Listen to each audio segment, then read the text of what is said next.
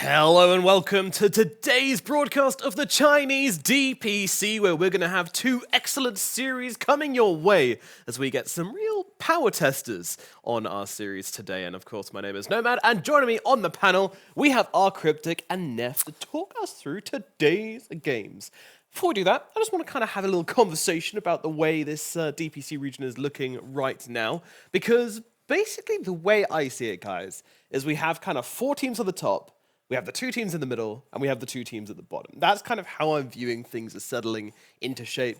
But today could really shake that up, right, Neff? Yes, but I am curious about who you think stands where in the grand scheme of things. It's funny that you said that because EHOME actually, their goal for the season is to stay in the DPC or potentially be top 4, which makes me question whether or not they feel that confident with their roster or if it's a matter of them just respecting every other team so much. I wanted to hear your guys' opinions on that one, though. I mean, EHOME looked pretty dang good in their first series. There was a little bit of hiccups here and there, but it was like 20-0 more. Yeah, right? not too bad. Like some of it could have just been draft related, obviously, but they have a pretty big opponent today, right? Invictus Gaming going to be not an easy pushover team by any means. I mean, I would say this is like if you've got a new squad, this is like the ideal run. Oh my god, the amount of stuff you have on that tablet. Yeah, I know. That it's is a treasure insane. trove. It's Continue. a treasure trove. EHOME, they come in and they get their first match against Phoenix. And now, I love my Sunny boys, LBZS, the boys, and Phoenix as well. Great team, loads of potential there, but they don't have the caliber to really pull much of a threat against these other tier 1 teams in this region. I don't say that from a bad place. I would love to see them do well and pull off some upsets. I absolutely would.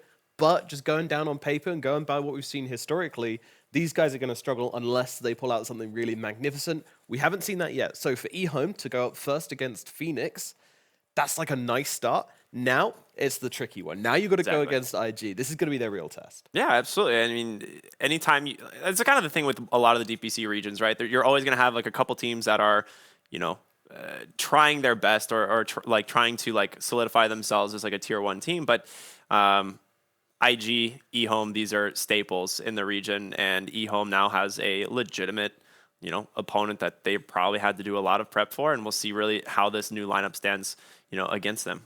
Yeah, and I think it's a similar story for Vici as well, right? Like that's the other team I would put kind of in the middle pack, in the 5th, 6th area. Mm-hmm. It's funny you mentioned the thing about them prepping for that because, Fade formerly played on EHOME, and that's one of the questions I want to ask him, how it's going to, if he ends up winning, how it feels to play against your former club and take them down. But I believe they still have the same coach they had before, so it's possible he could offer some insight to what their coach is teaching the players here.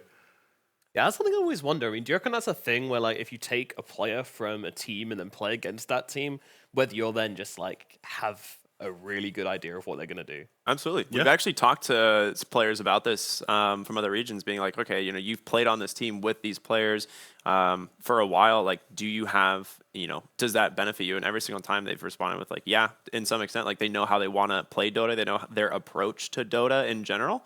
So yeah, if the coaching staff is the same and they're playing against a lot of their, QQQ, I believe. Yeah, and if they're playing with a lot of their old players, they do have that insider knowledge, which is useful for sure. Yeah. So, EHOME, before we get into IG a bit more, EHOME, this is a very new roster. It's Shiro, it's 7E, it's Zeal, it's Planet, it's CZQ, but it's also not new at the same time, right, Neff?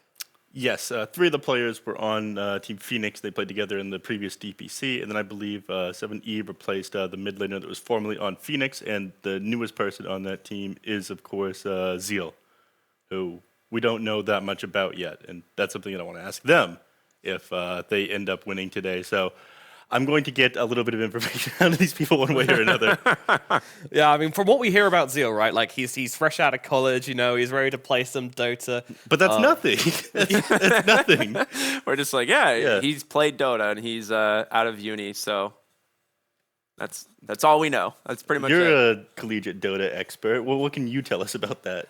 A lot of the collegiate players are very good, to be honest. It's kind of like a trying or a battlegrounds area for scouting new talent. I mean, it's not from the regions that I've watched, at least. A lot of teams poach, teams from collegiate areas, which is kind of funny. I do find it crazy though, like that he's managed to get on this team because, like, you know, China is such a different region when it comes to the path you take to get to the top, right? You go through these academy teams, you go through these runner-up teams. You know, generally we don't see people just coming in from like, you know, I'd say it's like the least pub starry region. Like, yes, you have these pub stars, but like they're always playing in like, you know, these CDCs or, you know, EHOME Luminous or whatever it was back in the day, right? They're always working their way up. And if someone's just come and just skip all that and go, nah, I'm good. I'm just going to go straight to Div 1, guys. If that's all right with everyone. Like, what? Yeah, Just EHOME, pick up my phone call, please. I'm ready to play. Yeah. He just comes out. It's like, yeah. But this is actually the second time something like that has happened. YBB's Position 1 player was completely unknown.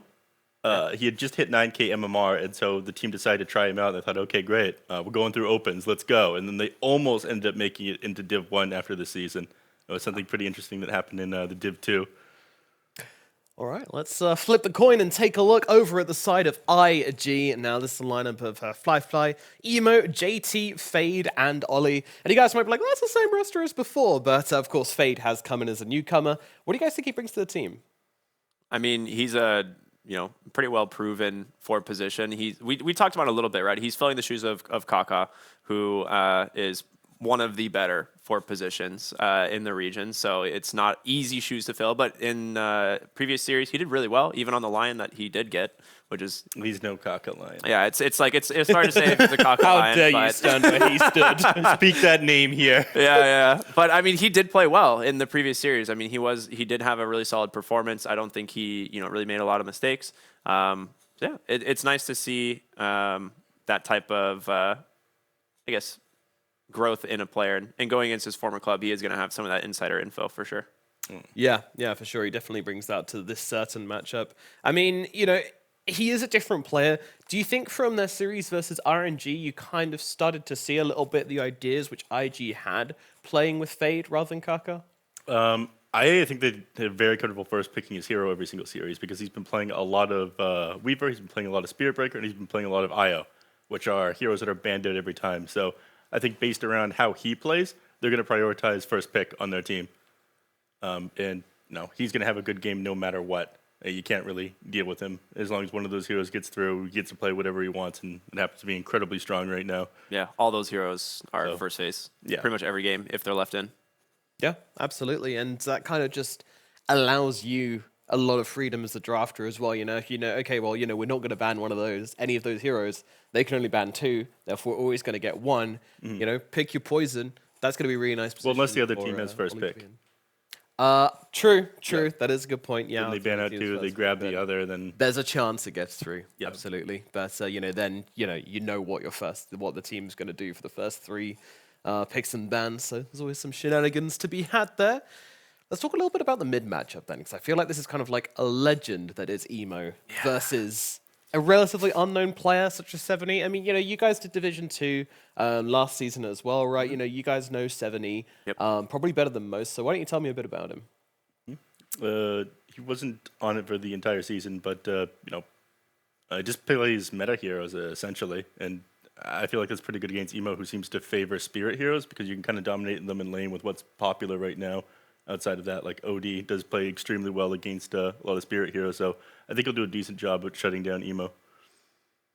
Yeah, I mean it's true. I mean he doesn't like have like the fame that Emo does, and it'll be a little bit difficult for the matchup. I would still favor Emo for sure, but 70 has done pretty well so far in his previous matchup or his previous series. Like he didn't really fall too far behind, but I think it is going to come down to the matchups, and they'll probably prioritize giving him a favorable matchup rather than having him throw him into the wolves against Emo. Yeah, and some of these, like we've seen that a couple times already, where you just feel so confident in your mid lane going well, and they kind of throw whatever player to the wolves or base the entire draft around this person winning mid. I don't think that'll happen here for them. I think you kind of accept that Emo is going to outplay you a bit in the mid lane. Yeah, you need to make give yourself some allowances. Do you reckon because of that we might see some like Earth Spirits or something coming out from Planet? I would hope so. Planet is actually, I think, one of the more underrated players from this team. I actually really like Planet. He was a standout performer for sure last season for me. I'm not sure about Earth Spirit, but Yeah, I'm not sure about Earth Spirit per se. I think but you pick a safer mid rather than a hero that roams into the mid lane super well, because I think no matter what, Emo's going to recover. We've seen that anger gives him power. Planet played a lot of Shaker, actually.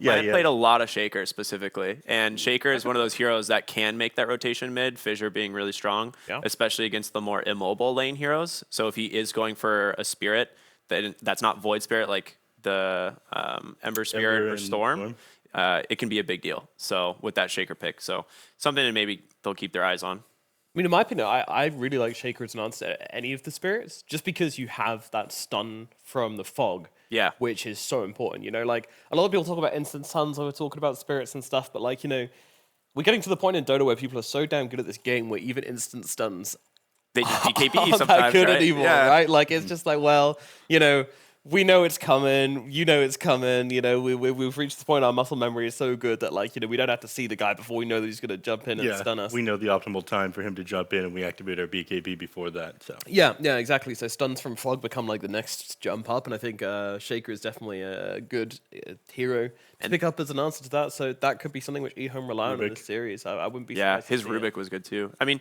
he has a lot of options. I do think like the support duo on EHOME right now is very good. I loved watching these guys last season, and I'm glad that they're still together. Absolutely. So talk to me a little bit about JT as well, because he's done some pretty crazy stuff so far, hasn't he? yes, I think that they're most likely to put him on like a tanky like strength offlaner, but he's been playing a little bit of everything. Dude, the Abaddon was so sick. Like, that was such a dirty offlane pick that we just didn't expect. We're like, okay, they're going to run the IO Abaddon. Cool. You thought it would be like maybe IO position 3, like TI. Yeah, like that was my first guess. I was like, typically when you see the IO Abaddon lane, it's not that uncommon to see the IO as the core. But they ran it on the Abaddon instead, and it was amazing against the Wraith King. It was so sick. He just had no game.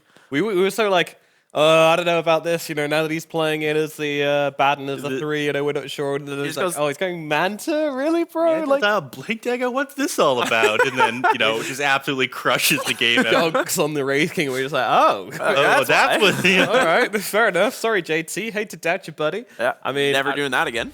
Yep. I just hope he's got more up his sleeve, man. Like, I hope he's got more fun stuff to play. Or even just a Baden again. I'm here for it. They've shown more than anybody else that they have more things up their sleeve. Like, they've been picking Tiny, even though he's not so popular. They've even been picking, I saw a position 1 Chaos Knight in the Huya tournament. Oh, really? No one's playing that right now. Yeah.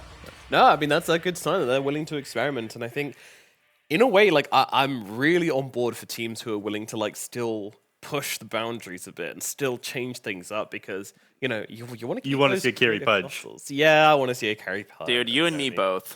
We'll get there. If it doesn't happen, I'm going to just go do it at my pubs and make people hate me. When LGD play versus Phoenix or LBZS, that's what I'm really hoping for. Yeah. You know, that's what we'll wait for. But until then, it will be just a meme. But who knows? Maybe our memes don't have to be dreams. I think it's going to be a very hotly contested morph game, that's for sure. We've got Shiro and Fly, like 2 of the best morph players. Yeah, and after the more performance that we saw yesterday. A couple days ago. Yeah. In the previous games, It's like one of the things I wrote down in my notes. It's just morphling again and again. No other context. You ever seen those, like, you know how, like, in grade school, like, if you got in trouble, your teacher would tell you to go to the chalkboard and write morphling things on the board? Neff was told to write morphling 1,000 times. Yeah. He dropped his notebook the other day. I bend down to pick it up, and I just see like morphling, like scrawled in there, like a couple scribbles of like the shapes of morphling. Yeah, it was getting real, it was a bit creepy, weird. a little bit, you know. Sometimes you just catch him staring into a glass of water and just like trying to. You can't get him out of manifest morphling out of the glass. His face, and he's just focused. Yeah. So the talent manager was messaging me, concerned. You guys tip him off? Yeah, we're just looking out for you, buddy. Don't worry about it. Yeah, water is banned in this room because we know we'll just lose him immediately. All right, guys. The draft is just around the corner, which means it's time to say arigato to the draft master. Still doing it. Still doing it. Not giving up. I'm really not. Yeah, it's fine. I am loving the turtleneck. We've got a whole turtleneck panel going on here. I mean, I can't look as good as Lizard, but you know. You're doing definitely great. trying to compensate though by the slightly bigger neck. You know, I have a very long neck. yeah.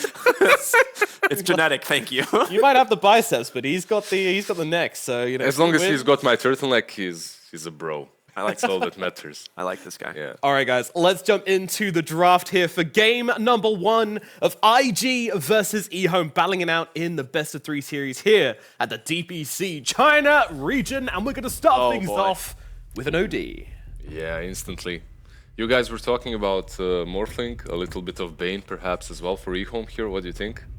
You could, for sure. I mean, the Morphling has done pretty well. They protect the OD ban with, or the OD pick with the Rubik ban, right? Yeah. That's one of the things that we've been seeing. It's obviously a Planet Hero as well, so that's a rough opener for sure. Confident though. Yeah, and EHOME, they go with the Nyx Assassin. We've seen this hero picked into an OD. Yeah, it's great, but it's not as hard of a counter as it used to be. We've discussed this as well earlier. Do you guys think that getting heroes that can get on top of OD easily is maybe the best way of dealing with him? Besides Rubik, yeah. Yeah, absolutely. I'm a little bit surprised that we didn't see a Spirit Breaker pick, given that he went through and he's so popular right now, because I feel like that's one of the better ones against OD. Yeah. The charge comes in so fast, you want to be able to get on top of him before the Meteor Hammer comes out. You don't want to run into the Meteor Hammer and get yourself stunned while you're trying to get on top of him. And you have Bulldoze, right? Even if you just come out astral instantly. Instantly. Well, Spirit Breaker is up and not picked by EHOME. Now perhaps IG can get it. Do you value it that much? I value it so much. Man. It feels so good, right? Like, There's, I don't know. There's a couple of heroes right now that I'm seeing being picked first phase across the board in every region when it comes to, it's OD, Death Prophet, Spirit Breaker, and Weaver. Weaver, yeah, pretty much. The Spirit Breaker is actually picked in conjunction with the OD. In the DPC Division 1, it's been picked 6 times, and it has only lost once. There you go, 5 for 1. That's a good stat. Very good stat. Pretty good heroes. And it's not bad into the TA either, right? Like, she can't do anything if she gets charged. I feel like no one can do a lot. Yeah, okay, you're true. I mean, other than buying a Yules, Yeah. like, your supports have no option. Like, you have to itemize to deal with the Spear Breaker. Yules is the only good option, right? It's like you're forced into Lincolns or Yules, pretty much. Yeah. If you're a support, buying that Lincolns is probably far-fetched, so getting that Yules can be helpful. They go with the Dark Willow instead. You get some bonus ways of dealing with the TA, right? TA, which most likely will be on the safe lane, which is why IG is banning out the Puck next. And the Spirit Breaker is gone by EHOME, so... No more Space Cow. Won't be seeing the Space Cow, yeah.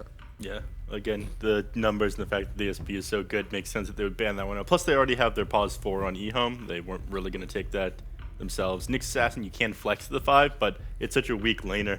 Unless you pair it with something that goes super well with a stun, I feel like it's just not worth running in the 5. Yeah, I agree. It's just a weak laner in wherever he goes, really. But Dark Willow with OD, that's a solid lane, right? Yeah. Very good. And that's the other thing too, is the OD first pick is always protected in terms of lane. Like, you don't really know where it's gonna go, whether it be mid or off. Look at that. They banned out the Darkseer. That almost guarantees that they're going to pick up like a TB, a Luna, or a Medusa. Well, they banned the TB instantly. Yeah. Yeah, and it's also because of the Nyx Assassin, right? Like, Yeah. You are very it's good one of together. those heroes that activates him. And we've seen a lot of... if Spirit Breaker is picked or if Nyx Assassin is picked, we've seen a lot of Darkseer. Yeah, bans Darkseer out, comes in. Yeah, afterwards. It's one of the ways of salvaging the weak lane that Nyx has, right? Like, Nyx, like you said, is typically a weak laner, but pair it with a Darkseer and suddenly the hero's relatively useful. Because you don't really have to do anything but Yeah. walk up to people. And, And then not miss the Impale. yeah. And that's something that Nyx, I mean, missing the Impale, arguable, but he's got that high region. If you get Yeah. some stats on him, he can definitely bully a lot of heroes out with that Iron Shell. Right, EHOME now. There's the Well- Wraith King ban. Do you think they'll pick up something like a Faceless Void as a position 1, potentially, and just run this TA mid anyways? Are you certain that this is going to be position 1 TA? Yeah, I'm not certain. I think they'll leave it open. Finally. I'm TA sorry, Sensei. Yeah, it is completely fine. I'll forgive you this time. No, the TA can be played mid as well, right? It's super versatile. I Yeah. agree completely. So the Snapfire, this is something that we talked about the past few days. It's just been ignored, like relatively by these Chinese teams and we don't really know why. Yeah, I mean, second most picked hero, Yeah, DPC. it's like first phase almost every game. Yeah. And finally we're seeing it. So I'm curious, like if they have a plan for this. Like the Mars is still in the pool, obviously, probably one of the strongest offlane duos if they get it. Just such a well-rounded hero, right? Gives you so many things, from a stun, from a save, from a lot of damage that you can combo with, like what you just said, the Mars or something like a Void. Yeah, nice bit of anti-armor synergy with the TA as well. Very nice. Love to see it. It's also, it feels a lot better if you're not playing a Snapfire against a Spirit hero. Anybody who gets on top of her on the backline, she very much struggles with. Yep. So when you know that you're playing against an OD, well, you might prioritize like the Nyx Assassin and the TA first, but after that's done, then you can go back to the Snapfire if they don't have any heroes with jump yet. IG can still get that though, right? Like, and Yeah. the spirits are still available for them. They There go it with is. Morphling There it is. instead. I mean, we all knew that this one was coming if it wasn't banned out. It's not a spirit, but it can breach the backlines. And you have the Dark Willow plus Morphling now. Yeah, I was Could've going to seen say that Dark coming. Willow Morphling, but also into TA. Like you get the refractions until you have the Ags. It's very good. Like just having some of these things with Morphling. Yesterday I was casting a game on SCA with Morphling plus Spirit Breaker. Like, Oh no. We're doing another region. I- Well, God, that we don't have. We don't enough Have you, healers. seen, cheating have on you us? seen this guy? No. Yeah, true. You have eyes, right? a lot of it to go around. I will- Yes. can I say I was watching a different region then? Oh. You guys, you He guys was are enough watching for it, me. then Yeah, you guys he are happened to get brought on while he was Exactly, you watching guys it. are enough for me, but I like to dabble. I like to check out what other places are doing. I've Right? had that one Unbelievable. before. Experiment a little bit, and Morphling plus Spirit Breaker looked extremely strong, but Morphling plus Dark Willow is also good. Okay, Drow. That's a good drow pick. I mean, it's great with the TA. The only issue is they don't have any great disengage if they get on top of this Drow or this Templar Assassin. I don't like the Drow without a good fight reset. So, okay, I got a question for you, Lizard. Is this mean we're looking at 5 Nyx in lane with the drow? Because I It feel like could be, yeah. I feel like Snapfire drow is a relatively weak lane. It's like I don't know who's gonna, because if this is offlane OD, he's just gonna body both of them, right? Like, yes and no, I guess. Nyx Assassin and Drow, do you think that that's much better than, No, that's- than Drow and Snapper? I don't know, like, it's they kind of both the feel same, weak. right? I feel like Drow and Snap could even punish the OD a little bit if you get a lot of minus armor on him, you chase him down, but obviously it all depends on how the lane starts when it comes to OD at least. Yesterday there was a game, it's free for OD, but he dies once, then another time, and then his lane is suddenly not as good as it should have been, right? But we'll see. For EHOME, I completely agree that they do need some sort of a frontliner or a reset. Something like a Mars, something like a Centaur, anything that can stand up front and actually create space for these two. Create space in team fights, that is. Because at the moment they don't have anything, and that's a huge problem. You're playing versus this Morphling that can jump the backlines, and it feels like he should be able to he should be free to do that, right? Yeah. Mars feels like the obvious choice there, but is there anything else that IG are considering banning here? They banned out the Tidehunter. I mean, it's great against Morphling. Anchor Smash just reduces so much of his damage since it's all coming from agility. And it's an amazing stun and fight reset. If like the entire team commits on a Drow, you just set up an amazing Ravage for him. Some Elder Titan offlane versus the they won't pick it because it's not. I Actually love Oh, like the really? Drow Ranger and Elder Titan Yeah. together. They run so much in the Chinese region. It's a lot of synergy, but I feel like it's not what their draft needs. Yeah. It's good with Drow, it's good versus Morphling, but I feel like they need something more stable on that offlane. The Brewmaster will be banned out by the side of IG, and now it is their pick. IG, what would they go for? That's not I'd still like a spirit for them. Wouldn't mind Yeah, that at all. I don't think the Ember is actually that Like bad. a spirit for IG. Oh, They take the grab Mars, so yeah. that's it. Okay, this is sick because That's this a is gotcha. it's a deny pick, is what it is. Yeah, it that's what they protects them wanted. because they're really worried about the Mars themselves. You could go for Doom here potentially on EHOME. That wouldn't be that bad. The Lincoln Sphere would be an issue, but it's very good against OD. It's enough stun or reset. It can't really control enough people. I feel like you remove one target from the team fight and it's whatever. There's your stun.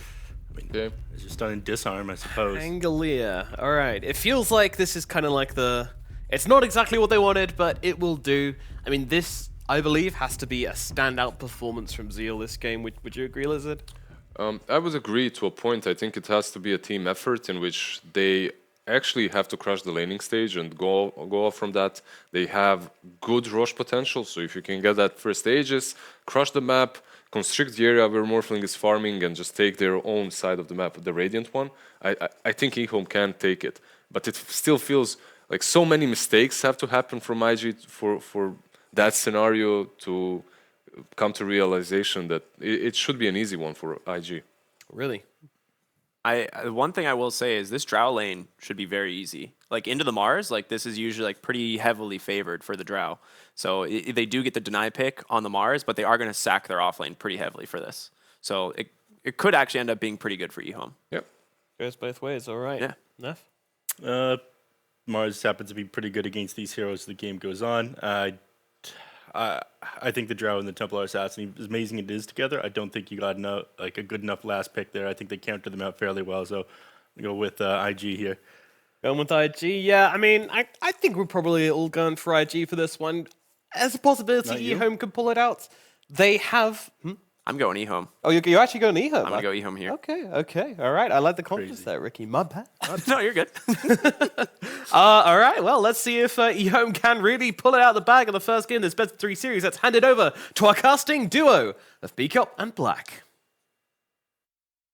Thank you very much, Nomad. Coming into this, IG looking to continue their winning ways. EHOME looking to continue their proving ways. Well, IG didn't exactly win last time. Well, It well, was- you know, it was, you gotta it was start the pretty winning close. ways. It was, you know.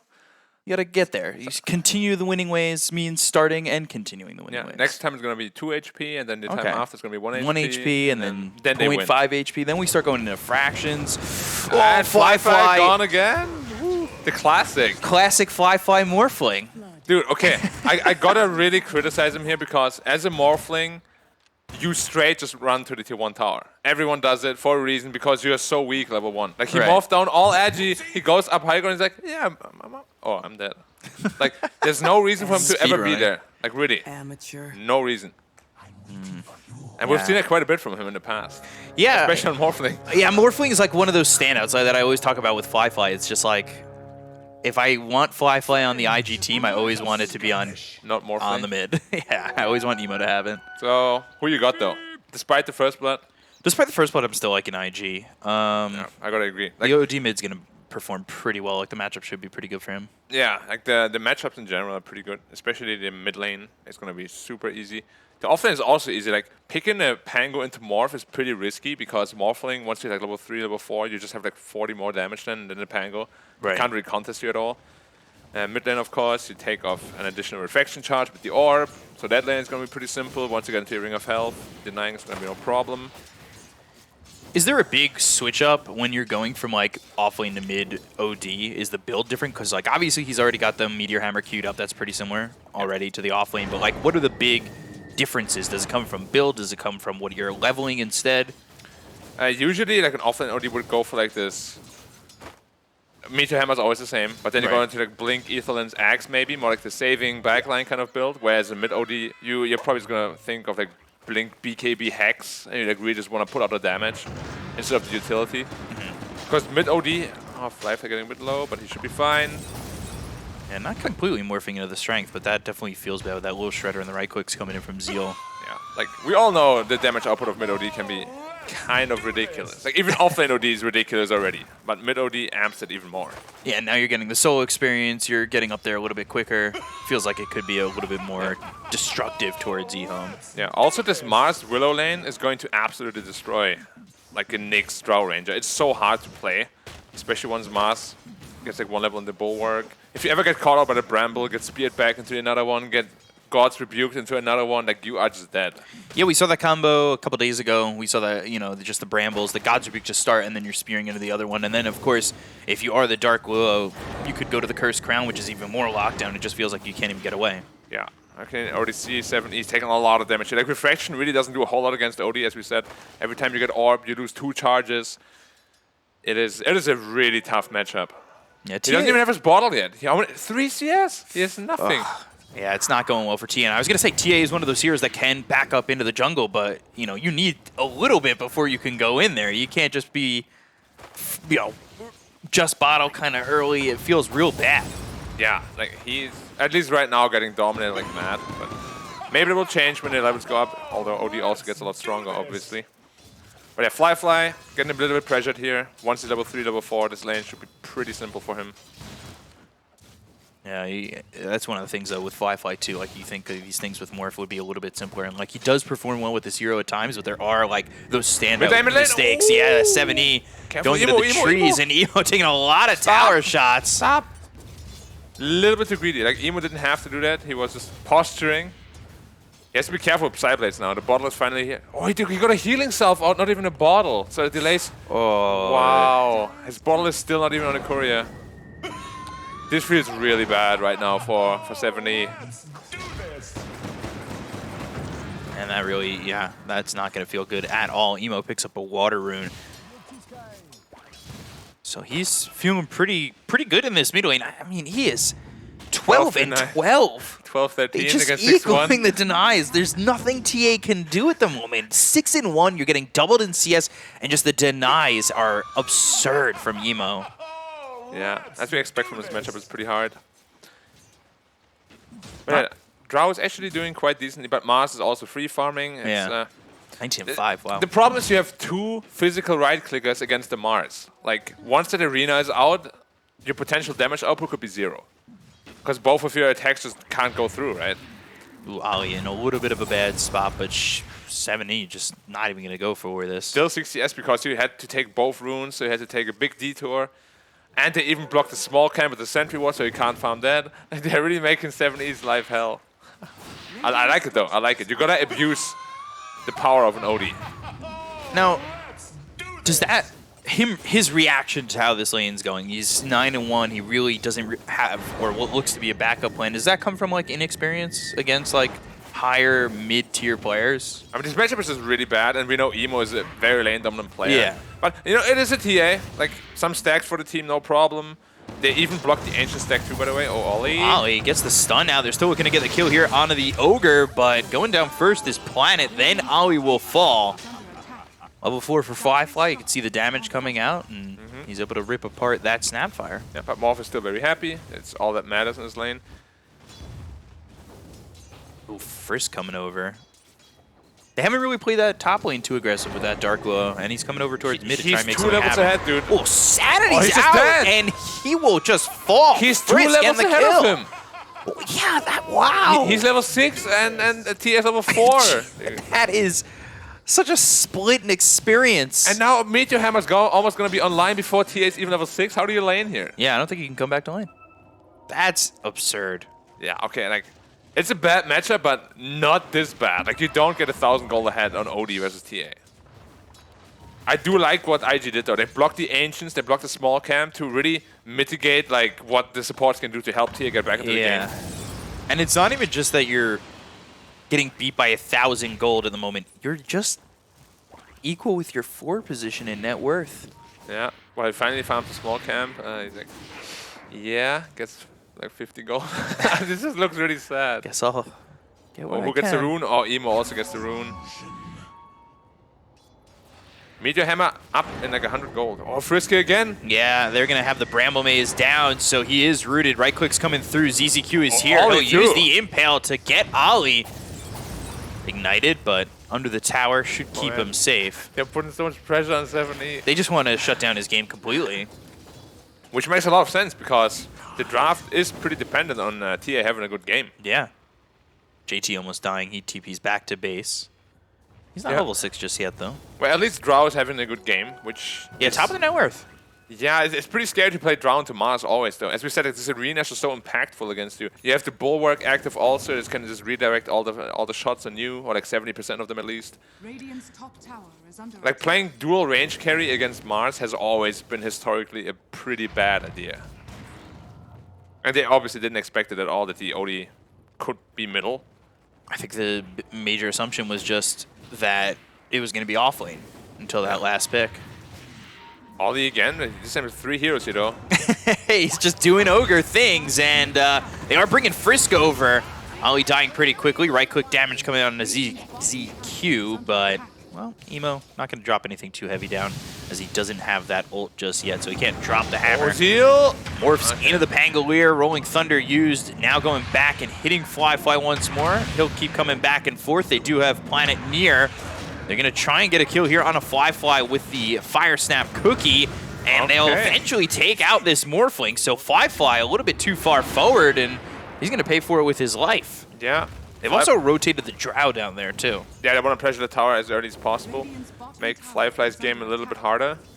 But this is Fly Morphling that we've seen many times. You know, he just overcommits, a little bit too deep in, gets taken out. Thinks his power level is like way higher than it actually is. Ooh, the Impel didn't land off that, but they just have 3 heroes here trying to get the kill onto Emo. They'll bring in Fly to turn this around. The Curse Crown on a Planet. That'll stun up too. 70's starting to output a little bit of damage. They've brought over Zeal, and they will kill off Ollie too. Can't die again. Impel once more on a Fly. JT TPing in, so EHOME will start to back off of this one. And you know, despite the fact that the lanes have really not gone well mid and I would say off lane, they've kind of recovered at least in the off lane, and now they are up 1,000 net worth. Yeah, and the TA is also on par again with the OD. Like, yeah, IG's making a couple of pretty costly mistakes. Like, Emo dying there like that was really unnecessary. Just, JT, who doesn't have a TP, he attempted to TP back towards mid and stop that eventually, but Emo comes in, Curse Crown on a Planet, doesn't hit Zeal, he's in the Rolling Thunder. They land the spear onto the tower. One right click in on the Planet, doing a lot of damage. They have him Astro imprisoned and ready for the Meteor Hammer to drop down, which isn't even necessary, but it does drop onto the tower too. So they get the kill on the Planet, they do some damage to the tower, and IG gets something back. But you were alluding to the fact that IG have made some costly mistakes, and you know, that kind of rings back to the fact that we talked about Kaka not being on the team anymore. Was he the playmaker? It felt like he was the shot caller last year. It definitely did. And I mean, even when they played against RNG, like they looked good individually. It's just like the team moves like a little bit slow here and there. But Sanity's one more right click. Zeal goes down. Frisk is there to help again. This combo of the OD. Dark Willow and the OD has been very strong, and he's used that Sanities twice to get 2 kills now. Yeah, and we spoke about it so many times. Like, OD just has everything, right? You have setup, you got save, you got tower push with the Meteor Hammer. It's a really popular hero for a reason. But yeah, Drow and TA now top of the net worth, which is exactly where they want to be. And JT chose to go a bit greedy with that Helm of Iron Will, so his blink tag will be very delayed. Emo again. Emo hit with the Vendetta. Careful. They've got the Impel, 3 heroes here, and Astro Imprisonment to save himself for a second. Fly comes nice in, Impel. 2-man stun. That'll save Emo. 70's going to be the one who goes down instead. He falls after ZZQ is already gone, and they're both dead for a while. They're not even going to be able to buy back into this fight as it takes a big turn around the mid tower, but, well, EHOME don't even want any of this anymore without their TA. They missed the gust, and, well, Astro Imprisonment fly in, looking for the Meteor Hammer, stops it, taking a little bit too much damage for him to feel comfortable. They land the spear out onto the Drow, trying to survive. Shiro, though, right-clicking away on a Fly. It won't be enough. They did lose Ollie. They'll run after JT. The Impel lands on a Fly, and he goes down. No morph for him, and there's no Morphling left in this fight. JT goes down to the shield crash, and EHOME, and they salvaged a fight that really shouldn't have gone this way. Man, from hero to zero so fast. Like, that Impel was massive, one on the team, and then he just doesn't press the strength morph. Like, this is Fly in a nutshell on Morphling, though. Like, yeah. He has moments of brilliance, and the next time you're just like, huh? What was that? I thought I pressed morph. Wait, did I double tap it accidentally? Yeah, it is just that Fly feeling on morph, and I mean that's a fight that can really pull IG a little bit into good waters, and for sure. It's still a decent fight for them, but perhaps overstayed a little bit. Yeah. And the casualties were still big. Like sure, they lost their draw, but you lost your morph as well. Yeah, and it was brilliance with the Impel, saving Emo. Emo backs out. They get the kill on the TA. Like, things looked good in that fight, and it looked like it was all IG. And then eventually EHOME, you know, they just bring it back and really salvage what should have been nothing. EHOME, though, holding their own, and this is a team that a lot of people have questions with. A lot of the old Phoenix roster here, and then, of course, Zeal in the off lane, but you know, EHOME, I think a lot of people coming into the year didn't think that they would be anywhere near the level of IG, and I think that may have come with the assumption that Kaka was staying. But now, you know, I know it's only 12 minutes into the game against IG, but they're still up. And that was off the back of some bad laning. Yeah. I still, though, like, once that Mars gets a Blink Dagger, it's going to be pretty hard for EHOME to play, I'd imagine. But it's still a while away, so there's still room for plays. And even then, they do still have the Rolling Thunder to go through, right? The multi-shot. Like, they do have options. Right. It's not that they just outright lose the game. But yeah, Fly, unfortunately, is pretty poor on his morphling right now. You're right behind Emo. Yeah, and he's like one of the most important pieces to this IG draft. Is under attack. We'll see what he can get with some time, but I think that does also require IG maybe pulling back on the reins a little bit and not fighting as much. Yeah. The problem is that both Drow and OD, Morph and OD are really bad against Drow Ranger. Like, the core matchup is definitely in the favor of the Drow. At that point, though, it does come down to where the Drow's going to position. We saw it with the last Drow game we watched. You know, you really need to be precise with where you're standing in these fights, otherwise the jump just comes out and you're dead. Yeah, it's the most positional carry in the game. Like, not only are you just dead, but also your damage output in general is just so much worse. Oh, Emo again. They do have a sentry down, though. They also have Frisk. They're going to dust up ZZQ, throw a Bramble Maze his way, which he will elude. Very evasive. Almost bring down Master. That's gonna be when they smoke up straight away, get a play. And if they get a good fight, they can easily Roche with that OD. I think both teams really can Roche, right? Yeah, for sure. Blink Dagger now for JT, so you've got that Mars who can get into the mix. And you see with a little bit more patience and a little bit more time, all of a sudden Fly, he's second on the net worth. Mm-hmm. That's been my criticism of him for like the longest time. He really just likes to fight too much for his own good. As a carry, your job is really just to be as rich as possible. Right. No, but he likes to fight, and a lot of times he just dies during that fight, and that really sets yourself back into the game. But they smoke up straight away. Yeah, going through the dire triangle. They're looking for the Drow Ranger for sure. Maybe the TA. Drow would be the most valuable kill though. Smoke doesn't break, but that trap did pop, and we'll see. If they can cross through mid, there were a couple of dire heroes nearby, but nobody near at the moment. They read it really well. Nice face cam, also Emo. That is literally a face cam right there. Just all face. He took it a bit too seriously when they told him, hey, can you put the face cam there? Wait, like this? Or Shiro even more, Yeah. the eye cam. Oh, man. And counter smoke. CZQ smoke break. Oh, they found Emo. Nice Whoa, force. wow. He just got that Force Staff, too. They're going to go and drop the Mortimer's Kisses down, but they do have the Astral Imprisonment. He'll save himself for a little bit. The arena comes down onto 2. There's the Drow hitting away on Emo's Emo. The dying. Shield Grash comes down out onto Emo. One more right click coming out from Shiro will get the kill onto Emo as Frisk takes out ZZQ. Zeal with the Swashbuckle trying to get away from the rest of IG. So get onto the high ground, or will he? JT stops him in his tracks. They've got the Terrorize, which will fear him back, but they're going right into the hands of Shiro. They need to be a little bit careful. Swashbuckle once again, Fly in deep. He's been gusted, taking a lot of damage, and the right clicks come through. Ollie ends up dead. Zeal, he'll fall, and they get the spear out onto 7E. Wait for him onto, well, actually not onto the low ground, actually onto the high ground of the cliff right there. Maybe not what he was looking for, but still will allow him to leave that fight. Oof, gosh. Fly on his heels in that fight and on the edge of dying. Did they caught JT in a trap? Or who caught who here? Man, they'll drop the Lot of sanities. damage. Gus comes He's out, just dead. but he's still dead. Frisk getting the kill there. They'll look for 7E. They'll blink, spear him back. Planet and ZZQ looking for a way to help out. But the Meteor Hammer comes down. Allium with the stun, and the right clicks through will be enough to finish off 7E.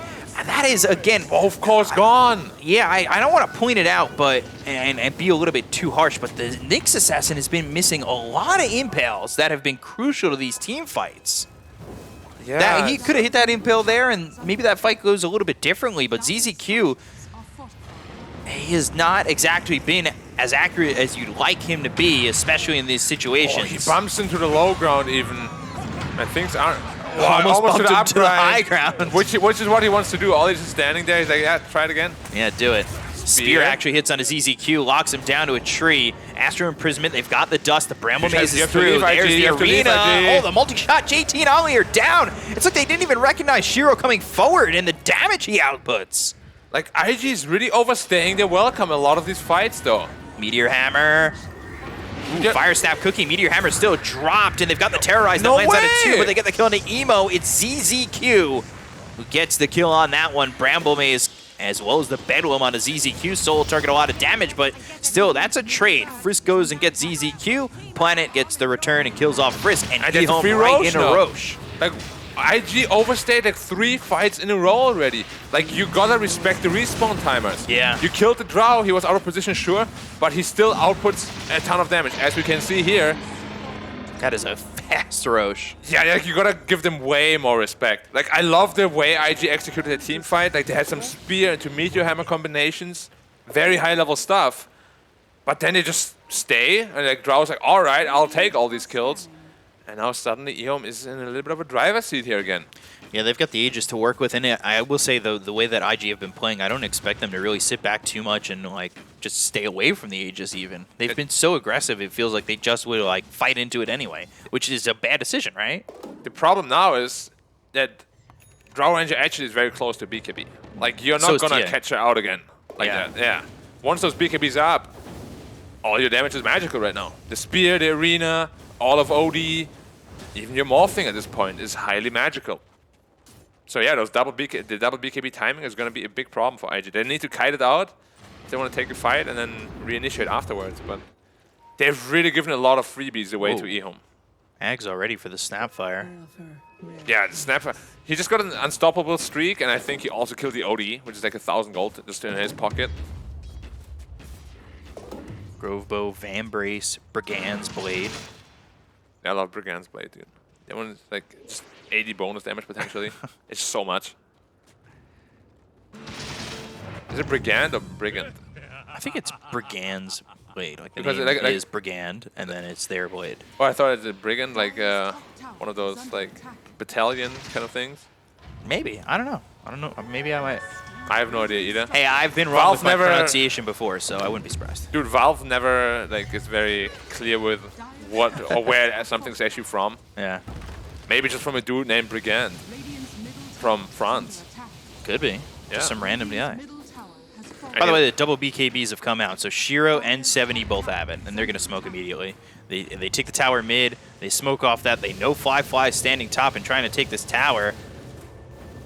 They are rotating through the jungle, and OD will be there to spot them with this smoke. He 4-staffs onto the low ground, and Gobble Up, Spit Out, Nyx Assassin trying to catch up to Emo. All he knows that this is a Nyx Assassin that just got spit out, and well, the damage coming in from 70 will rip apart this Ogre. It's now just 2 Ogres with 1 single head. Yeah. I like the tower defense, but you can potentially see like a little bit of inexperience shine through here. Like, you don't want to have all the heroes TP to the top lane because Roshan is gone. This is not really where you want to play. Like, you really want to pressure the bottom tier 2 tower and the mid tower. Right. And now you give like the entire map back to IG, which you previously just took from them. So IG will happily take that, take back their own jungle. But EHOME is looking to make a play here. Cut the mid wave. Yeah, and they're just running at them because they know, like, IG right now can't fight. Gobble Up, Spit Out once again. Mortimer's Kiss is Oh, fly again. He got caught Whoa. out. By what? By the gobble up? Like, he didn't morph up? Yeah, he got caught. The trap was down. They had the vision. They caught him. Is under attack.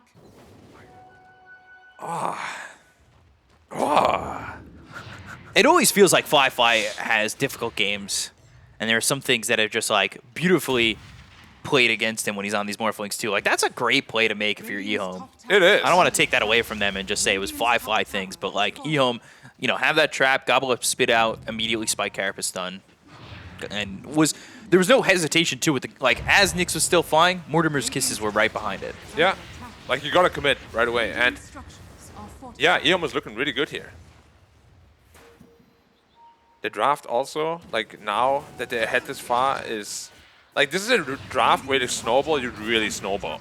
Like, right now, as you can see, IG has no chance of fighting them at all. They're just avoiding them all the way through. I don't even think the Aegis is the difference maker. It's not. The The double BKBs BKBs are going to be very difficult, yeah. Another Gobble Up, Spit Out yeah. once again, and that's going to be towards the Snapfire. And you take a look as now... Jeez. Frisk gets taken out, yeah. Snapfire getting that kill on a Frisk. The Dark Willow is the one who got just jumped on. Yeah, good split push. And they at least, that immediately fly. TP down towards bottom. Like, they're covering their base. Yeah, and now they're gonna just get the tier 2 bottom tower because top lane is pushed all the way into the base, so there can't be any trade coming out from IG here.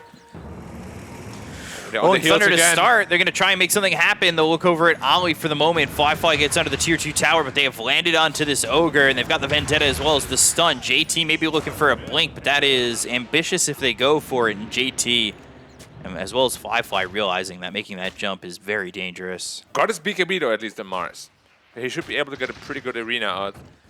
But yeah, like EHOME is just completely destroying this map. Like this is the second tier 2 tower gone already. There's only the one in the middle left.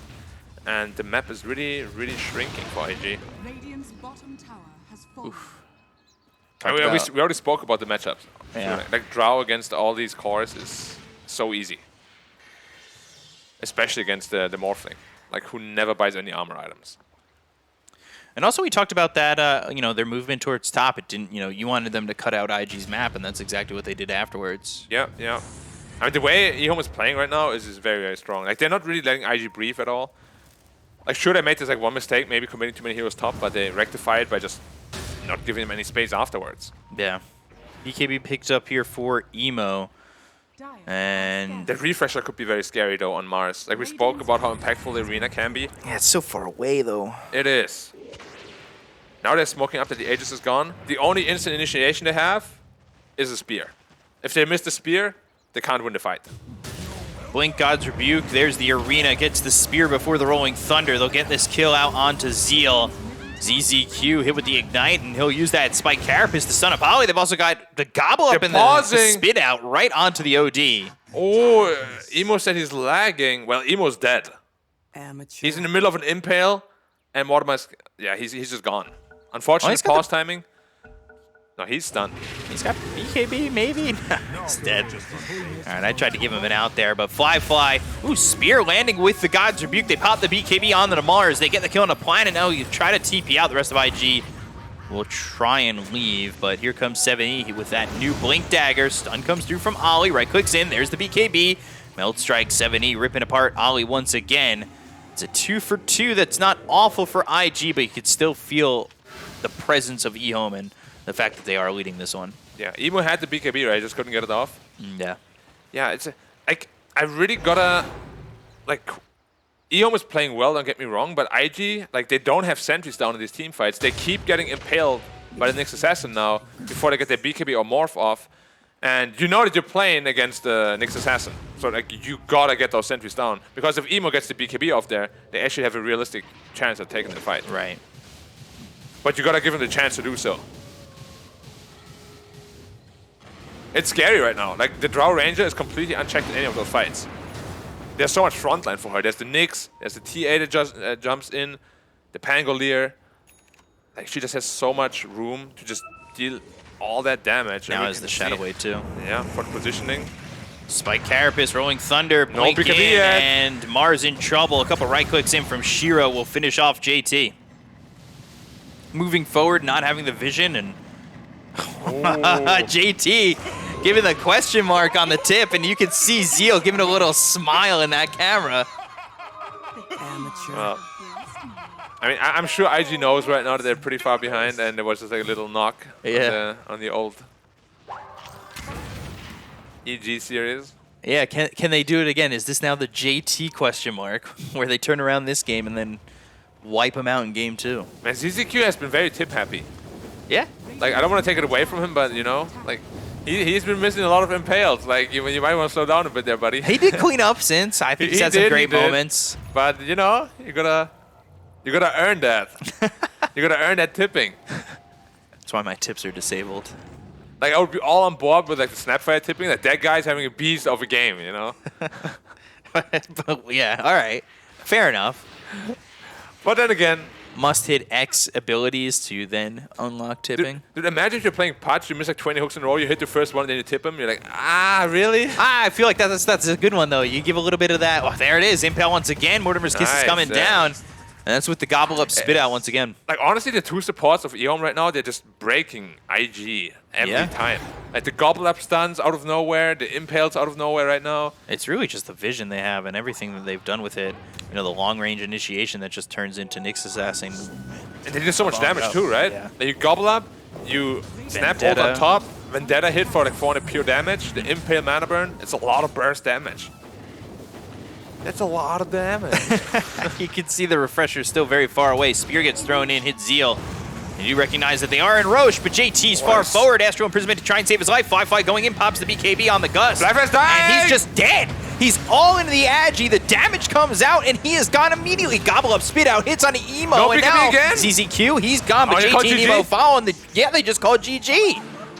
Wow, IG tap out. Did you see that damage on the Morphling? Like, we spoke about how bad the Two-shot. matchup is. Yeah, like, he got 2 marksmanship procs, gone instantly because all of his armor. Wow. Well, who'd have thought that? Like, well played by EHOME. Big showing for EHOME, that's for sure. That was a nice execution. Do have to say, though, IG, they look a little bit shaken. Yeah. A little bit, like, you can really see the lack of an in-game leader right now. In this game in particular. Like, they overstayed 3 fights in a row. They took amazing fights, but then they give EHOME, like a little present. I know it's Christmas season, but, you know, like, you still want to go to that major. Yeah, You know, like, definitely. you can't be handing away those freebies. You can't be handing away wins in these series, and I mean, that's a first game. Comes right off the question mark, too. Question mark, and then they lost the game almost immediately. I'm pretty sure that IG knew they're, like, in a very, very bad position, so that question mark, like, he wasn't actually, you know, betting anything on it, I'm sure. What are you talking about? You know, I'll just give you the quick question mark. Yeah, it's a big win for EHOME. Yeah. Must be a pretty frustrating loss for IG, though, because I do feel like they did have a good grasp on the game for many times, you know? They take a couple of good Especially fights after the mid. laning, too. It felt like they were, like, super ready for going into the mid-game, right? Yeah, Very well done by EHOME to come back from what was that laning phase. And They recognize IG's weaknesses, abuse them, get back into the game, and their lineup in that snowball fashion, no problem. Yeah, so EHOME take game number 1. To break it down a little bit further, we've got the panel. We'll send it back over to you guys. Take it away.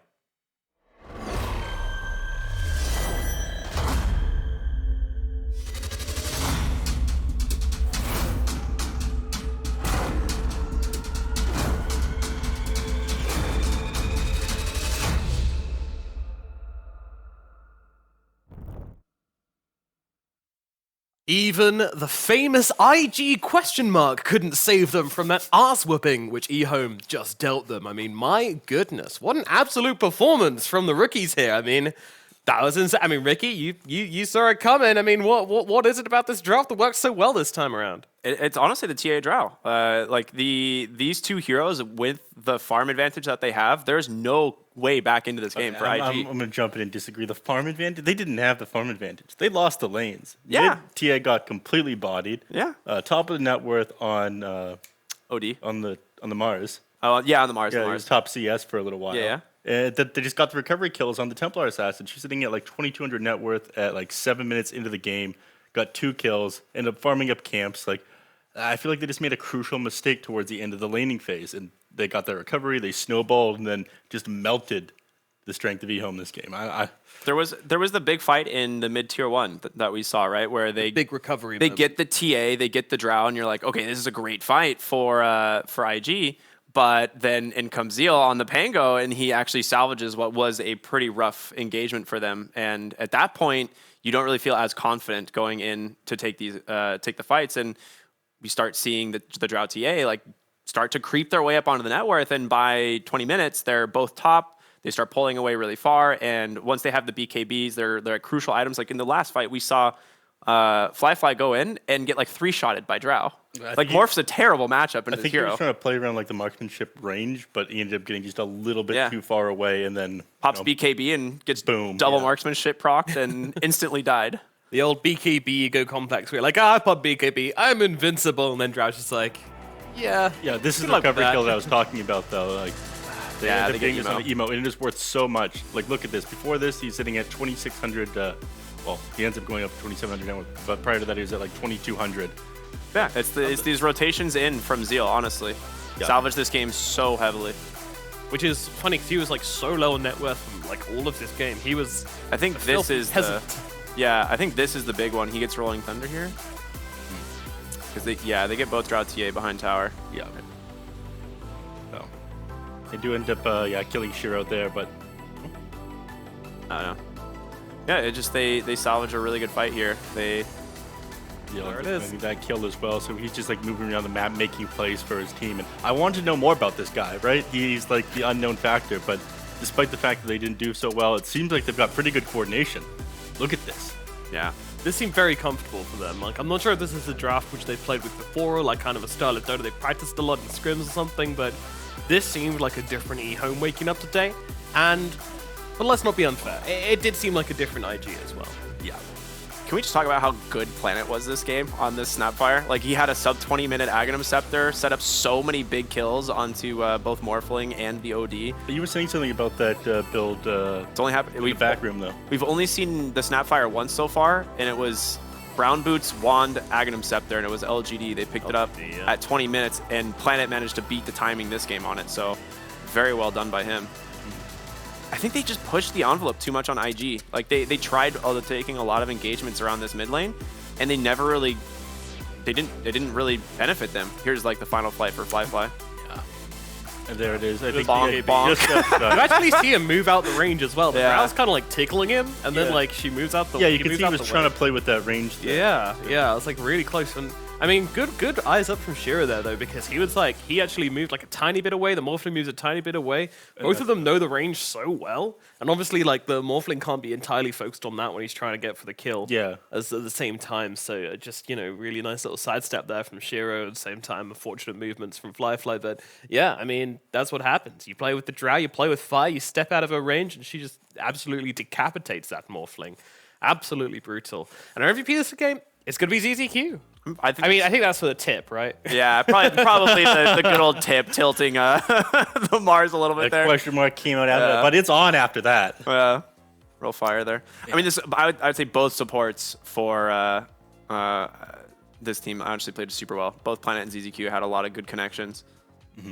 Yeah, no, agreed. They played nicely together as well. With the alley-oops, with the Aghanims on the Snapfire, utilizing with the Nyx. It's nice to have a hero which you can be risk-free with that, right? 'Cause you don't want to be that guy that throws in your Drow into Speaking of a throwing Mars. in, there was that one unfortunate thing happen. It was very clear that Emo there was lagging on the OD. Oh, that's right. Spit out came out. Yeah, onto and he him with pauses the and everyone Nyx was like, and "Oh, he had what are they BKB. pausing?" Like he Well, very easily yeah. would have been able to activate that. I feel. I think they still Agreed. lose the fight, but Absolutely it would have been a little bit more even because the Drow was still in a position to start right-clicking the OD. It's but hard to theorize on how it would have Yeah. seeing it break down, but unfortunate there for them for sure. They were definitely losing even before that, though. Yeah, the game got very hard, very fast for the side of IG here. I mean, that's a draft, though, right? Like that's what this. Liz was saying, like after the laning phase, he said if they won the laning phase, then it would be an easy game.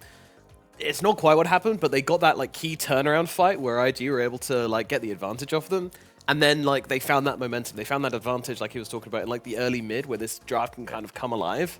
And when you get to that point, it was really, really hard for IG to fight into them, man. Like, it's just a case of getting that early advantage, which it's surprising they gave it as well. It's really surprising that IG gave them that opportunity. I think they underestimated them for sure in this first game, and I don't think we'll see that in game. I underestimated them. I did not. Yeah, I did not underestimate EHOME here at all. No, it's the OD does not match up into the Drow very well. It's okay in lane, but ended up being a mid OD, and so you just have this like Drow that if given time and farm will definitely win that matchup or like win the core matchups this game as well because the Morphling's not good either into it.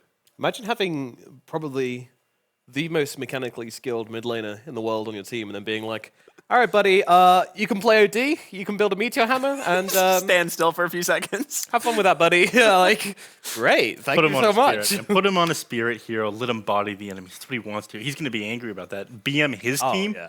No. Yeah. You, Not emo. you upset JT, you gotta mess with me, man. Like, yeah, exactly. Like, they got the question mark from JT after that tip, so he's gonna go full white knight and make sure that they pay for that one for sure.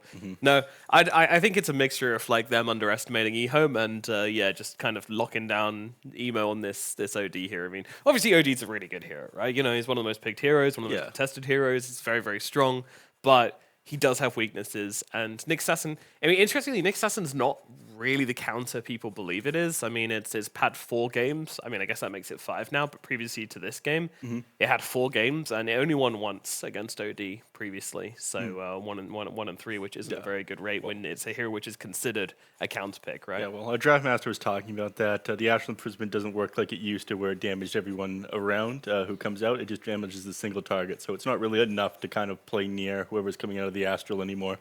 Yeah. Okay, well, it's time for the draft, which means it's time for the draft master. Lizard, how's it going, dude? Is it great? Yeah, watched some a really nice game of Dota. Reminded me of the days when I would beat the greats. That's usually when they would underestimate us, when we would have some draft in which when you get the ball going, you can't be stopped. And that's what happened. They got that one Aegis and the game just blew in their face. Yeah, a ticking time bomb, which time was much shorter than IG realized it was. Alrighty, folks, let's get into the draft for game number 2 and find out what exactly we're going to be playing with this time around. What do you think they're going to do differently in the draft this time? They will pick Death Prophet and Wow. Bane first. Wow, there you go, Lizard. What a prediction. This is why he's a draft master, everyone. What can I say? EHOME, they open up with the Bane Morphling, what they've played versus Phoenix, right? And IG with Death Prophet that's been picked in the CN region very often, not by IG, but overall very often by different teams, and instantly into the Spirit Breaker. Kind of worries me that they're picking it into the Morphling, but into the Bane it feels really good. Like, you can't get gripped, you can't get slapped, you just have that bulldoze, and the charge is always nasty to deal against.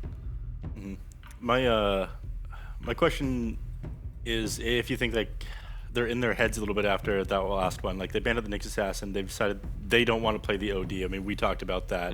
They obviously felt like not good enough on emo. Do you think that they'll run this Death Prophet on emo? Because we were just talking about like we don't think it can be a JT hero, it can be a 5 on Oli as well. Like I want to see him on something more mechanical this game. Like Spirit here will help him recover a lot more as well with being able to like cut waves, find kills. I agree. Getting any sort of a Spirit Storm is banned out obviously already. But maybe Alina even on emo versus the Morphling sounds alright. Any of the you have the Spirit Breaker to help out. Queen of Pain is still in the pool. So Spirits, what I want to say, and I agree completely with you, these flashy heroes, right? Like, they feel so much better. Yeah, the Ancient Apparition ban is a little bit weird, but I guess these teams have been picking it on their pause 5 ever so often. It seems to still be popular in China, despite I think elsewhere it's not really being picked up. It would have been good for both of these teams, right? Yeah. One has a DP, the other has a Morphling. Both of these heroes hate playing against an AA, so it does make sense. Even though the hero isn't popular, it does make sense that it's been banned out. They banned out the Drow Ranger and the Phantom Lancer there. I mean, the Drow, they saw how effective it was against the Morphling themselves in the last game, but PL is just the same. It's one of the best heroes versus Morphling. Just being able to burn down all of his mana, stop. Yeah, you get on top of him easily and get that mana down with Diffusal. Like historically, it's been, I would argue, even the most picked hero into a Morphling. Like, And Morphling's all single target, right? So you just have no damage output you against can't the deal with him. Yeah. Well, what's the best carry option left for IG then? There's quite a ton of them actually left in the pool still, so something into the Morphling that would do well. Definitely not getting the Drow this time around, that's for sure. EHOME banned that Yeah. one out. They don't want a taste of their own medicine, that's for sure. Yeah. I like the Shadow Demon ban here. It's good against, it's really good against both these cores, and like Death Prophet hates getting purged Spirit Breaker, of course, like it cancels out Bulldoze. It's probably the best hero versus Spirit Breaker. Yeah, it definitely is from the support position, the best one. You can build a Yules too and still have Demonic Purge for another hero. Spirit Breaker teams in recent tournaments even stopped picking him if Shadow Demon isn't banned out. Yeah. That's how bad it is to play against. Like you obviously can still play against Shadow Demon, but it's not the same. You aren't feeling as empowered. That Bulldoze doesn't work on you anymore because you're purged. You lose half your HP the moment you're in a fight. It's not great. So. You just feed. Yeah, you just pretty much feed because you want to be aggressive, right? You always want to be that hero that just goes in and is unkillable, but not versus an SD. Want to hear a good stat about Spirit Breaker versus Always. Shadow Demon? That's a shame because I forgot my iPad, so That's a good bait. Thank you, sir. I can make one up for you. Just make up a fake stat. When they're on Dire, on the Shadow Demon, the Spirit Breaker has a 2% win rate versus Shadow Demon. That's insane. That is not a, that is not 2%? Crazy. Yeah, that sounds about right. Yeah, I was hoping you were going to say 17%. 17%. Yeah, that would have been a bit smarter, but you know, it's early days. You know, If he doesn't have his iPad with him, then he can't form intelligent thoughts. it's true. The Grimstroke, Hey! pretty good. Planet Shaker, thank you. Planet All right. Shaker, I love baby. it. I love it. I love it. They literally did the same 3 heroes versus Phoenix, right? Yeah. They opened up with Bane, Morphling, Shaker, finished it off with the Visage and Razor. This time around they get a Quap, they get something that can actually lane versus most heroes that IG can put on mid, right? And Quap, it's surprising that this hero has went through this far. Maybe a puck now for IG is an option. I think you have to, right? Because it's probably, you can still flex the Death Prophet off lane. We've seen it into the Morphling lane multiple times, and it's done pretty well. Yeah, that Prophet Spirit Breaker sounds good. Yeah. You go with the puck. Thank you, Draftmaster. That's what I'm Got here to for. please. 1 point on the board. Yeah. Still minus 87, but Don't worry, we don't go into minuses. It's just yeah, one. We only like to highlight people. yeah. It's a good puck game overall. Yeah, there's some catch. Like you have to be careful of those fissures that come from fog. Get gripped, you're ripped. Yeah, exactly. But I like overall, it's a really good puck game. You can get on top of the Morphling, on top of Queen of Pain. It's a decent lane for you as well. Obviously, very skill based. And I feel like after that question mark, EHOME might have a couple of words to say. He's got fire in his veins right now. Or a bit of punctuation to say. A couple of signs in Yeah. the chat. Yeah. Okay, here's my question. Do you have I don't feel like you're bulky enough to continue to run at them. Like Spirit Breaker, yeah, but the rest of these heroes, you're going to need something to keep going for extended fights. Like the Urshikar's going to get off like multiple fissures and team fights. The Queen of Pain can pump out a ton of damage. What do you put on the... It's got to be a frontliner as your position 1 here, right? I'm not sure I agree with that. I think you've got the Grimstroke, and with that shard, I mean, admittedly we're talking 20 minutes onwards, but when he gets that shard, I mean, he kind of makes you into a bit of Everyone's a beast. tank. Yeah. You could go for the Wraith King here, though. I mean, it's like yeah. still available, and it's not bad. It's terrible to grip a Wraith King, but at least if you keep the grip up after reincarnation, it's pretty good. Ooh, Black's anti-mage. Yeah, Good anti-mage. Morphling matchup. Yeah, it would make sense. A lot of heroes that would hate getting their mana burned and mana voided, so It's pretty easy for him to initiate onto the Bane because he just drops his counter spell too, right? you can't get gripped. Yeah. I've seen some anti-mages recently go for that Axe build. Just, I love the Axe build. just spam out the the blink illusion breaker? zone. Yeah, you just like throw an illusion up. It's very annoying. The favorite play I've seen with that, it wasn't a competitive game, I can't remember which one, but someone was just spamming out the illusions over and over again. You know, it's super annoying, as you mentioned. And then one time he just blinks in with his hero, like basically Yeah. alone versus 3 heroes. And they just think it's the illusions. They trained don't them. react to it. And they're like, wait a minute. That's the real... And before that, it's too late. You just like mana voided and killed Yeah, all 3. spent And the we're like, entire game training them. I feel like- exactly. I feel like it's one of- loves dogs. I feel like it's one of those things that will eventually get abused a lot because, like you said, people don't expect it. They Mind games. mind games. Hero needs to be a little bit better first, but yeah, So- it's a very, very nice Yeah. mechanic. So far, it looks like EHOME, they're just afraid of all these illusion-based heroes. Besides, obviously, the Drow and the AM, they banned out the Naga, the PL. TB? It's not as great as these other ones, right? Like he even got countered by Morphling in a couple of patches, but with this Viper ban, I'm suspecting something that will need its passive quite a lot. So what is there in the game? There's Ursa. There's your Visage you were talking about. Ooh. Yeah. Call. There's a Spectre as well. That's an option, but the hero is just completely dead. It's extremely good versus Morphling historically, right? With the Skadi build. I think it's okay here. You can get on like both Bane and Earthshaker in the backline. If you can stop Earthshaker's initiation, I think Spectre could be very big for that reason. The Visage is just pressing the tempo here, pushing the tempo in EHOME's favor, so... Spectre's too slow then? Lane 2. It does need like too many items. It needs like Manta and Ags, right? Okay. They go with the Medusa instead. All right. Yeah, okay, you get that split shot as well to work with versus the Visage. I'm not completely sold on the Medusa pick. It does round up their draft very nicely. Oh, they're going JT Death Prophet, which means it'll be Yeah, the... it will be mid puck. Yeah. Yeah. No, I thought that it was going to be Ollie on the Death Prophet, and then you do the Shaker. Sorry, Spirit Breaker and Grimstroke offlane. Yeah. Yeah. That would have been neat. I Yeah. would have preferred that, but yeah. What do I know?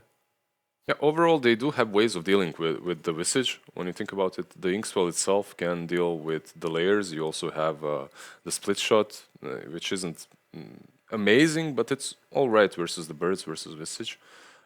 Overall, though, I feel like this time around it's on EHOME, and I feel like their draft is a bit easier to execute. All right. But something's telling me it's IG's game again. IG are pissed, basically. I think Emo is going to absolutely pop off with this anger that he has in his veins now. He's not a mechanical hero. The man is going to be invincible. We've seen what happened when you get angry, and teams don't like that. You're up, man. I'm going EHOME again. I think it's going to be a 2-0. No. I like the draft. I see Planet Shaker. I see Morph. I'm happy. I think right. EHOME. Let's see what EHOME can do. Can they make it a 2-0 and pull off a huge upset here in the Chinese DPC? Or is it going to be IG that take it home? Let's find out with our casters of B-Cop and Black. Very much Nomad. Getting ourselves game number 2. IG dropped game number 1. And EHOME looking to finish off the series 2-0. You know, Ricky brought up Planet Earthshaker. When he was playing for Phoenix, this was like the hero. That was his go-to. So, I could see what he's saying there. I might have to back with Ricky. Go EHOME. You're going with EHOME? I think I do. I think I have to. Earthshaker as well as the Morphling. And you got a Bane in there. I'll pull a B cover out. I'll decide at the end of the game. Yeah, I mean, that was the best plan. I was perfectly, all my predictions are perfect that way. Yeah. It works. It works. It definitely works, but yeah, it seems as though, so far at least in the DPC, not just in China, like the team that is forced to make a move because your late game is a little bit worse, like they tend to just make a lot of mistakes, like they just run through like mistakes they usually wouldn't make, and they just overstay their welcome because they got to pressure a little bit more, just like last game pretty much. And yeah, I think I'm liking EHOME as well. Yeah. 30 seconds to battle. Although the IG that we just saw, that was not even half of the IG that we know they can be. So That's the thing. We know they can be great, but it feels like maybe they're flummoxed by their performance. they also stream sniped the ward. Yeah. No, like literally just one random sentry. That's like when I would put the fake minimap on my stream. I'm like, yo, okay, enough of this. All right, that's enough. Let me take TTV out of my name. The battle begins. I like the Visage offlane. It's something that a lot You of have to be teams careful, they have can't played fight with. the Visage. God, Ollie just getting absolutely ripped up for first blood. Planet gets it. A 3-man fissure to start that off. Yeah, why are they fighting the Visage level 1? We all know what the hero does. It's half health, one nuke. Like, those are some really basic mistakes IG's making in both games. So they gave up first blood in both games, I believe, right? Flyfly and Movia. Flyfly gave up the first blood when he, you said he should have gone straight to tower instead, went through the jungle. Yeah, like Emo has to pop off this game, but they do have decent heroes against Puck. They got the grip, they got the Nightmare to set up, they got the instant echo, potentially. Like, this is not the easiest Puck game. I'm still, though, I'm in my head agreeing with Ricky about the whole Planet Earthshaker thing. So you are saying they're going to win just because of Planet Earth? Well, not just because of him, but he is, a bit of a showboat when it comes to playing on this hero. I mean, he played a monster Snapfell last game. So. Yeah, he did. That was a great game. That might be, One more and I bash know is it's dead. early, I want to say that might end up being the best Snapfire performance in the division. 70%. No. Ah, unlucky. Never lucky. Yeah. You know, you see, he shares those similarities. You said you were never lucky when we were playing Betrayal, the House on the Hill. Dude, you gotta admit my rolls were like I think everybody's rolls last night were really bad. I had a 2-horn roll, dude. How does that happen? Like, Ricky rolls like a 10-horn roll, I get a 2. You wouldn't be getting any bashes, that's for sure. To be fair, I always want to be the traitor because it's kind of me IRL. I'm the bad guy. I'm not a traitor, but I'm the kind of guy that wouldn't mind, you know, Being the bad guy. Yeah, let's not go there. Yeah. Shiro on the Morphling. Obviously, we just saw Fly on the Morphling. Let me ask you something first before you Yeah. continue. Sure. What happened to Morphling? Oh, there's the bash! bash. There's the log. Oh, all Stick, right. the stick magic saved stick, him. and the tower aura also saved him. +3 Yeah. armor there. Why is Morphling so popular again? He's like first phase every game. Yeah, it was. What happened? He was definitely taking a back seat for quite some time. Yeah. I don't mind it. I feel Morph is a pretty exciting hero, but yeah, your point? I was gonna say it would be interesting to see Shiro compared to Fly in a Morphling position. Yeah, but this game, let's see, how good is it for Morph? It's a pretty good Morph game. Not the best ever, but not terrible at all. And going with that, you know, the lanes are still pretty even, and that's something I want to mark about EHOME too. Like, they played well on the back foot, coming off bad lanes. Now, how are they going to play with good lanes? And Ollie getting ripped up again, but now Salve immediately taken out. Can't even get the ink swell off. Planet with another kill here. So, this is just not what you want if you're IG. The power of Visage. That nuke. Level 2 literally took half health off that grip stroke. It has like a 4-second cooldown. Pretty ridiculous. I'd love to see or hear these players, what their biggest takeaways were when they got to work with ROTK. Because he coached Phoenix back when they were playing Perfect World League Season 1. Right. And they had a little bit of coaching from him, and I'd love to hear what they took away from that. Like, what were their biggest takeaways from something like that? Because I don't think he coached them for long. Obviously, he ended up going to Elephant. Was it like a month or 2? It might have been, I think it was like the first DPC season. Yeah, so like 2 But months. actually, no, not the first DPC season. Sorry, Perfect World League was before that. It was at least just the first season of that. So it was like a month or 2, yeah. Yeah. Which, as I mentioned many times before, I think a great coach can be so beneficial to your entire team setup. Right. That being said, though, the lanes are going very well for IG again. But it's not as much of a blowout. Yeah, especially mid lane is much more even this time around. Although 7E taking a lot of damage there. He's 16-2 this time. I think around this time he was like 6-1.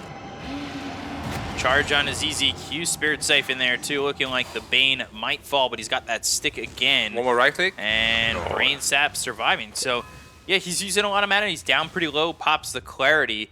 However, he's staying in lane. And Shiro, for the most part, has had a pretty easy time. Yeah, he also has a Ring of Health already. Of course, going to go into the Lincoln Sphere to prevent the charge. But they are working with 2 AoE silences. Like, if you don't get into a Manta style, like, you can die very easily. Yeah. So I don't actually know if I like the Lincoln Sphere this game, because you know my opinion on Lincoln's Manta. I think it's way too defensive. The build-up on it feels like Morphling's a little bit too slow, and like even if he gets that Lincoln's, yeah, it defends against the charge, but there's still ways to break it. Like, you could be in trouble when the Phantom's Embrace comes to silence you. Like you said, you have the AoE silence coming out from both the Puck as well as the Death Prophet. Like, there are a lot of ways to handle this Morphling. Yeah, I think a lot of people are just like blindly copying that build now because Yatoro did it like a lot. And obviously, he won TI with it. Oh, Inkswell. It's level 2-1. Oh, nice dodge. Yeah, use that fissure to make sure he can get some distance, and now he knows he's able to TP. He'll go to the tier 2 tower, so not going all the way back to base. We'll regen a little bit and should be okay to come and really help out. We haven't, you know, I guess that's, we saw the first blood, we saw that kill there for Planet, but we haven't exactly felt a lot yet from the Visage, which we've seen players like Faith Beyond play when he was on EHOME, and he's played it ever since as well. But, like, he really does a lot when he's given the opportunity to play Visage in the offlane. Yeah, and the problem now is that if you just play a static lane against Medusa, he's always going to outfarm you. Right. Which you can also see here. Despite Visage having 2 kills, he's still pretty far behind in net worth. moving over. Emo. Grab Hit the with the DD. Brain Sap, and a lot of damage done there, but they'll go after Frisk. He'll get around the fissure. They've got Ali coming over. It's a little bit of a waste, potentially. Is he going to try and blink across the wave and get this? Otherwise, that's, yeah, just a waste. I mean, all right, probably That makes thought- him very vulnerable in the lane now because they know he doesn't have it. Yeah, and he can't gank as well. Yeah. Makes It sense. checks out. Yeah. The English checks out. That is like a level 3 wave kind of damage. Like, you don't half HP a Spirit Breaker at this point. But every quad player wish they did. Yeah. Yeah, so he's like, maybe. No, I guess not. Charge to get back into lane, potentially to make a move. JT's hiding in the trees, not showing for the moment. Yeah, but Shiro's coming like straight from the lane. There's no way he doesn't react to this. Like, if he doesn't, that's... Silence. Oh! And it's fine. Shiro. Wow, that was not even Fine. close. Yeah. Fake hype. It's never me. It's never me, I swear. Oh, is it Think a so. Q? Bye-bye to you. And there's the Waning Rift. They'll get on top of ZZQ. We say he's gone, but it feels like he survives every single time. Dream Coil placed down onto 2. ZZQ still moving forward. He put the Nightmare onto the Grimstroke. They've got Planet coming over with the Totem to stun up Emo for a second. One more right click needed to get the kill on a Frisk, and they do get away with it. They don't even lose ZZQ. He looked, he was dead on his screen already, out of position. Yeah. Honestly, I just said what I said because Ryan. ZZQ, goodbye to you. I like that. The rhymes don't deliver the hype, though. They don't, unfortunately, yeah. Now we see Visage now with the birds, of course, one of the best farming heroes in the game. Getting up his net worth. Morph still topping the charts. And, Ooh, Aster in to pick up. yeah, it's a very good one for Quap. That'll be nice to go over to a lane, especially because he's about to have his ult back up in 5 seconds. Also, we just saw the power of the raindrop on the Bane. Like, it popped 3 times, otherwise he would have been dead, like, twice. Twice over. Yeah, like, you literally... This is one of the best items in the game. If you want to increase your MMR, if you're a low MMR pleb, just buy raindrop. I don't think I've ever bought a raindrop. I'm not surprised. It is so powerful. Also gives it a ton of mana regen. Maybe I should work on that. Yeah. Just purchase my coaching. Break the order TV. Can I get a discount code? Sure. How much you thinking? Dire's I don't top know. tower is under attack. Whatever works. I give you 1% off because it's you. Nice. Dream Coil used again here. ZZQ again. Nightmare pops it, and there's Exorcism the too. Inkswill. Oh my god, Exorcism too. And Plan is like, Huh? Question relax, mark? guys. Can we see a question mark? No, I'm really hoping. Every pause now. not happening anymore. It's only after IG dies and EHOME tips them. I hope ZZQ tips off this pause. Just tip someone even though you just died for nothing. Get in their heads. Use Dream Coil and Exorcism. I mean, the exorcism will be for the tower Yeah. mostly, right? But Yeah, you know what I mean. I mean, I know what you mean. But like, who would you tip? Just tip someone that's not here. Tip the Medusa. Yeah. So they get the kill on a ZZQ. They move over to the tower. They do have Shiro here if they want to make some mass TPs out. No Echo Slam. They or saw anything the like that. morph. Yeah, they saw him. So now he's in trouble. And the question becomes: He is waved in. Waved in to avoid the silence. Planet coming over. Fissure lands on a 1. Now they've got 70 who does have the Sonic Wave available. They get the kill on Ollie. Frisk comes in with a charge. Emo Waning Rift. Silence is up 2. They've got the Spirit Siphon. 7E blown away with Grip Storm. JT getting 2 kills there as they took out Shiro. And this tower is going to drop. That is a reaction that EHOME really can't get back. I That gotta is say, bad. I'm not impressed with these first phase morphlings. You know, like they all seem to be a little underwhelming. He waves into 3 heroes instead of like out and away, and he kind of baits his team into a little bit of a bad fight. Like, you don't want to fight into an already active exorcism. Do you think he should have waveformed To the right and skip you out. Yeah. I don't know why he waveformed into 3 heroes with exorcism on. Knowing that they were there. Yeah, because morphing up against the DP is not that good, because Spirit Siphon is obviously percentage based. Charge on So his you have to be careful. He's got double damage. He hurts. Yeah, very painful. And this is also one of the main reasons why Morph kind of fell out of fashion, especially as an early pick. Like, it is probably the hardest carry hero to master. Other than Anti-Mage. sure. I'm not biased. I'll give it to you, though. Thank you. I'll back you up on that one. Anti-Mage, the hardest carry to learn. I appreciate it. Woo! But We haven't really looked at Fly. All of a sudden, he's taking a massive amount of stacks. Yeah. And IG is looking really good in this game already. Like, EHOME is scary in the early game, but they couldn't really leverage on that. They still get scary later, too, though, right? With the Ags possibility and everything like that. They do. Especially if the Visage goes for this Orchid Axe build. Like, the puck is not safe. Grimstroke is not safe. Eventually, Grimstroke, I would assume, gets that shard, that Inkswell upgrade. Yeah, for sure. Radiant's middle tower It's probably is one of under the best attack. shards in the game. That seems like a standard item these days on Grimstroke. Yeah, it's too good. I know it used to be different, but It shards even are still so dispels strong. grip. It dispels everything. Jeez. And he is going Orchid. Yeah. There's no surprise, though. We've seen a couple of Visages so far, and they've gone to the Orchid. Normal build nowadays, yeah. Yeah. You go Orchid into Dire's Axe. middle tower is under attack. You're looking for Ollie potentially. It's not the easiest setup though under the tower there. Yeah, there could be some TPs. They've got Dream Coil available. It's a little bit of a risk if you want to dive Ollie. Yeah. They also don't have the best synergy with the Grimstroke, right? Almost none. Charge on a Zeal who's going through the... Both birds gone, too. God. Both familiars go out. They drop the Dream Coil down onto the Bane. They're going to lose both these heroes potentially. There's nowhere for ZZQ to go. Zeal's already dead. 3 heroes on it, just need 1 bash. I don't even think it's needed to get the kill, but it would make it easier. And eventually the Crypt Storm, another double kill here for JT. Yeah, and the lead's slowly and steadily growing. Radiant's turret has been killed. Medusa is already 3 levels ahead of the Morphling. That is not a good sign.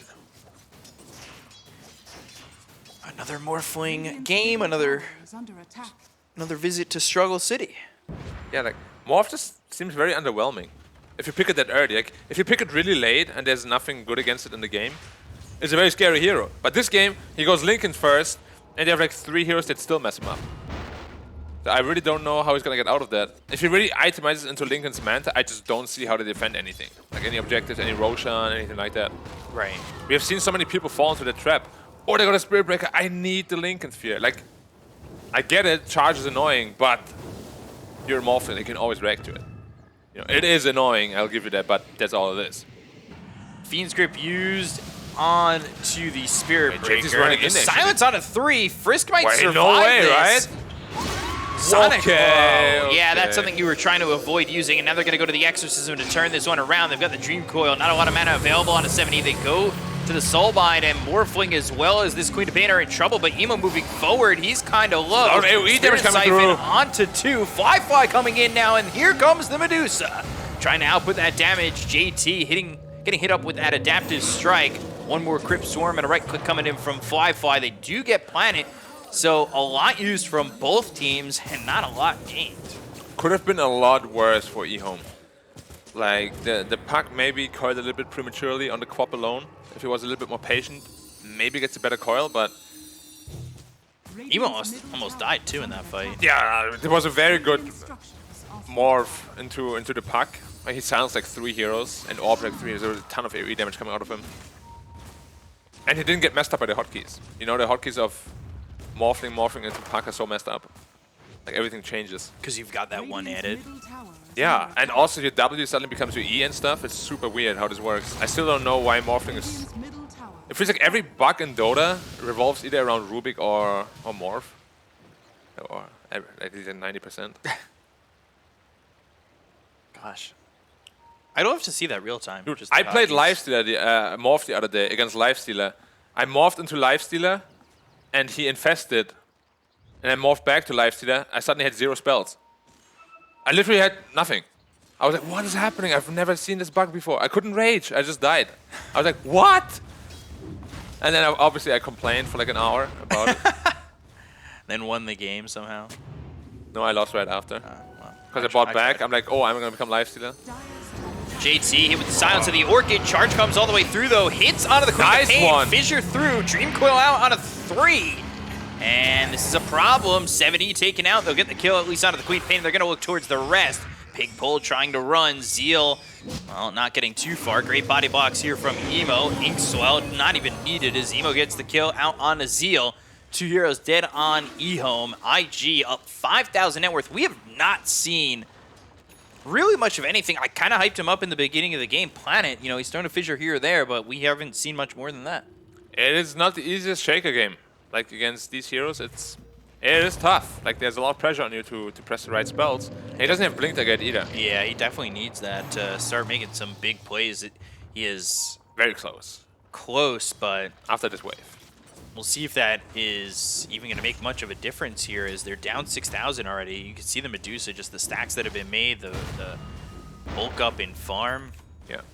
And you know, because I'm like right most of the time, but there's some things that I don't even know. You know, I didn't know that Grimstroke ult actually latches to birds. Yeah, I Because it literally just did that. was a little confused by that as well. Yeah, so it counts like as a hero unit. That must mean it works the same way with Lone Druid then. Because I think it We'll does. have to test that, yeah. I think I've seen that one before, but not the birds. Because it sounds pretty OP. You have 2 heroes, they have like 3 heroes. Because I thought it hit the Morphling initially. It did, but then it jumped to the bird. Yeah. But that also means like if there's just a bird next to here, you can just bind them together instead of having to wait for another hero. It's pretty sick. You never stop learning, Are scanning. especially in Dota. There are always things to learn. Yeah. All ults are back up. IG smoking, going straight to the Medusa. This has to be very obvious though for EHOME. Like Medusa doesn't actually want to be here at this point in the game because it's not the most efficient area. Morphling is probably dead now. Oh no, They yeah. wait for him back. The Dream Coil lands. Then they snap it. They've got the Inkswell, the Lockdown, the Soulbind onto the heroes that are trying to react and help Shiro.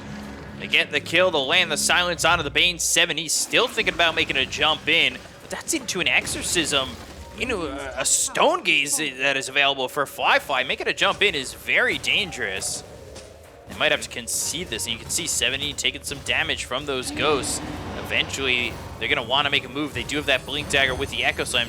Maybe they feel like this is their last moment to make something happen with that Blink Echo. It's only on a JT. And It heal does back no up. damage, and he just heals it all back up. The Exorcism ends, and the one Echo Slam you've now used doesn't do anything for you. So Fly gets the kill on Azeel. They're going to move for more. They charge to the back lines, looking for 7E. There's the Waning Rift as well as the Illusory Orb coming through it on 7E, who will fall to Emo, and now the rest will follow suit. ZZQ with the Fiend's Grip, but it's not going to matter as they get the kill to Planet. They'll look over now on a ZZQ, get 4 heroes with the 5th of the Morphling that was before, and that's a full team wipe for IG.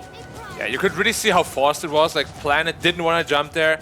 He really just forced himself to jump there. Like Thought it on was a- his only opportunity. Yeah, on a solo DP though, like where the Exorcism is already coming back to heal him back up. Radiant's top And you can just feel the pressure that IG is putting on EHOME. Like mistakes like that don't just happen naturally, you know, like you kind of force them on the enemy. And IG is doing a much better job at that than they did in game 1. Like they're awake. A lot cleaner, a lot more in tandem with each other. Yeah. Yeah, maybe also a little bit underestimating EHOME perhaps in game 1. Certainly a bit of that, but I think also EHOME did play really well. They played super well. It's just, I don't think EHOME was playing much worse than last game, to be honest. It's just that IG is playing much better. Yeah. Like, they upped their game a lot. Right again on Oh, you can see Shiro. that the Lincolns does nothing! If you had a Manta here, you don't die. I really don't like this Lincoln's trend lately. Yeah. You know how much I'm hating on it. I know, and it seems like every time we've seen a Morphling in a situation like this, they've just lost. Yeah. What does he do now? Like, you need that E-Blade to actually mount a comeback, but if you go E-Blade, Then you don't have Manta. exactly. And if you have no Manta, you just die. Feeling like an You will unwinnable never stop situation. me hearing it. Yeah. Like, I've been saying it since TI5. If you build Lincolns and Manta, you spend 10k gold on what is essentially nothing. Like, I don't die, but I don't do anything. they either. also just ignore me. Yeah. Yeah. We're only 19 minutes in. Well, now 20. in I this remember game. TI5, Mushi Medusa, every game, or was it TI6, or was it a major? Anyway, one big tournament, he built Manta, Lincolns, Medusa every time. Yeah. I was fuming, man. I was like, because he was the only one doing it. And he's going for the E-Blade, so he's going to He has to. skip the Manta. Yeah. But if it would, what I think it's going to end up happening if he gets to the E-Blade, which I don't even know if that's going to happen, wait for him in, E-Blade, Adaptive Strike, and then he's just going to die. The puck can almost solo kill him at this point. Yeah. He has 1,000 health, has a Witchblade, so that a Ghost Scepter isn't actually going to do a whole lot for you. It's very scary. Very scary. I think Grimstroke was holding onto a decent chunk of gold where he's gone into the point booster. I'm not sure if he bought the shard as well. I'm pretty sure you save up for shots straight away if you can.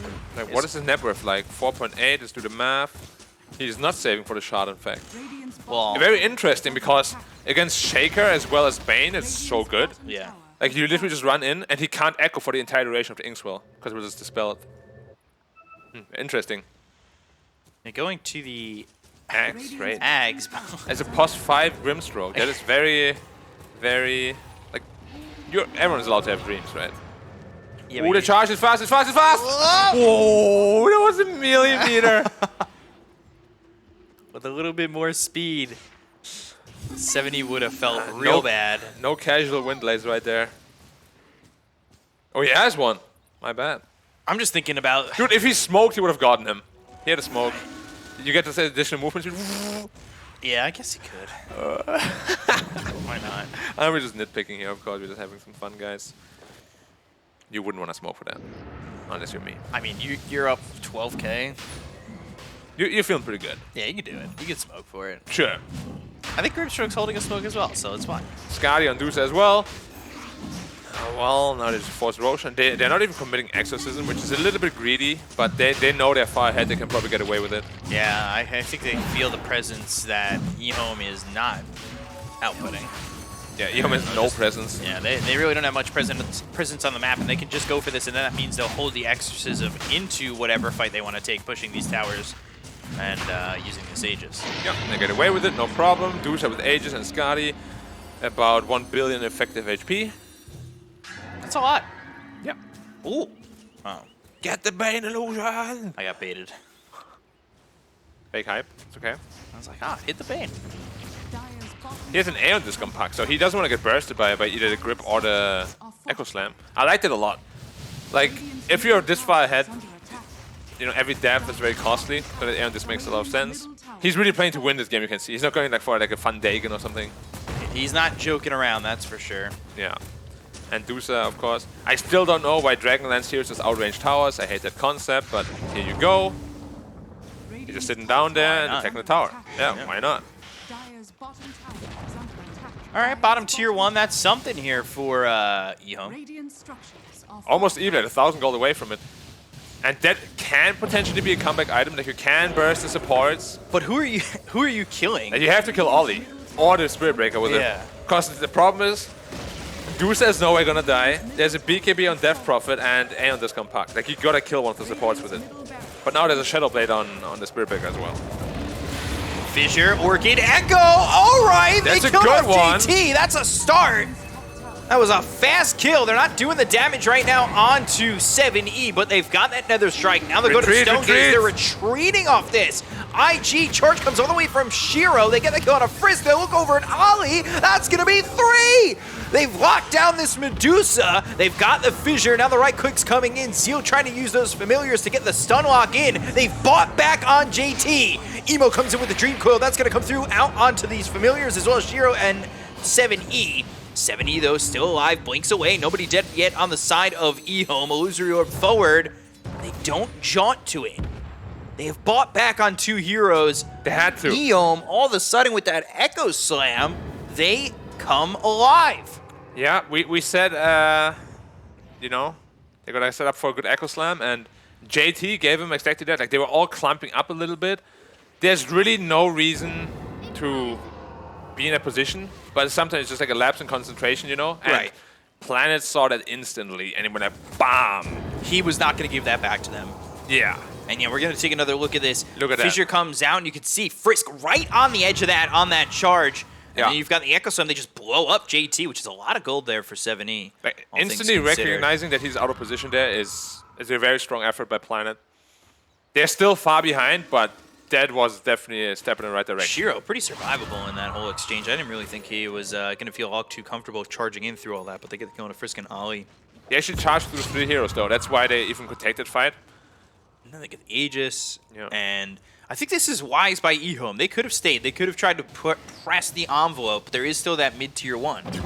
And staying is something that we talked about IG doing in the first game and giving up kills right back. And if they give up kills on that part of the map right there, the game might just end. Yeah, they had to buy back though, because otherwise the Medusa would just die for free. Yeah.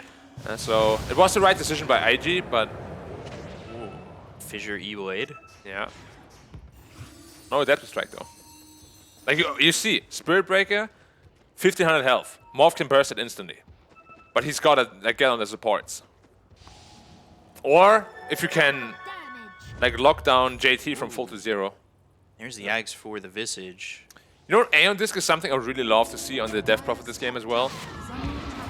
70 get charged, but immediately He's 70 out. blinks back, and Frisk will stop that. He was moving real quick. As all Spirit Breakers do nowadays. Yeah, 1744, 2000 movement speed. 2300 movement speed. I think you really need to make a cosmetic that if he ever hits over 1000 movement speed, you get that boof of like breaking the speed of sound. No, on the map, like the global sound is deja vu. Everybody hears Deja it. vu. Yeah, you know what? That should be it. They're from the fountain or something. Like, deja. Oh, who's going for? You also have to get the win streaks, like, you know, kind of coming through. And then where the wind is coming from, you can kind of predict where he's charging. It's like, oh no, he's coming top, guys. He hops into a Mazda and just starts going real fast. So many good ideas. Sadly, we're never going to see any of them. We're just not digital creators. Yeah. 11K lead, but yeah, I mean, we looked at the last fight. Yeah. Possible for EHOME. I wonder if IG still know that they're this far ahead. They might not feel it. Yeah, because of I last fight. think with the buybacks, that might make them a little bit more skeptical of where they Well, stand. EHOME feel like we've had enough of staying in our base. Let's explore the wild a little bit. Yeah, they finally get to come out and search around. And find nothing and go back to base. They found some creeps. Yeah, like smoking like this is always very obvious. Like all the lanes are pushing in, you're not showing anywhere. Well, where could there be? Are they AFK at Fountain? If it was a matchmaking game, they would have scanned the Fountain. And as soon as it turns red, they're like, ah, let's go end. BKB being built for Morphling, so still no Manta, and I think he's just going to ignore it the entire time. Yeah, well, this not is the good. entire This is time, good. If it does go BKB maybe later. You need the BKB to get all the rid of all the silences. But you still don't have an easy way of getting rid of them post BKB though, which is a big problem. Illu room for the Dusa, some split shot illusions, very strong. Oh, they caught the morph. Can't charge him though. He has no TP. He cancelled his TP actually. Oh, the Dream Coil might have been what canceled it. Yeah, for sure. Waveform into the trees. They know he's there. Oh, Running blade? No, do they? Shiro? Do they?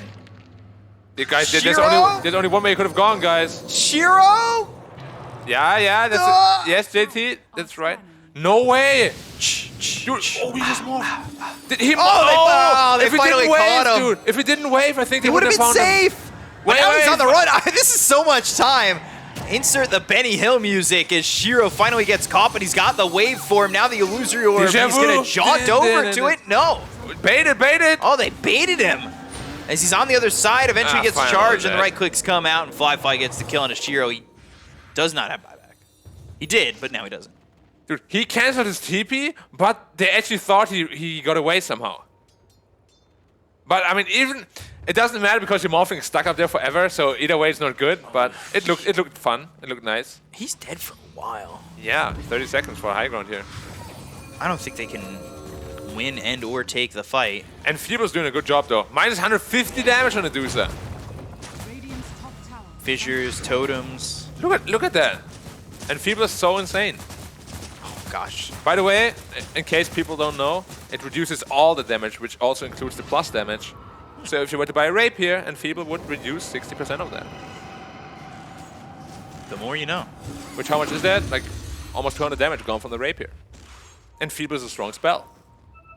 Especially when you have Split Shot online, too. Damn. And so now they're going to smoke his 5. Yeah. They still have all ults available on IG. Everything's back up again. Everything's And again, the smoke is so obvious. Top lane is pushing in, mid lane is pushing in. They can't catch this puck. He has Aeon Disc anyway, they can't kill him. Like these smokes of EHOME, the last two have been really, really obvious. Yeah, to say the least. And IG's not falling for that kind of stuff. Do you think EHOME should just be trying to defend it on the high ground, or do you think it's wise for them to kind of smoke out of the base and make a move forward? Because their best defense was on the high ground, right? Yeah, And but at IG the same made a time, mistake. if you just wait high ground the entire time, IG has no obligation at all to go to the high ground, right? If you wait for the next Roche, It's up. which is up now, yeah. And IG's not even going for that. If IG loses team fight and EHOME gets a Roshan, they're back in the game. Maybe even ahead.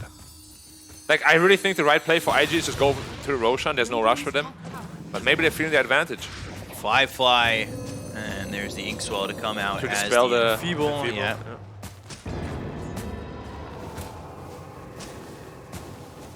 Just kind of taking buildings Structures are fortified. from a distance. Dire's bottom tower They end up fortifying. Emo waiting for his moment to jump in. So is Planet. And that's a pretty far jump from Emo, but he's able to illusory orb and jaunt away from that.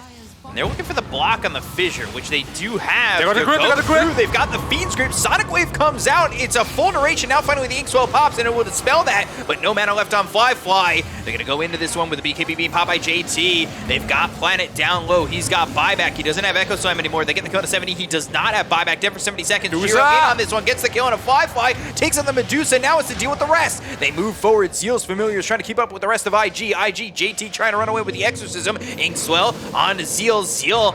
Oh, he gets hit. I don't know if I even knew about that one, but they get the Fissure coming through. They've also got Emo back into the fight. They'll throw a couple of shots over on JT. They get the kill on Ollie. They're taking the Grimstroke. They look over. Planet, he just bought back, but he's going to end up surviving. Frisk and Emo, they go down. JT, he slept up. The Nightmare comes out from ZZQ. Shiro coming over. This could be a full team wipe here for EHOME. JT with the Spider Legs trying to get through the trees. Actually goes into the trees. Now, do they have the stop? They don't. But EHOME once again, they hold on. And yes, Roche is up. It could be their prize. Please, like, tell me why is IG doing this again? Like, Roshan was up, they knew it. Just go for the Roche and then high ground push this. You lose nothing. Is that a lack of respect for EHOME, you think? Maybe, but like this is what I said. Like, this is the comeback avenue for EHOME. They win this fight off some buybacks. They take the Roshan. You park your car in Comeback City. And now they're actually, I think, in a decent position in this game. They got the shard as well. Wow. I really don't know why you need to take this kind of risk. Aegis in the hands of Shiro. That was Yeah, a well majority played, of yeah. that fight without 7E. Yeah. Yeah. It's getting hard. Like, Morphing actually has BKB now, so he's very, very strong. Like, you're handing so much to EHOME just by not going Roshan there. Like, if you fight around the pit, that's perfect for you. And the initiation on him was so good too. And look at the Echo Slam. They're just trying to keep Fly nearby the entire time. With the grip as well. I gotta admit the response of IG, they didn't expect that. Like, they were really slow to react. He was gripped for like a good 3 seconds before they even reacted. Lost all his mana on the Dusa. And yeah, well played by EHOME again. This is a pretty crucial one because this would put IG at 0-2 and EHOME at 2-0. Yeah, this is really important. Like, if you're 2-0, your chance of being top 4 is highly diminished. Wow. And I'm just looking at the fight, I'm like, yeah, this can happen. Like, I don't know why you put yourself in this kind of position. A lot of gold there for Shiro, ending that emo streak of 7 times, For 800 sure. just about. Now it's down to a 9K lead with an Aegis into the hands of Shiro for 3 minutes 45 seconds. Yeah. Still though, you can see the net worth discrepancy. Yeah. Medusa is up there, but this does slow down the game and give EHOME potential. I mean, it's not over by any means. No. It's just IG must be like really scared right now of going high ground again, because both high ground pushes ended up with them losing like 4 heroes each time. And you can see where they both happened. Yeah. I mean, sure, 7 AK Nepov is still there, but it's not a whole lot. Like, you have so many stunts to work with on the EHOME side. And there will come a point where Shiro, I assume, picks up an Axe, right? Yeah. And starts outputting even more damage as he turns into the Earthshaker. Yeah. It's another smoke out. It's a very obvious one, but But Frisk it always is right worked for there. them. They know he's there. And the Frisk is Bulldoze, dead. oh, the status resistance, alive. that allows him to leave. They've got the Soul He's Bind. He's dead. connected to this familiar. They get the kill on Frisk. He's going to buy back, and now he needs to charge into the fight. They've got Zeal acting as their high ground vision. He thinks about TPing out. They've used the Exorcism. ZZQ hit with the Dream Coil, so they'll use that to try and get the Bane. Bane does end up falling, so ZZQ, he's out of the fight. Blink back from 7E. JT moving forward. Emo, though, with the Waning Rift, they've got the silence out into 7E. They're looking for the silence from JT, but this is ambitious. They're moving forward pretty far. Fissure comes out from Planet. He made the damage on a JT, almost enough to blow up the Death Prophet. He was posturing far forward without his team and almost paid for it. He had an Aeon just that he didn't even assemble. That's either very brave or he just forgot about it. Because if you had 500 health, I think it's time to assemble that. It's time to unlock. Whew. High G. And they're playing with fire. They are playing with fire. Yeah, they are playing with fire that EHOME have kind of made themselves, though. There shouldn't have been a fire. But all of a sudden, EHOME, they've become Tom Hanks in Castaway, and they have made fire. This time, the wind didn't get to it. You know me, I'm not the most movie kind of guy. That's why I go for them. I'm trying to see if one time I'm going to get you. I watched Spider-Man, though. reference. You have a Spider-Man reference? I don't yet. I need to go watch that. Ooh, Fissure blocking Fly onto the high ground. He's got the Ink Swell, so obviously he's got the Dispel as well. They've got the Silence coming in. His Frisk with the charge. It's out onto Zeal. Zeal taking some damage. They've gone to the Nether Strike, but they get the kill on Ollie. They take the Grim Stroke. They look over at Shiro. Shiro's Lincoln's is popped. He's on the BKB high though. ground, kind of away from the rest of his team as Emo's going to have his Aeon disc pop. They've got the Silence once again coming up from JT onto Shiro. Shiro continuing to run. He's got the Aegis, so just about a minute more left on that. Now it finally gets popped. EHOME looking for their opportunity. They do have the Echo Slam available for Planet. They're moving in. They've got Shiro with the waveform away. Zeal, though, over to the side.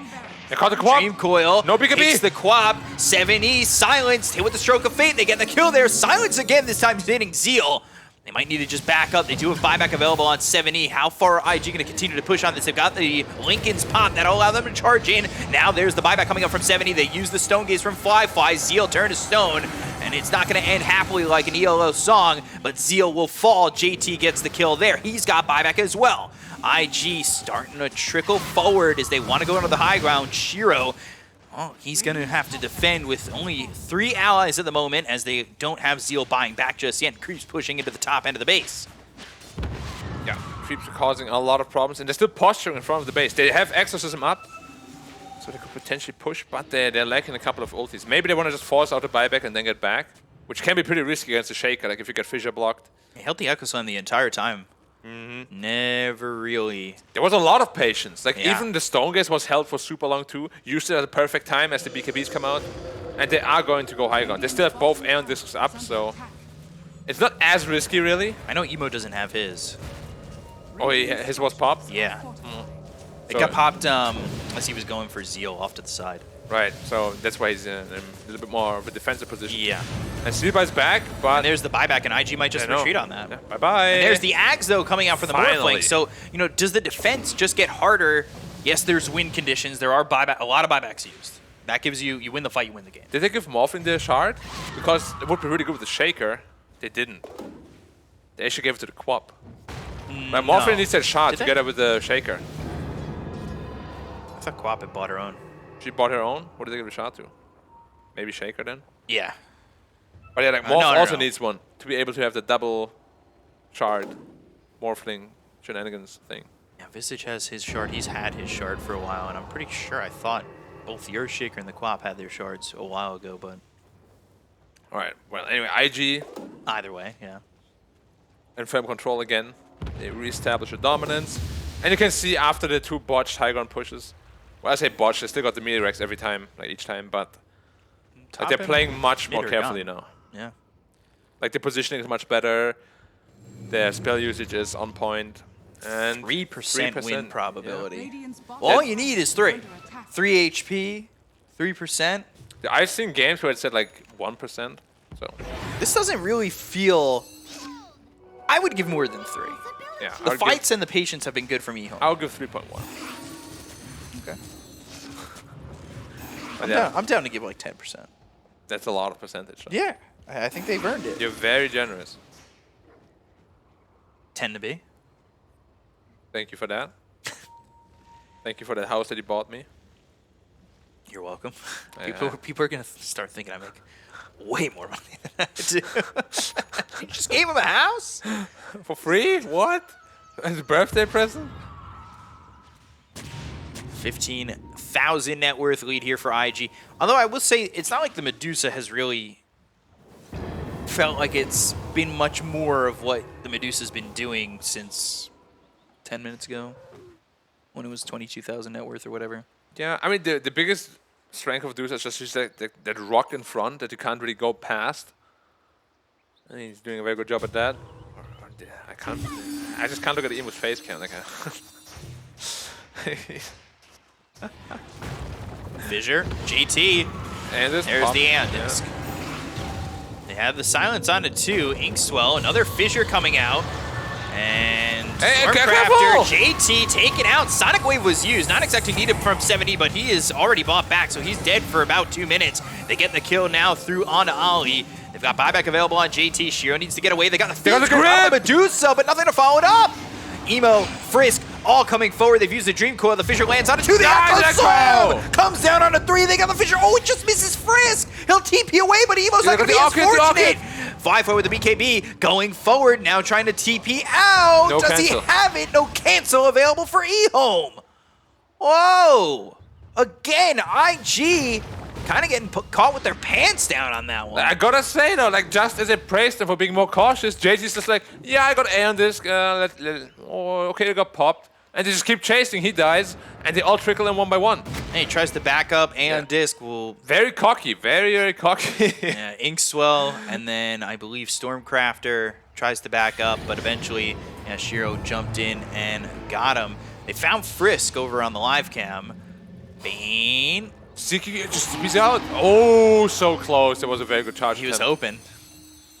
And you see the Fiend script's there, but they don't get anything on a fly but even then, Emo gets baited into this. Fissure, Echo, the damage comes through, and Frisk just surviving that second Fissure, almost, getting that kill.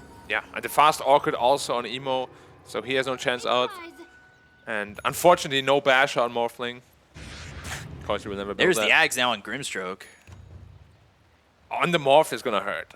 Like his 400 damage illusion, whatever. Oh, Fly. Yeah. Do they even know? Ooh, TP coming in from the Grimstroke. They may just blow him up. If Grimstroke dies, that's a big one. Yeah, Fissure. Goodbye, and sir. goodbye. 70 No buyback. seconds. He's gone. Like EHOME is creating a Wow. lot of openings. Radiant's bottom tower is under attack. Roche is available. Refresher Shard. Radiant's Yeah. bottom tower has fallen. The hair cam of Shiro. Waning Rift AoE in range picked up for the level 25 of Emo. Yeah. I can see he dies very easily. He doesn't have any sort of dispel. Once Aeon Disc is on cooldown, one Unless he's- Orchid, you're dead. and he didn't have the Grimstroke in that last part, so he doesn't have the Inkswell to help him out. Yeah. They're finally farming their tier 4 items, EHOME is. They're still lacking 2 of them. Daedalus for Fly. Yeah, Medusa is still very big, deals a lot of damage, but they've been doing a really good job at just kiting him. But once he gets to 25, it's gonna get really hard to kite him. And the buybacks are starting to come for both teams in some areas. They've got 3 on each Oh. side. A minute 25, though, until Queen of Pain has hers back. And But I think the Ags GG items for- came out. You think the Ags for Puck's going to be the GG item? Like, that is the best item against Morph Shaker because you just ult the Morph, all his mobility is gone. And you can't break it with BKB anymore. Well, the thing about that is he's been very He's been elusive, but hesitant to even make that first move in. So, like, the Dream Coil usually gets used, and then he's... yeah, but I think Emo is going to be much more patient now that Yeah. he actually has a BKB counter. Because once you actually go in, the smoke in! Dream Coil placed cut them down on the off. 2. It snaps onto this Queen of Pain. They'll pop the BKB, and they realize it's going to be an Axe Dream Coil. So they've got the Yeah. Stunner to Shiro. The Fissure comes out, but it's only going to hit onto Emo. Now, they have the Ollie dead damage. again? Ollie's ending up dead, so they don't have that Dispel coming out from the Inkswell just yet. They're going to have Emo moving forward. They've got the exorcism No going way, through. Zero trying to make JT! something happen. The damage coming into JT. They get the kill to the Death Prophet. They look over at Frisk. Frisk They'll on the take gun. out The this grip on Spirit Medusa. Breaker. They've got the grip out of the Medusa. They'll get the kill. They'll take out Fly. No way! Right by Roche. It was 14K, it was 15K, and now it's nothing. It is nothing for IG.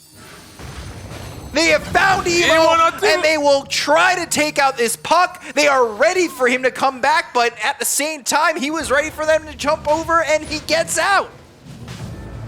It is they need now to buy back. EHOME who have the lead. They gotta buy back here. At least they secured Roshan. Like, no buyback on the Quap. Can you just go into the pit and do it? It's very risky. There's still more Shaker, double Fissure. Yeah, it's so hard to make your way into the pit with fissure after fissure after fissure coming through. I can't believe how these fights are going. Like, the Stone Gaze was used on nothing. Hold that thought. They're actually hitting Roshan. They feel Fly looking for it. Planet comes in with the fissure on a 2. They've got the Familiars coming over. The silence hits on a Frisk, but he's got the bulldoze. That status resistance, making sure he's not silenced quickly. They look over. JT, he's going to go over the BKB. Popeye Shiro. The right click scene are not going to be enough just yet, but now they've got the Dream Coil down on Shiro. He's all by himself. They get the kill. He's got no buyback. He is 850 gold short. Shiro has misplayed his hand. Unfortunately, he did not know when to fold him, he did not know when to hold him, and he will go down for 85. Planet's also buying back. They don't have the strongest here to morphing though. Like, you cannot take this fight. You cannot. You have to really leave. Frisk moving over. They've got the Nightmare. Bit of damage, but there's the charge on his EZQ. JT coming in with the silence that hits on his Zeal. They've got the Dust. EZQ trying to survive. Won't be able to do so. Emo, he is so low. He comes over. He needs to be very careful. Ooh, Emo. Trying to line it up, but they're actually going to have Planet come in. He's looking to make a move. Loser are over. They've got the Fissure. Emo goes into the phase shift. Roche, whoa. They don't have any way to jump in. And they just don't have it there without the Morphling, dead for 45 more seconds. No Exorcism though, so they might not be able to throw it just yet. They are probably going to get Mega Creeps though, and it's going to be much harder to come back. 40 seconds to go bottom. They buy back on ZZQ. The potential for EHOME to hold is quite low, but they have shown time and time again the resilience needed to come back against IG. It's now 8K as they've bought back on ZZQ, so from 14 to the hands of EHOME, back over again. They have the refresher shard, so Exorcism is available. JT gonna stand his ground with the help of Fly, and now what can they do for EHOME? There's a refresher also, so he can refresh it, and this is a cheese as well. Damage coming out, JT blinking forward, and he's popped the BKB. They're gonna secure Megas, it looks like, but they've got the glyph. Fissure out on a Fly, 7E. Sonic Wave pushes them away, but they've got the Nether Strike, 7E. Oh, he's got buyback. They'll make the move forward, but Sheer with the wave forward back. The Fiend's Grip, it's gonna be through on a Fly once again. Charge comes down to the back of the side of EHOME. They get ZZQ, that'll stop the Fiend's Grip. Fly not with a lot of mana, but they drop the Dream Coil down once more. That'll stun up this Shiro Morphling. The damage out, the Fissure there. There's the target as well as the jump coming out from Shiro. They get the kill on a Fly. IG, they need to react. He's got the BKB available on Fly. He's gonna pop in immediately, go after Shiro. They've got the pressure. They get the kill on Shiro. They look over at 70. They've got the Nightmare to try and keep the Queen of Pain alive, but they'll lose two. Fissure out on both those heroes. Echo Slam, just not enough damage coming in from Planet. They look over as Emo in and out with the Illusory Orb and jaunting over with the phase shift. They get the kill. They'll call GG, and IG will even it up at 1. EHOME had their opportunities. They end up getting wasted, and IG on the brink of throwing it away so many times. Hold on, just barely. I mean, IG ended up winning it, but it was not clean. Like, EHOME really made them work for it in the end. Yeah. And like, that Roche fight was actually, like, Shiro, he definitely felt himself a little too much. Like, he goes in 1v4, he gets that Grimstock illusion on him. He's just beating him down, like 500 damage per hit. Yeah. It's really unfortunate because, like, if just one thing goes a little bit better, but you can't even say it because they did so many good plays before that, you know? Like, I feel like EHOME had no business even be there. Yeah. And they played well enough to put themselves in a spot like that, and IG also gave them that opportunity when they shouldn't have. Many times, they don't go for that Roshan, they lose their team fight on the back of buybacks, which is always going to happen. Like, they're not just going to fall over and die, right? Like, they are not going to give up. Then they get the Roshan, and on the back of that Roshan, they win the next team fight, and it just keeps snowballing. It was way too close for comfort for IG.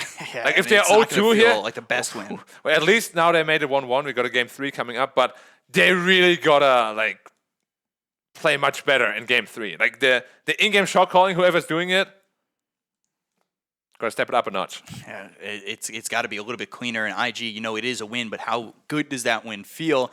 And where do EHOME stand mentally after a loss like that, where they almost brought themselves back into it, right? Those can be the most heartbreaking losses. Yeah, it could be. EHOME had a chance, but the series is even up at 1. We're going to throw it back to the panel, hear their thoughts. Back over to you guys.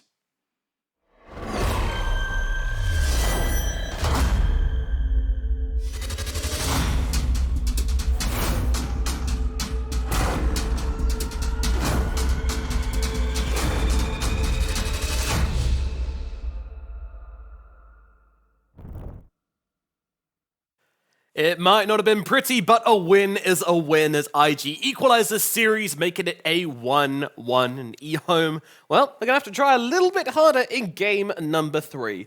Guys, what were the highlights of that game for you?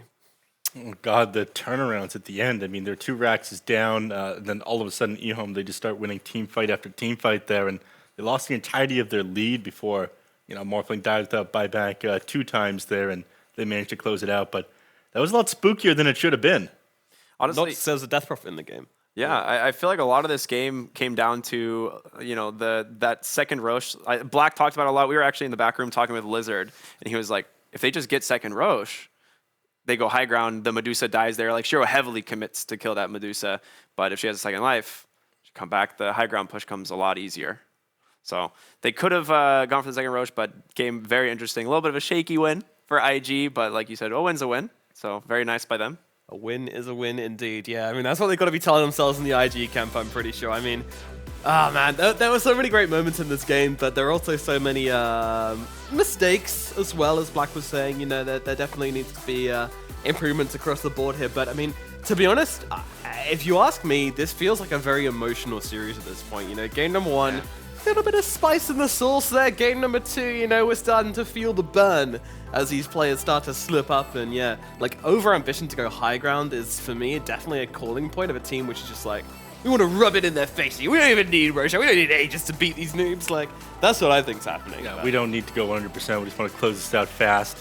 But we can do whatever and win this one. And Emo was feeling himself that game, and Luz was pointing that one out in the back room as we were watching that. He was just smirking as he was beating down EHOME earlier on, but I think that he did have to focus up as things went on, and again, it looked very dicey. I mean, he was trying to stall them out from that last Roche, and he did end up doing his job, but like I said before, this game is a bit closer than EHOME had any business being in the end. I agree. Yeah, there just shouldn't have been. It shouldn't have been as close as it ended up being, realistically. But the high ground defenses from EHOME, super exciting stuff from them. I mean, they did play the fights very well. I don't want to take that away from them. Like, they actually played these high ground defenses very well. Planet was insane this game. So many players. Told you, man. Planet Shaker. It's very fun to watch. You might have respect ban that.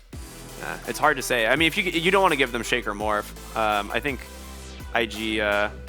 Might try and take the morph themselves. Well, they did that the game before, and then it ended up just completely falling apart. And so they went to, okay, well, we're not going to do that again. They ended up giving up morph, even though we all talked about that would be like one of the most contested picks in the series, given EHOME's performance on it earlier, and then how much Fly likes playing it. So, I mean, contested again, yeah, sure, probably. Yeah, no, I don't know. It will definitely be the hotly contested hero, even though it's got like a 0% win rate in the series. Yeah, it's like hasn't won yet. But I mean, you know, it's I don't know. Shiro had a good game when at some points, and then in the late game, I think he did get a little bit carried away, perhaps in some of those fights. Double wave forming in for a kill into a Medusa. Not the easiest thing in the world to pull off, right? So that's what's so interesting too, because these fights right here, he's targeting perfectly. He's ignoring the Medusa, he's ignoring the Queen of Pain, he's just sniping these supports on the backside, like making sure Ollie can't do anything. But in this final fight here, like they get the Medusa, and then he goes on to the Medusa, and then it just completely backfires. Killing the Medusa that second time there, that's your win condition, right? You can kind of tunnel vision in on that one. You think, oh, if I can just get her a little bit low, if I can take her out here, the game is done. But they just have to ignore her and kill the other heroes. Yeah, you make that mistake, and if you don't manage to bring her down, well, your game was lost there. So like he has Fissure right here. If they just go on the back line, it's a completely different fight, but he goes in with no exit plan. It's hard gapping that distance. It's pretty far away, and flies between them. But I mean, IG definitely pulled things together here in these final fights. Like the calming down, I think, is what it was. You were right. Like there was a little bit of spice between these teams, and I think earlier on in game 2, IG was trying to prove something, and I guess it kind of maybe pulled in the strings, pulled in the reins a little bit to guarantee the win here. MVPs before it comes up on screen. It's got to be Emo. It has to be Emo on his puck. There's no way. Right? Like, he literally salvaged this game, I think. Like, he found a lot of important kills. Emo. Yeah. Fire in his veins, like I was talking. It's too easy, though, isn't it? Say Emo. And it is. Very easy when you're as good as Emo. Yeah, I mean, look at the score. 12, 2, and 13. Like, his itemization is perfect. He got a really early Aeon disc. He just made sure that he didn't die this game, right? And he was always hunting. I mean, those Aeon discs were a great item build, though, wasn't it? Like, they had that on both the Puck and the Death Prophet. Yeah. It made it super difficult to jump on these heroes and blow them up. And the whole thing we were talking about, the Shaker stun from Smoke, from Fog, and then jumping in to follow up as well. Just that whole concept is just thrown out the window. Yeah, chaining him down or being able to get that Fiend's grip off him, the disc, all of a sudden stops that, so he's going to be able to do whatever he wants. And I did like him more on this hero than the OD. You know, you have more options if you start falling behind. It's a very mechanical hero. Obviously, Emo is amazing on them, and you know, if you find yourself in an off position, you can start cutting creep waves and whatnot. So, makes sense that he's MVP. Makes sense that they picked a hero like Puck for him, and I think they should go for something like that again, if not a Spirit hero. And not OD. And not OD. Hate that hero. Definitely not OD. One thing which is very interesting, by the way, about this matchup as well, we talked about how they both play a lot of Morphling. When it comes to competitive games, they both now have, after this game, they both have 100 games exactly on the Morphling. That's really Both cool. players? Yeah, both the carry players. So both went from Fly, 99 to 100 here. Yep. Man, how do you find this? You have so much power with that thing. Yeah, I mean, it's the power of the stats, you know, they don't lie, and they infuse into your brain after you keep going for a while, you know, you get a second sense, you know. You seemed very weak without that, though. Oh, yeah, It's the source of your I'm power. terrible at my job without it. Yeah. This is basically everything, yeah. Yeah. But, no, sometimes I'm just sitting around and I go, someone's hitting a new record. So it's just it there. Absolutely. All right, game 3. What are we expecting? You know, any change up now from EHOME now they've been beaten down? Do they want to take it back to how they did things in the first game, or is it time to bring out something new? I actually don't think their drafts were bad. I did favor EHOME going into game 2. I thought that they had an easier to execute draft than game 1. Game 1, I think, was more of a fault of IG than EHOME. And in game 2 here, it's weird because like both drafts, I think that EHOME had. Game 2, I thought, was for sure a stronger draft, and they don't manage to pull this one in. So I don't think their draft is the issue. I think it's going to be the execution in the game that they just have to pull together. Like Black was saying, the shot calling in game is going to be big. I mean, this game did, though. The problem with this game was that their laning phase was pretty rough. And then, like, the early mid, you know, they just pull ahead so far on the side of on the side of IG that they didn't really get a shot to try and, you know, utilize the heroes they had because they were so far behind. So do you think, like, something needs to change in the early game or the laning phase? I don't know. Like maybe the It's hard to say. weak laner? I do think that it's like actually don't. Shaker's a weak laner, but Planet played an amazing game. Yeah, he did. So all right, it's hard definitely. to say that that's something that needs to be changed here, right? I do think it's partially a skill issue. I think the players on IG are absolutely amazing, but you know they clutched out game 1, and they're obviously capable of winning here. I think maybe they go back for the strategies that they were doing in game 1, or maybe they pull out some pocket strat. If you're going to do it, we're probably at the end of the patch. This is an incredibly important series against a strong team. You're up 1 game in the DPC already. Pull your pocket strat now. I don't know, man. Well, the Shaker, one of the things that made it stronger in lane has been the Visage. It's what they've paired it with before, and it works really well. So it turns the hero from being a little bit of a weaker laner to pretty solid. All right, well, the draft is now on the horizon as this series sails into the sunset. And of course, that means we have to bring in the drafting wizard, and his name is Lizard. We're starting with rhymes now, are we? Yeah, is it too early in the event to start doing that, You're going to have to start busting out the poems by the end? Yeah, you guys have made some really nice points, some magic there on the panel. I'm hearing with the Shaker and Visage on the offlane. Taught me everything I know, Draft Master. I literally copied everything you said in the green room. That's why he said sounds so smart. Yes. It's not me. It's Lizard. So He's been recording it. He just like says it back exactly as you Just said play it. it back. Yeah. yeah. Sure. All right, let's have a look at the draft, see what heroes we're going to be playing with for game number 3, the deciding matchup between IG and EHOME. Let's go. Same draft. All right. Back to you, draft master. Production, just play it back from last game, all right? Ricky, hype this up. What do you mean? I mean, I honestly feel like EHOME had the better draft here in this last game. Like the Morphling into Shaker, or the Morphling into Spirit Breaker is so sick for the Morphling, and it took him a while before we really start to shine. Started charging around. Yeah, and I was kind of surprised on that. But when it happened, right, the defense in mid tier 3 on the high ground, they just wiped IG off the map. So I don't feel like this is a bad opener for EHOME, but it's definitely comfort for IG. Pretty much the same bans happening as well, right? Shadow Demon on one side, Ancient Apparition on the other, just protecting their bases. And, Who'd they leave in to ban the Quap? Weaver. Was it Weaver? Weaver's still in now. No, I'm saying, but like last game they had the Nyx and Nyx +1, but I don't remember who it was. Draftmaster told me we don't talk about bans. Yeah, that's fine. Yeah, I'll talk about the bans. My was bad. it OD perhaps? Because It was he OD, picked- you are he was right. picked in first game Yeah, and yeah, left through in the second one. And now that you mentioned it, Weaver is still in the pool. That's the respect ban right there. There it is. They ban out the planet Earthshaker. You knew have this would to. happen. You have to. You have Morph. They'll go for the Visage lane again if they don't. Like you talked about this at the end of last draft, how this is like the exact same thing that they ran. They ran the Morph, Shaker, Bane, Yep. Visage +1, different mid laner, right, with the Queen of Pain. Yeah, but they ran that exact same lineup and they crushed with it previously. Yeah, but they played also versus Phoenix, right? And Yeah. They can't be really considered on the same level like IG. And sometimes you have to feel out the draft versus different skill levels of opponents. What works versus LBZS does not necessarily have to work versus IG. That's also a problem when it comes to drafting. Sometimes you feel like, yeah, this draft is so sick, I'm so good, like I figured everything out. And then you play versus someone that's much better than you, and you're like, all right, is the draft good or were we just better earlier? Good question. Yeah. Do you want to know something interesting about the Morphling and Spirit Breaker matchup, though?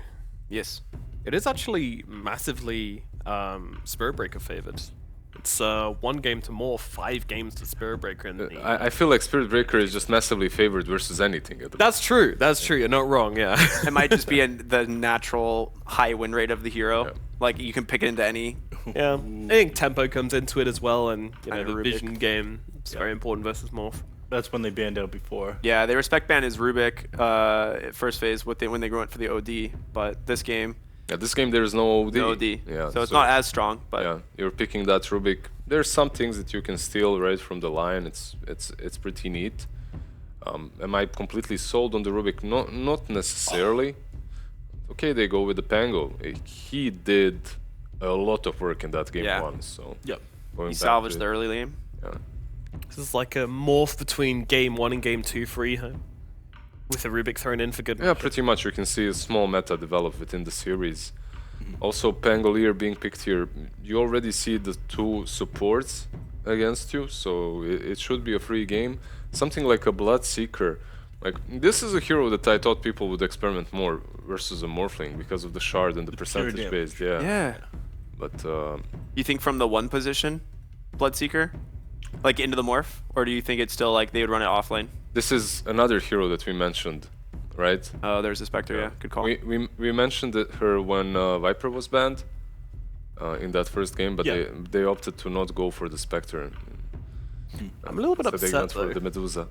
Do you remember last time I watched IG play and they had like those curtains open? There was just like that beautiful cityscape behind them. That was so They've nice. got it closed this time. Yeah, around. because it was nighttime. Do you reckon there's like an amazing sunset and they're just like being true gamers? They're like, oh my eyes, close the window. When would you play with looking into The sunset? The sun, like.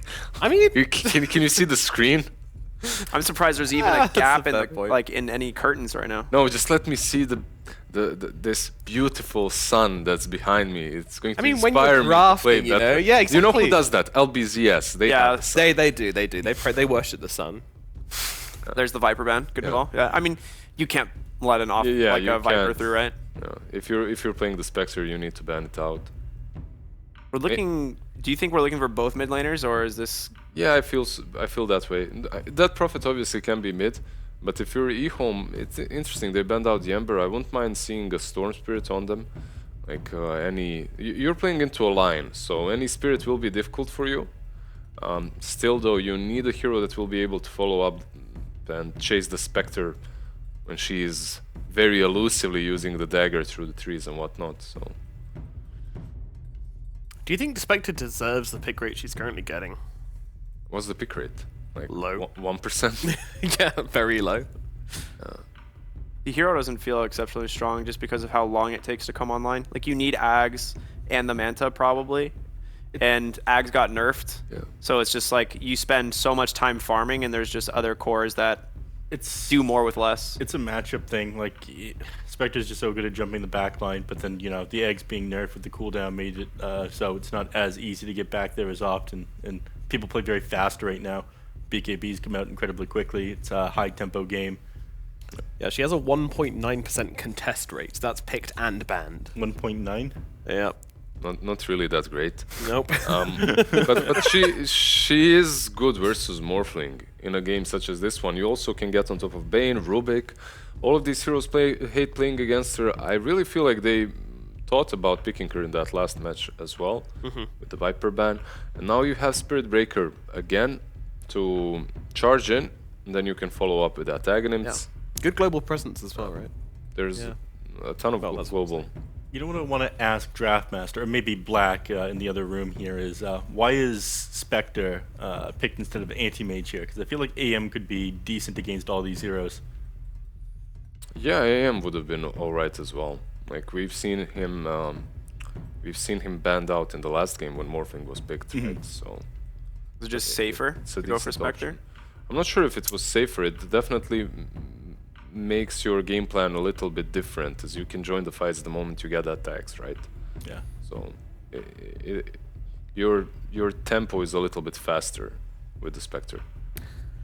It's time for the Tidehunter to come out for EHOME, and that'll be their final pickup in this game, securing them a bit of team fighting and some very strong laning. So who's mid here? Is it Pango? Is it Morphling? I think it's Pango. Pango mid? So my next question is, can you rotate the Death Prophet mid and go for Doom here? You could put the DP into the Tide lane as well. Like, there's Yeah. a lot of flexibility. Oh, yeah, and just coming. take Doom mid almost? Yeah. There's a lot of flexibility coming from IG and how they can lane this. It's completely on them to decide. I feel like a playmaking mid laner would still be pretty damn neat for them. I'm not sure. Is it necessary, though, playmaking mid hero? Because you've got lots of ways to jump already. I mean, that would give you, like, that non-stop. That's true. That's a fair point, yeah. They have Spirit Breaker line with the Blink Dagger eventually. They do have ways of going in. Dude, Tidehunter and a Spectre is such a rough Spectre lane. A Spirit Vessel carrier, maybe, against this Morphling? I'm not sure what, like, the perfect hero... Like, the draft is solid on IG, but I'm not sure what the perfect hero to round this one out is. Yeah, when you look at the spirits, there's only one remaining. That's the Void Spirit, so... all these flashy heroes from the mid lane Puck, Queen of Pain, banned out, Storm, Ember as well. Give me Doombringer. I want it. Do they have enough frontline? I mean, Spectre and Spirit Breaker both serve that purpose. No, after the last game, it feels solid enough. Yeah. Kunkka?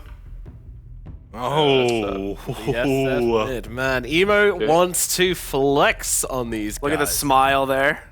Yeah, he's here for it. He is here for it. Okay, Shadow Fiend will be the final pickup for IG.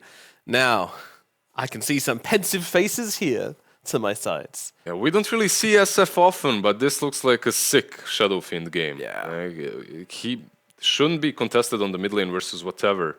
Like, he can win any single one of these matchups, and he's playing into a Morphling. It looks like a really solid SF game.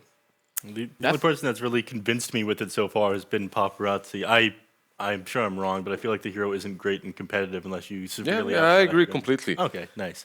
Thank you, Draftmaster. That's my feelings on this draft then. All right. Yeah, I do think you're going to have a pretty great lane mid as the Shadow Fiend, and I'm curious what build he decides to go for, but either way... But you're still going with EHOME, right? Because it's your boys.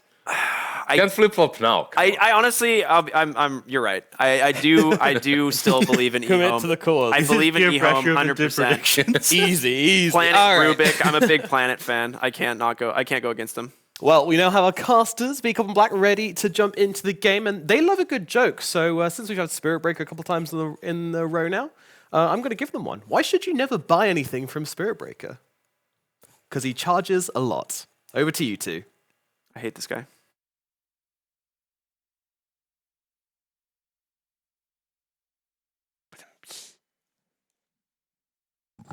He should stick to being a host. Comedy, it's just not there. I just don't. I don't see it. But what you did see was that SF pick. I don't know if you guys could hear it in the background of the panel. Black very hyped up as he called that SF pick. What, second pick? You were just like, he's gonna go SF. It was something crazy like that. They call me Nostradamus. Yeah. Dominicanos. Okay. But yeah, that joke was pretty lame. Yeah, I'd give it a Hey, B-Cup, 2. what kind of shoes do ninjas wear? Sneakers. I've heard this one. It's sneakers. Oh my gosh. What concert costs only 45 cents, B-Cup? I have no idea. 50 cents feed Nickelback. Featuring Nickelback, dude. It's so lame, dude. I got so many of them. Okay. I've got no good jokes like that. I don't know. Just get us into the game, please. Please. Yeah, there we go. Thank you. You so much. Appreciate it. Okay, so Oh it is, my gosh. in fact, not going to be Limit Rubik. No. Unfortunately. That was not my guess. Nobody heard that. It would have been so hyped, though. I would Dude, love mid. if you were Rubik and you actually stole a race of SF and you got all 3 races, that would be insane. Like, I would have definitely done mid Rubik to run around and just kill everyone. You only get one, though, right? Yeah, you only get one. But You think that would be a buff if they just gave him... I mean, it's a buff, but... we need 2 additional hotkeys, though. Oh, my God. There would be a lot of hotkeys. Yeah. But yeah, like, the way this game, I see it, it should be pretty... Like, mid lane is so free. Against Pangolier, like, you literally just raise him twice and he can't come close anymore. Shouldn't be able to lane. Something similar to game 1 should really happen in the mid lane. The battle begins. Pango mid? Yeah. Against SF is so rough. We've seen Zhao 8 play Pango mid, and we remember how that went. Yeah. It felt like he was sacking his lane. Though he did always like come out of the laning phase behind, And he then did have made a like comeback, some major yeah. impact. I mean, he played all of those heroes mid lane, though. He played at mid SB, lost his lane super hard, just started roaming around, killing heroes. Yeah. So, like, he definitely was a very... He would probably special switch to the mid laner. shot caller, though. Yeah. When he was playing, he was probably making all the calls, I would Yeah. assume. Oh, gosh. oh, gosh. Yeah, this is where it starts, man. Yeah, that is not fun to deal with.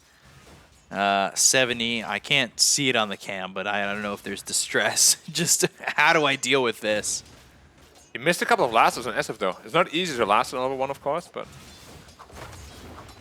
Maybe he's a little bit too focused on getting those raises. Do you think there's a lot of pressure because everyone's going to compare to Paparazzi SF now? I don't know if everybody is. There's certainly that mindset as, yeah, 70 taking a lot of damage. I think maybe the mindset just comes from people who like saw the Division 2 and saw Paparazzi play. But Paparazzi, I feel like that comparison doesn't happen as much because he was playing safe lane. But I think once he gets into the Div 1 next season, he's going to play a lot of SF. Do you think if Emo makes a mistake this game, like, they'll just be like, just play Paparazzi? Maybe. Certainly possible. Nah, they would never do that. Who would ever do that? I don't know. You brought it up. So obviously you know. Oh, you should too? True say. How do you feel about this Spirit Breaker Death Prophet lane? It's a lane. Not the best lane, certainly, but I mean, they really like the 4 Spirit Breaker. Honestly, I thought they were going to put Lion as 4 and a 5 Spirit Breaker. I like Lion 4. Yeah, I think it just has so much more impact than a 5. Like, you get this Blink Dagger much faster. You have potential to actually solo kill that Morphling too because he's going to be all agi for a long time. We've seen a lot of impact from these Lions as well. Just the instant Earth Spike into the finger at the same time, like having that insta-hex. Yeah. Just the impact feels there, and when you do get that Blink Dagger, which of course we've seen in the past as well, having it at a quicker timing just feels so much better. Yeah, it's. I mean, the lane makes a lot of sense though. Like DP, you know, you always like to have a beefy guy in front just so you can lane comfortably. Oh, in that regard, it makes no sense. It's just like Spectre and Lion is a pretty weak lane. Like Tidehunter should be absolutely free up here. And it looks like, for the most part, he is. And you can see Planet not exactly sapping that much experience from Zeal. He's already level 3 on this Tide, so Yeah. just But- got to pay attention to what this Tide gets. Don't look at the mid CS, by the way. He might have fought in CS, but it's a lot of small camps. Okay. So obviously he's not as, you know, Farmed. farmed. Yeah. Denies This lane or- literally is just impossible. Like you see, he's like full-time jungle already. Yeah. I don't know what to do even. Like he might come back to the lane to like W1 creep, but then he gets like triple raised and he's back to the jungle again. He's just hoping to get level 6 pretty quickly. Yeah, I mean he's not too far off, luckily. Oh, there's one. He's only got short and mid now. Shield Oy. crashing in. That definitely makes you vulnerable to getting hit by them. Well, he's healing himself Force up, the salve, yeah. but he has 2 mangoes on SF still. Ooh, nice. 2 CS. Anything you can get out of this lane is better than what it feels like you are getting. And yeah, shield crashes into Emo, doing a decent chunk of damage. Not a lot of mana here for Emo to maybe turn that around and get a couple of raises out. Zeal coming over. They look over at Ollie. Fly also behind him. Have to say though, like once Pango is 6, the SF could potentially be a pretty easy kill. If he's getting caught out of position. Oh, even a Spirit Breaker now annoying him too. 70, just not having fun. They were hoping for 17% to hit, but their numbers are never lucky. Oh. Nice, gonna be fine with the Ring of Health. Going for Lincolns once more. Okay, 70, yeah, should be no problem. Forcing him completely out of the lane. And that's what they wanted by bringing Frisk over, right? Yeah. Now Emo just gets a free time. Oof.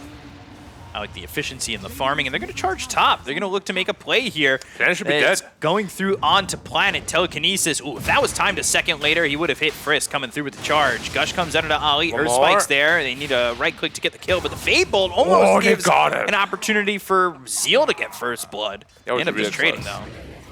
Yeah, like if Zeal gets that first, but it's actually not worth it at all, the rotation.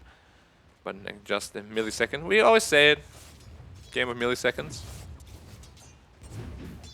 What's below milli? Nano? Nanoseconds? What's below that? You're asking the wrong person.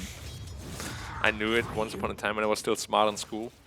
Now I'm a Dota player. Oh, Emo's taking so much damage! Oh, telekinesis! The Requiem! Oh, only in death. Almost everything they needed. They got the Nightmare out onto Frisk. Ollie on the run now. And all of a sudden, EHOME getting 2 kills in this mid lane. And that has happened throughout this series multiple times where IG feel comfortable, confident, and throw it all away. If that ult goes off, though, they're all dead. Yes. Like, literally all dead. It was so close. Like, EHOME was probably like... Nanoseconds away. Probably milliseconds. You but think, also, they were all like holding their breath, like as soon as like, they're like, ah! You think they're spamming the right click, just hoping he dies? Yeah, then you cancel your attack by accident because of that, and That's this guy. you're not the only guy that we have here that would do that. Everybody in the green room wondering who you're talking about. Lizard knows who I'm talking about. So, Tide leading the net worth. You said this lane was going to be pretty open for Zeal. He did get that kill earlier, and you know he is farming Who is net worth? at a decent chunk, almost about 3K net worth. And the thing is, he has a hood now, and all that damage is magic. Like the only hero that can really threaten him right now, I'd say, is probably the DP with Exorcism. But yeah, like this Tidehunter looks to be very free, and we've seen what a free Tidehunter can do. Like you just start tanking up like mad. Team for control. Oh, he got him off. They were looking to line up this Exorcism, Shiro, Waveform, Adaptive Strike, stunning up JT on the run. They're going to bring the Bane over. Shiro, He's dead. Crash, Crypt Swarm coming in, Shield Crash, Swashbuckle, and they get the kill on a Frisk. They end up trading. Earth Spike, there's the Hex coming out from Ollie. ZZQ on the run, and they do lose Shiro, but they end up getting a kill on a Frisk. Not exactly worth it 1-to-1, Ravage. but there's the Ravage into kill on a Fly. That'll make it worth it. Middle tower is under attack. Yeah, free Zeal lane. having a great lane. Good job by Rubik to come over. Planet making his presence felt. It's going to be really hard for them to stop this Tidehunter. They've got to get a kill on him eventually before he goes completely out of control. We've seen Tides do that. Yeah. And we like this Axe on Tide. I love that Axe. I Until the refresher. love it. Oh, before he was bottom, ZZQ was gone. Bye-bye. A 5 giving up his life, unheard of. Radiant's bottom tower is under Oh, he actually almost died into the tower. One more hit, he would have been dead. top tower is under attack. But Shiro doing the right thing, TPing to the off lane, getting the tower. Now this whole top lane belongs to him. Dire's top tower has fallen. You doing those sound effects reminds me of Tower is under been scrolling through some like TikTok recently, and there's this person on TikTok, like Dota's really popular over here on TikTok, and it's just them doing the sound effects for everything with their voice, and it's hilarious. It sounds like something I should do. Yeah, you do well. You'd get the views. Wait, Dota's popular on TikTok? Here it is, not in the U.S. You mean in Ukraine or what? No. Okay. Maybe it's my new career. I should move here. TikTok videos. Potentially. 5-3, a little bit of a net worth lead for EHOME. The next big move should be when Ravage is up cooldown. Like Ravage plus Rolling Thunder. Very strong. He's actually going for the Magic SF with that Staff of Wizardry. That's not why I said pick SF. No, you can't do that. That is literally illegal. Like if he goes Magic SF, they'll lose. Like I'm calling it right now. I have not seen a Magic SF win like ever. Ever? Ever. Ever. Because nobody built it. EHOME smoking up his 3. This trio trying to find someone, and their eyes might be set on Emo. If given the proper opportunity, Rolling Thunder going all the way around, looking for Bye-bye, Emo, Emo. and they have gotten this SF. Shiro getting credit for that kill. And this is exactly why you need that fast BKB, because without it, they have Ravage, they have Rolling Thunder, what do? He's actually going for Yules. Very, very interesting. And EHOME once again taking it to IG. Yeah, and putting the pressure on again. Yeah, they have Ravage now up as well. No Rolling Thunder though, so they're not as strong. But yeah, I just really, like, I didn't think EHOME was going to be a team that's going to give IG a lot of problems, you know? I think a lot of people weren't really sure what exactly EHOME were going to bring to the table overall, right? Because this is a team that is the old the old Phoenix, right? Minus their offlaner of Molasses and now going to Zeal. So I think there was a lot of questions up in the air. So EHOME now, they had a good first series, and now this series, I think win or lose looks decent for them, but the win certainly secures them, I would say, top 6. Yeah, if they win this, like, relegation is almost out of the cards. Which would be in itself massive already. Because you are going to play against all those big teams afterwards, where you will, no doubt, get a lot of experience. Planet. No Out of the way. Exorcism, but JT's kind of far. Hey, They've Emo, also you're out of found position! Emo! Uh-oh! They're going to look to get the kill, Rolling Thunder, and they blow up Emo. Shiro, Spirit Siphon, ZZQ holding the the big feet. Ravage! Ravage on a 3. Ollie down. Out See you there. later, JT. Down goes Frisk. 4 heroes dead on the side of IG. EHOME Dire's middle creeping in that win probability. tower. Radiant Yeah. structures are fortified. Like, although I did call for the SF, I also said I don't think Emo is like an SF sort of player. Like, it doesn't strike me as one, you know? And like he just looks pretty unfamiliar with the hero. Like, Dire's middle tower has fallen. he plays it like he's He like a was spirit, gonna you look know? to throw the Requiem over there too, and he never did. Yeah, but it's because like he was completely out of position. Yeah, and then he got telekinesis. Then Like the way he plays this is like he's playing a Puck or a spirit hero. Like SF is not a mobile mid hero. You gotta play him completely differently, come from different angles. right, and EHOME kind of baited them in because that was making it so easy. Wait, they to own him grab them. again? Charge! You can't Still die one in more time here, charge. no way. Planet, telekinesis, and there's the kill on Emo once again. Fly trying to make something happen. They'll throw the finger out. Still looking to get 70, but the swashbuckle, the shield crash. He's so Fly. survivable. Firefly low, Zeal moving forward. There's the Gush looking for the anchor smash. Not going to land it. They've got themselves the Mana Drain coming up from Ollie. Rolling Thunder, 70 on the killing spree. They found themselves Frisk, but onto the high ground they go. Swashbuckle hits onto Ollie. They've got the Earth Spike, but still don't have the damage to get the kill yet. Onto 7E. Finally, JT takes him out. Zeal, ZZQ looking over at JT on the Death Prophet. Spirit Siphon, Crypt Swarm. Still, though, not enough to get the kill on Zeal, and instead, EHOME will back away. They are laying the hammer down right now, planting their flag in this third game.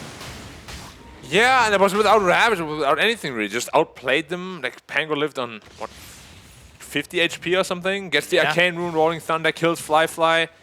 They are building up a very sizable lead here. And, yeah, he finally has his Yules, but this is the reason why nobody picks SF anymore. Like, it's so hard to really, like, make your impact felt. Like, really the only guy that can manage to do it, lately at least, is Paparazzi. With in the EU DPC as well. Right. But even there, he didn't do a whole lot at all. It's a very, very difficult hero to make work. It's not just the player that needs to play it really well. The team also needs to play around it really well. This is also the second time that Emo's had a very convincingly one-sided lane. And he dies a bunch. Not even that, but like IG as a whole have kind of given that advantage away. Yeah. And Pangoliers having so much impact with not a lane. Like, he didn't really have anything. Yeah. Another smoke up here though. They have Ravage and Rolling Thunder now. They're invading the triangle again. Well, Ollie might be the sacrificial lamb here. Yeah. Stolen Earth Spike. Level 4. Level 4 Stolen Earth Spike is so strong on Rubik. And yeah, like, I mean, we have seen it in all games, right? In game 1, 2, and 3 now. They're just so disconnected on IG. Like, so far at least, not having Kaka here, you can really feel it. But on the other side of the coin, EHOME feel very connected. Yeah, for sure. And minus Zeal, again, you know, this is a team that's they've been playing together for a while. Yeah. You can see that. And that was something that was very toted around about IG. They'd been around together for about 2 years, maybe 2 years plus, and then they take away the biggest player, I would say, and maybe that's not a universal opinion, but I thought Kaka was probably the most important player to this lineup. Yeah. I mean, you're not wrong. Especially now with how they play, it really feels like he added a lot to the team.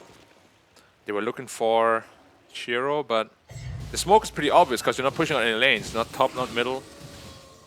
And Exorcism.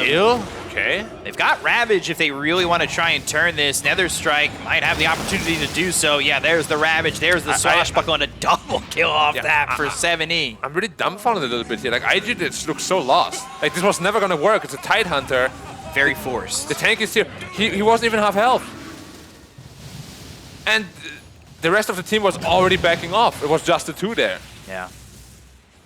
Very, very forced. IG now down 5K. Are they just going into the pit? I mean, it's a little bit risky. You don't have Ravage, but you do have Fiend's Grip. This is potentially where you could lose it if they are ready. They're not coming over. It's going to take a while. But yeah, like, they're not even looking like they know. It's a pretty decently fast Roche, so yeah. Top 3 net worth, all on EHOME. E-Blade next for the Morphling. He went Lincoln, so he's doing that Lincoln's E-Blade build. And then you've almost got the Ags here for Zeal. And Shiro with that Lincoln's, he's going to have that opportunity to Fly. Go next to the Tide.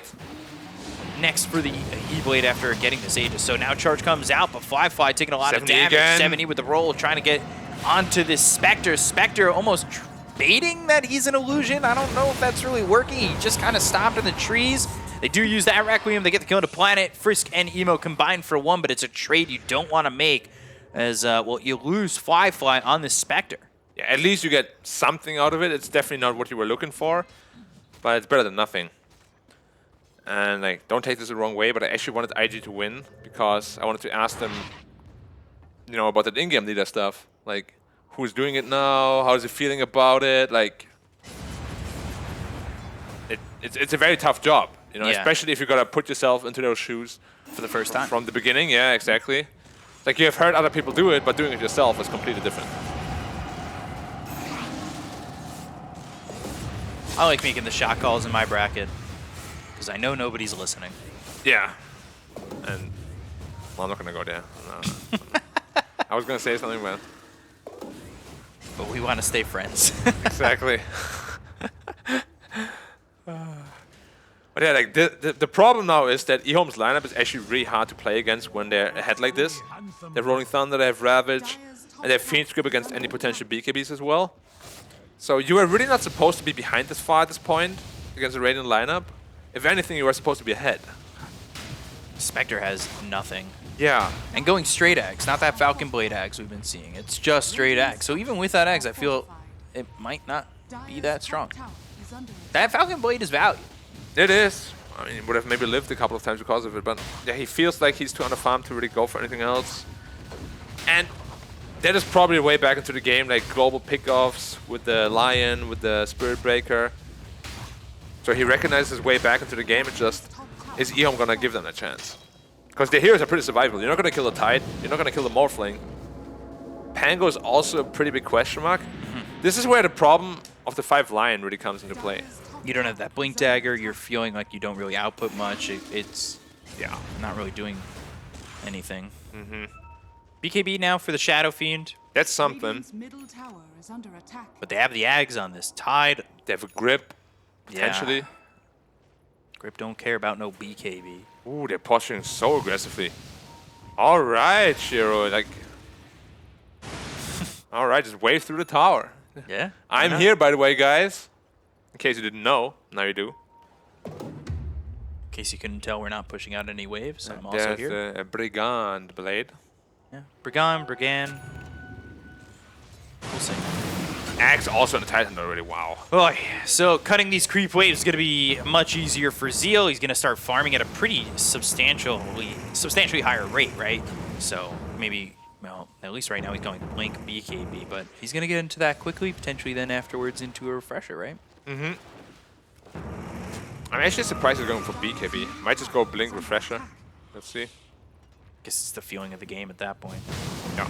Oh, wow. Whoa! He was under ward? Knowing exactly where Ollie was, but all of a sudden they lost the Aegis very quickly. BKB, Requiem, no! Fiend's Grip, it's there! ZZQ, he's gonna Fiend's Grip the entirety of it!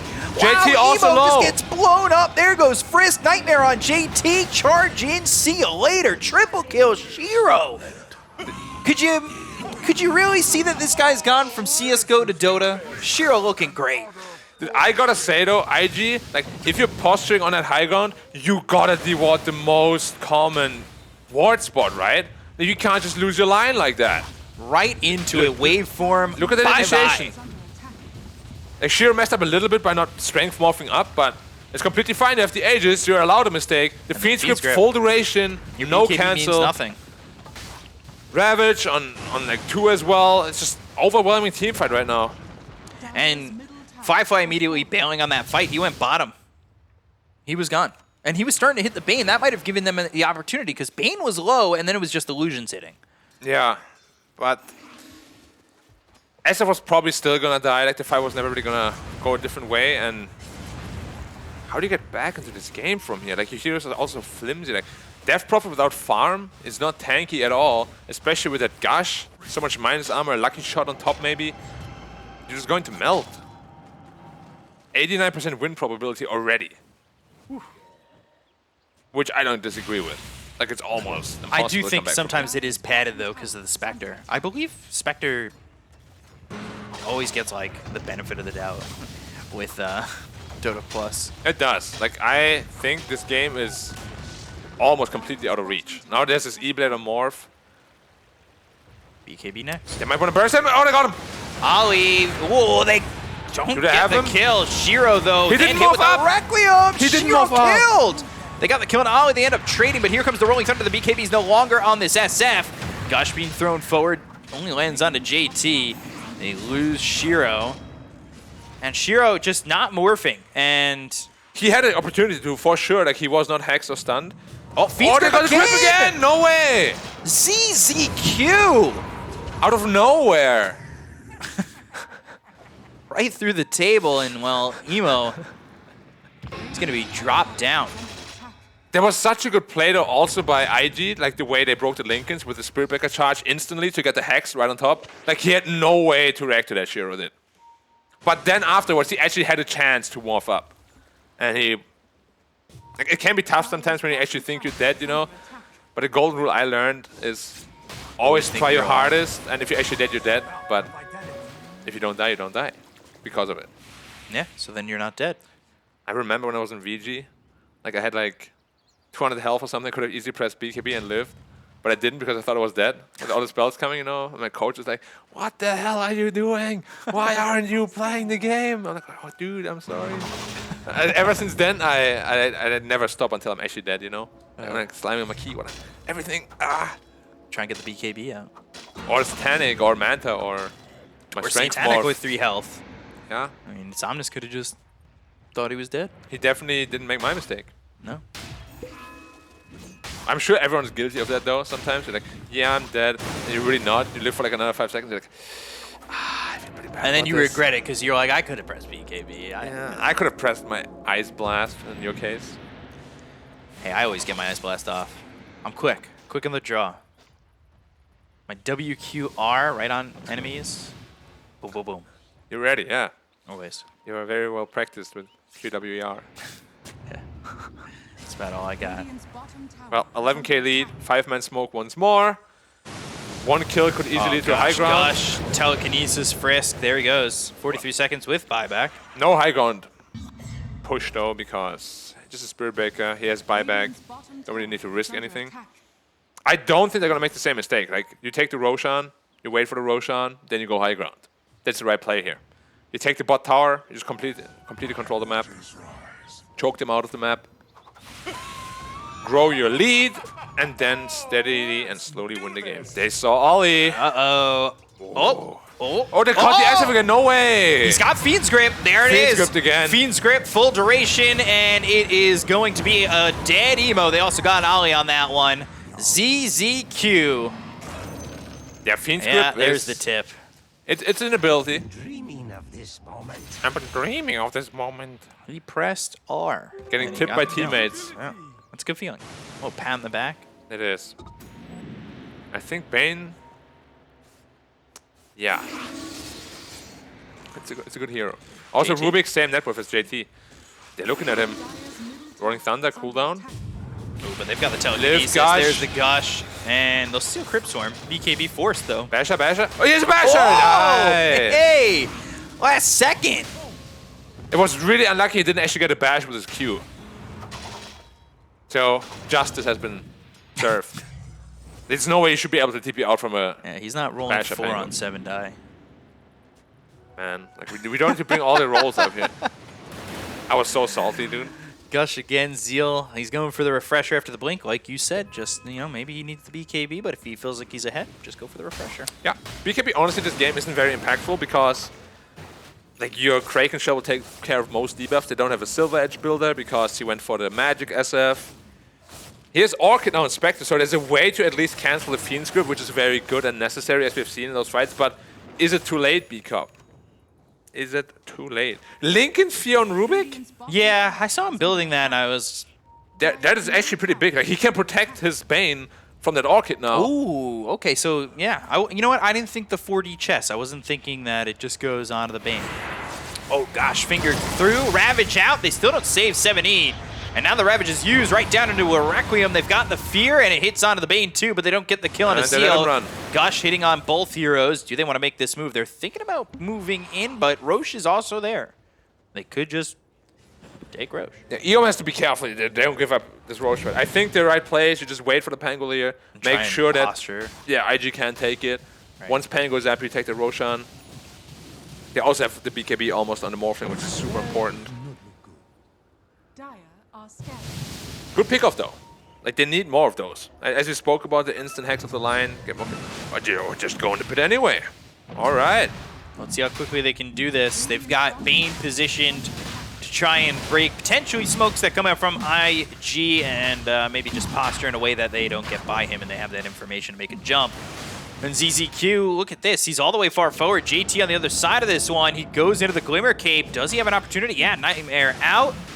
Planet, though. Oh, They've got themselves the Haunt, I believe, and, well, they're going to go after ZZQ while the Aegis gets picked up by Shiro. The right clicks through will get the kill on the ZZQ. But they've got the Aegis into the hands of this Morphling. I gotta say, it's so greedy. Like, it was 300 away from BKB, Pango was dead, and they just get a free Roshan anyways. Like, I feel like they just got away with murder there. Yeah, and they gave 7E the Shard. He finished off an Ag, so he's massive. very, massive. He's top of the net worth all of a sudden. 7E, a guy who didn't have a lane, is top of the net worth. This is crazy. Well, yeah. This is our 8 special.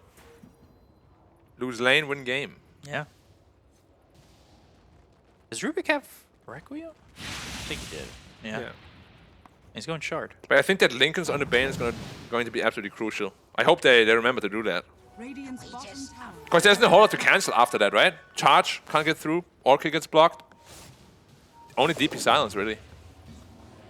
How many times I think every team for the Emo got full grip. Yeah, it seems like it at least. I think there was like one grip that wasn't exactly it, but ooh, Requiem. That was wow, from the Rubik, and it sets up the kill on a Fly. All right, Planet is a player.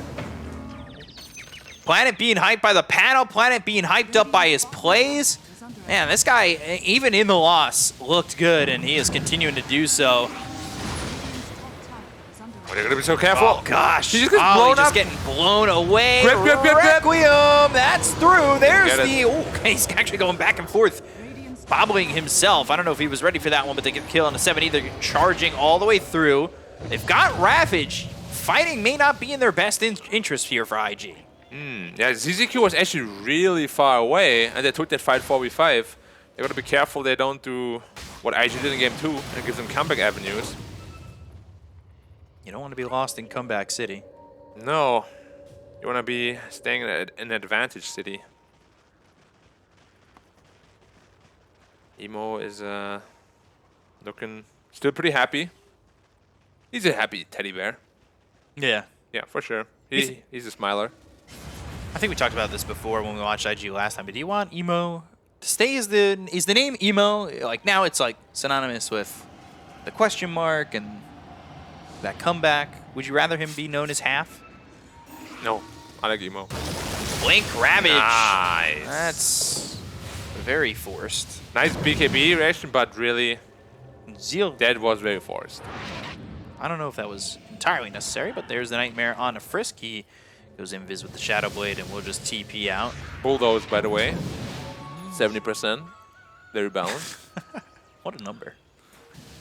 Might as well just make it 90. Just make it 100 at that point. Just not affected by anything.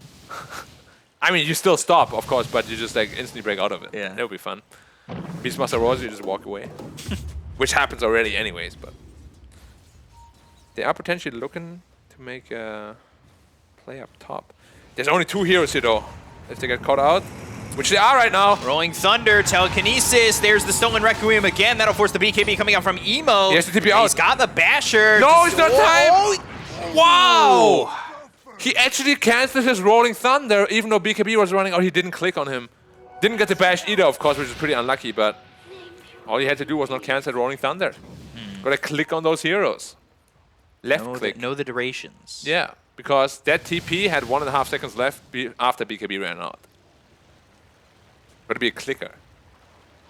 Well, the little things right now from EHOME kind of concerning me. No, I think They're still very fine. far ahead. Yeah, they're completely fine. Ow! Woo! That's half gone, and Even 75% more with the gone. gush. Never fun to lose 60% of your health like that. Silence comes out from JT, but the tier 3 tower is in danger. 14,000 net worth lead. 30-9. Telekinesis comes out. They've got the gush. They have the damage. They're getting the kill. It'll take out JT. Charge comes through. Hits on a 70 as well as ZZQ. And they've got the Nightmare. They'll have the charge. Shiro turning into Frisk. buyback for And, JT. well, now you've got a Spirit Breaker on your team for a little bit. I gotta say, like, it's really greedy what they're doing. Like, I mean IG, not EHOME. The Rex is free. They're probably just gonna back off. They don't have Ravage. Charge, I don't wanna back charge, off. Emo, blinking back, Requiem comes out, God. and Fly, just getting blown up here. Shiro has the damage. Was there Spectra? Yeah, Fly dead, Ollie gone. Swashbuckle No buyback. bashes up this Shadow Fiend, and oh man, IG on their last I can't believe that they're dying the same way over and over. Rubik, Blink, Lift, E-Blade, Adaptive Strike. That happened like 3 times in a row. After the first time, you got to be more aware of it, right? Give it more respect. Exorcism to try and force them back. Is this really what you want to go for? They do have the Ravage available on Zeal. If they can force out the BKB, they could just jump in and get the Ravage afterwards. They hit the Gush on a Frisk. Enfeeble on him. 7E rolls up, and now they're going to buy back on the Spectre. They'll go in. Ow. And trying to make the jump forward. Emo, Requiem. Bash oh no, up. there's the bash. Doesn't get the Requiem off. Looks over at CCQ and kills off the Bane, but there's the Ravage. On 4. It's on all 4 heroes, and the Gush to follow it up. See you later. Emo, Fly, and JT drop. They look for Frisk. He'll try to juke his way through the trees, but I don't even think it's going to be anything of substance or matter here for IG, as EHOME are 1 step away from taking this series over IG. Yeah, refresher up now also on the Titan. He doesn't have the mana to use it just now. But another buyback on the JT. Buyback, telekinesis, and yep, Holly killed you very are. quickly. Again, the same way. Given the 1-2 step, yeah. That's the 5th time I think it And happened. they call GG Yeah. EHOME. Nothing to play for.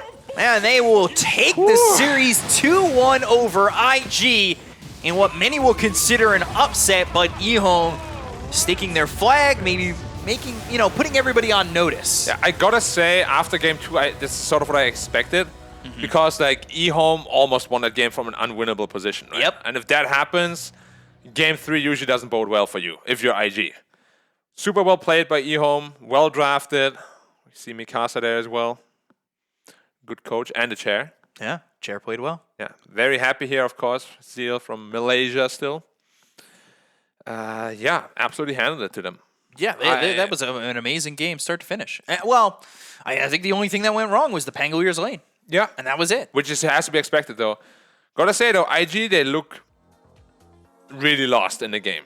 Like, Yeah. especially the way they lost just now at the barracks there, I really don't like it. Like, it's a really bad sign. It felt like they were mentally checked out. Lift, E-Blade, Adaptive Strike. 3 times, 4 times, 5 times in a row. Every time the same thing. Like, at some point, you gotta be more cautious and be like, yeah, they keep doing this. What can we do about it? Can we even do anything about it? If not, don't be in that position, right? But yeah, like, everything just was EHOME this game, Landing phase was good again from IG. After that, all EHOME. Yeah, EHOME, they end up taking the series 2-1 over IG, and it's so mind-boggling for people who have watched IG for so long. And especially after the RNG game. Yeah. They were so close. Yeah, and how successful they had been in the past. But the Huya event, now things are kind of tapering off. And I don't know what's going to be coming from IG, but I sure as hell want to hear from EHOME. And we've got the panel to break it down further, maybe an interview coming up. We'll throw it back to you guys. Take it away.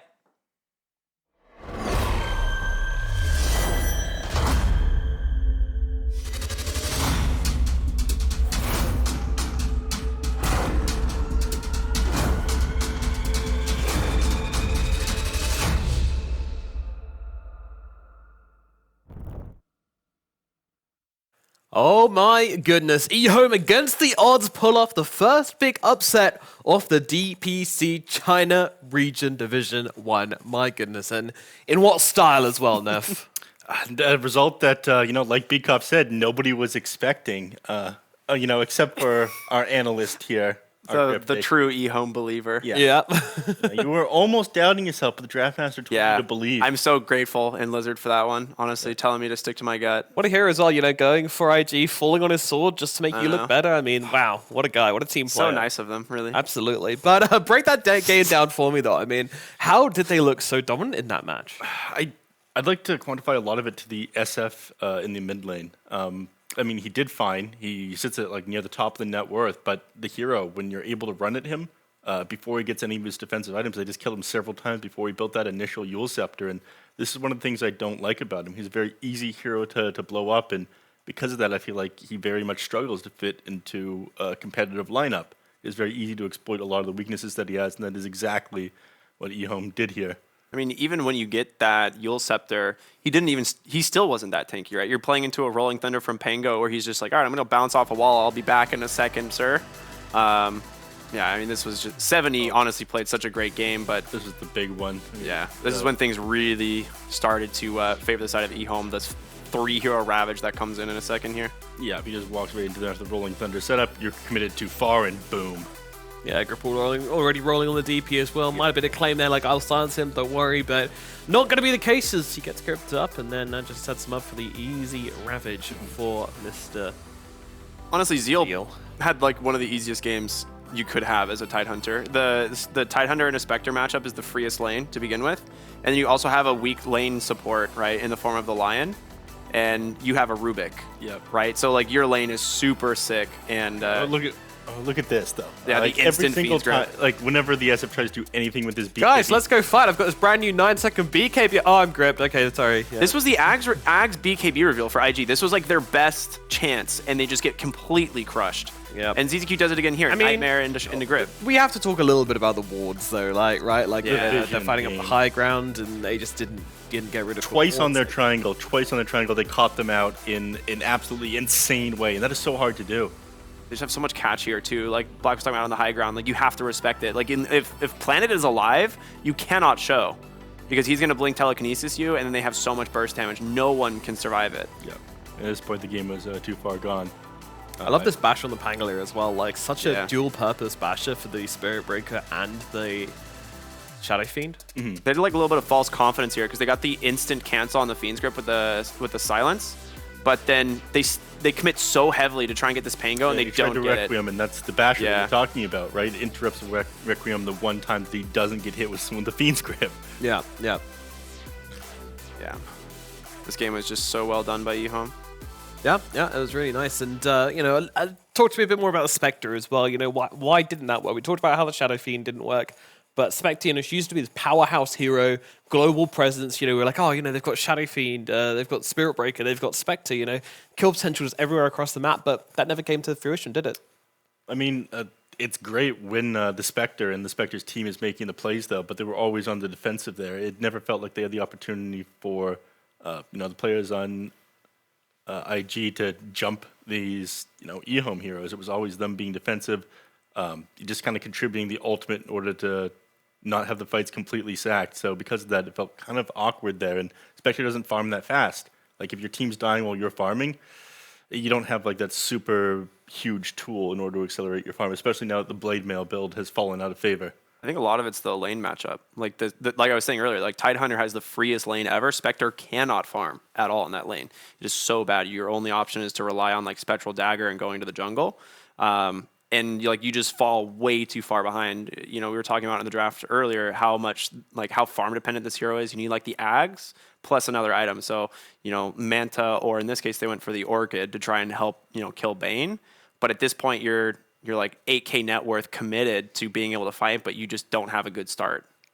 Yeah, Spectre, she does lack in the farming department, right? Like, you have to, be very careful with your dagger usages, and even if you're, like, skewering 2 camps every time, you still don't farm as fast as, say, like a Wraith King or something like that. But the counter to that is that you have that haunt to get into the big team fights. You can be elsewhere on the map, farming up, happy as a lamb, and then the moment a team fight starts going your way, or you think you can make it go your way, you just haunt in, you turn it around, or just like 1 or 2 kills or something. That gives you the XP and a little bit of extra gold you need to accelerate yourself. But if your team's not doing that, if your Shadow Fiend's way too poor to be getting kills, then you're limited so much in what you can really pull off on a Spectre. Your game is just decelerating instead of accelerating. Yeah. And they're just pulling so far ahead. And, just you saw there, they're pushing the high ground, tier 3. The Spectre's like, don't worry, I'll defend you guys. And then they literally just like throw in a E-Blade, throw in a Gush, and she's like on 33% HP. It's like, well, I guess I'll head back to Founding. You guys enjoy your barracks. Yeah, I guess I'm not farming. Yep. So poor, so sad, and a very sad game. But I mean, we do have to talk about the misplays which IG made as well, right? What mistakes do you think they made other than the draft, Neff? I'd like to quantify the majority of the draft, to be honest, but I guess just not dewarding the triangle. I mean, they needed to hold that area so badly. Whenever they were up there, they needed to move up there as a group, but several times the SF getting caught out by the initiation, but in the Fiend's Grip, I feel like the Bane was always on point for the Fission game, so that's something that I feel like they really lacked there. All right. Every single time they got something, it was instantly snatched back, right? Like the tier 2 bottom where they kill, or they find a kill, and then Shadow Fiend gets instantly Fiend's Grip from the low ground. Alrighty, well, we do now have an interview available. We're going to be able to chat to a member of EHOME, and we have the position 5 player, ZZQ, with us to talk about their game. ZZQ, what a win for you guys. Did you expect this, and do you think that EHOME, IG underestimated you? 首先恭喜你们一场非常漂亮的胜利。那你们之前自己有想过今天会赢下 IG 吗？你觉得是不是因为可能 IG 对你们有些轻敌了？我们应该训练以前也打不过他们，应该他们轻敌了。我们做的这个准备比较充足吧。Yeah, I think IG didn't play that well because we never win the scrimmage with them. So I think today we did a good preparation and they didn't perform well. Oh. And do you think you kind of got on top of them when it came to the mental game in this one? 你觉得今天的比赛里，你们是不是在心态上慢慢的就战胜了 IG？ 我们心态一直都还行，就是练了也不会特别急，就还行吧。I think we have. Yeah, I think we have pretty good team atmosphere. Even when we are trailing behind, we never feel there's a urgency to do anything. So yeah, I think we performed pretty well today. There was a great moment in game number 1 where you went for the tip and then you got a question mark back. Did that feel good, or what was your emotions during that? 第一场比赛的时候，我看到你好像是打赏了别人，然后你收获了一个问号，当时是什么样的？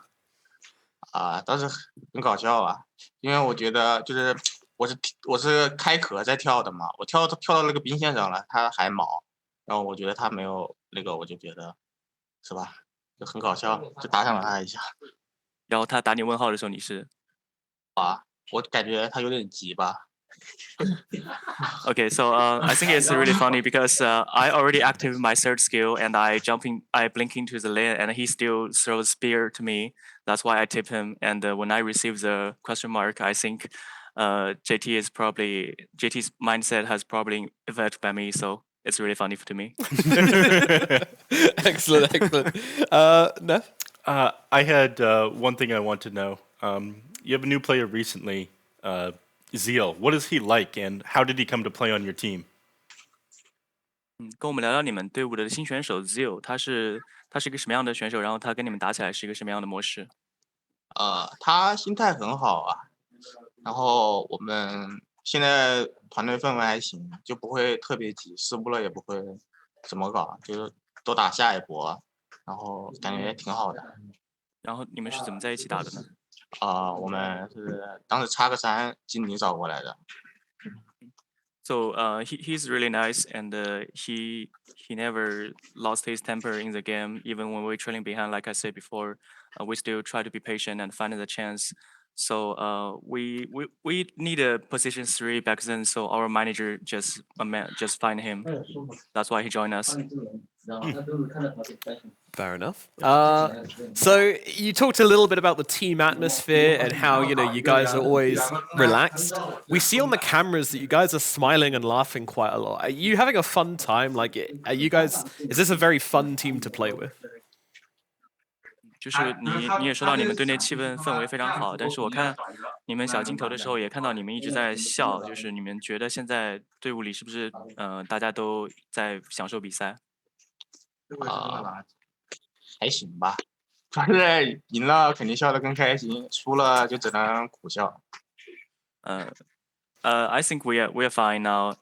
Definitely after the win, we smile very happy. But if we lost, I think it's bitter smile. So, yeah, that's it.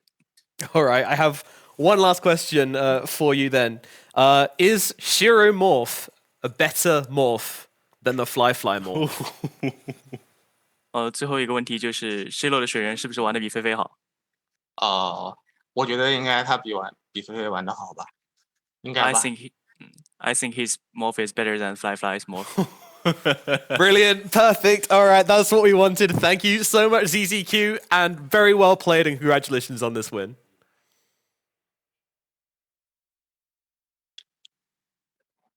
Cool. Thank you very much, ZZQ. That was great. That was great. I love that at the end there, you know, just showing support for his carry players on. No hesitation. Dangerous question, my friend. Straight in for the kill. You're treading the waters of Morphling right now, sir.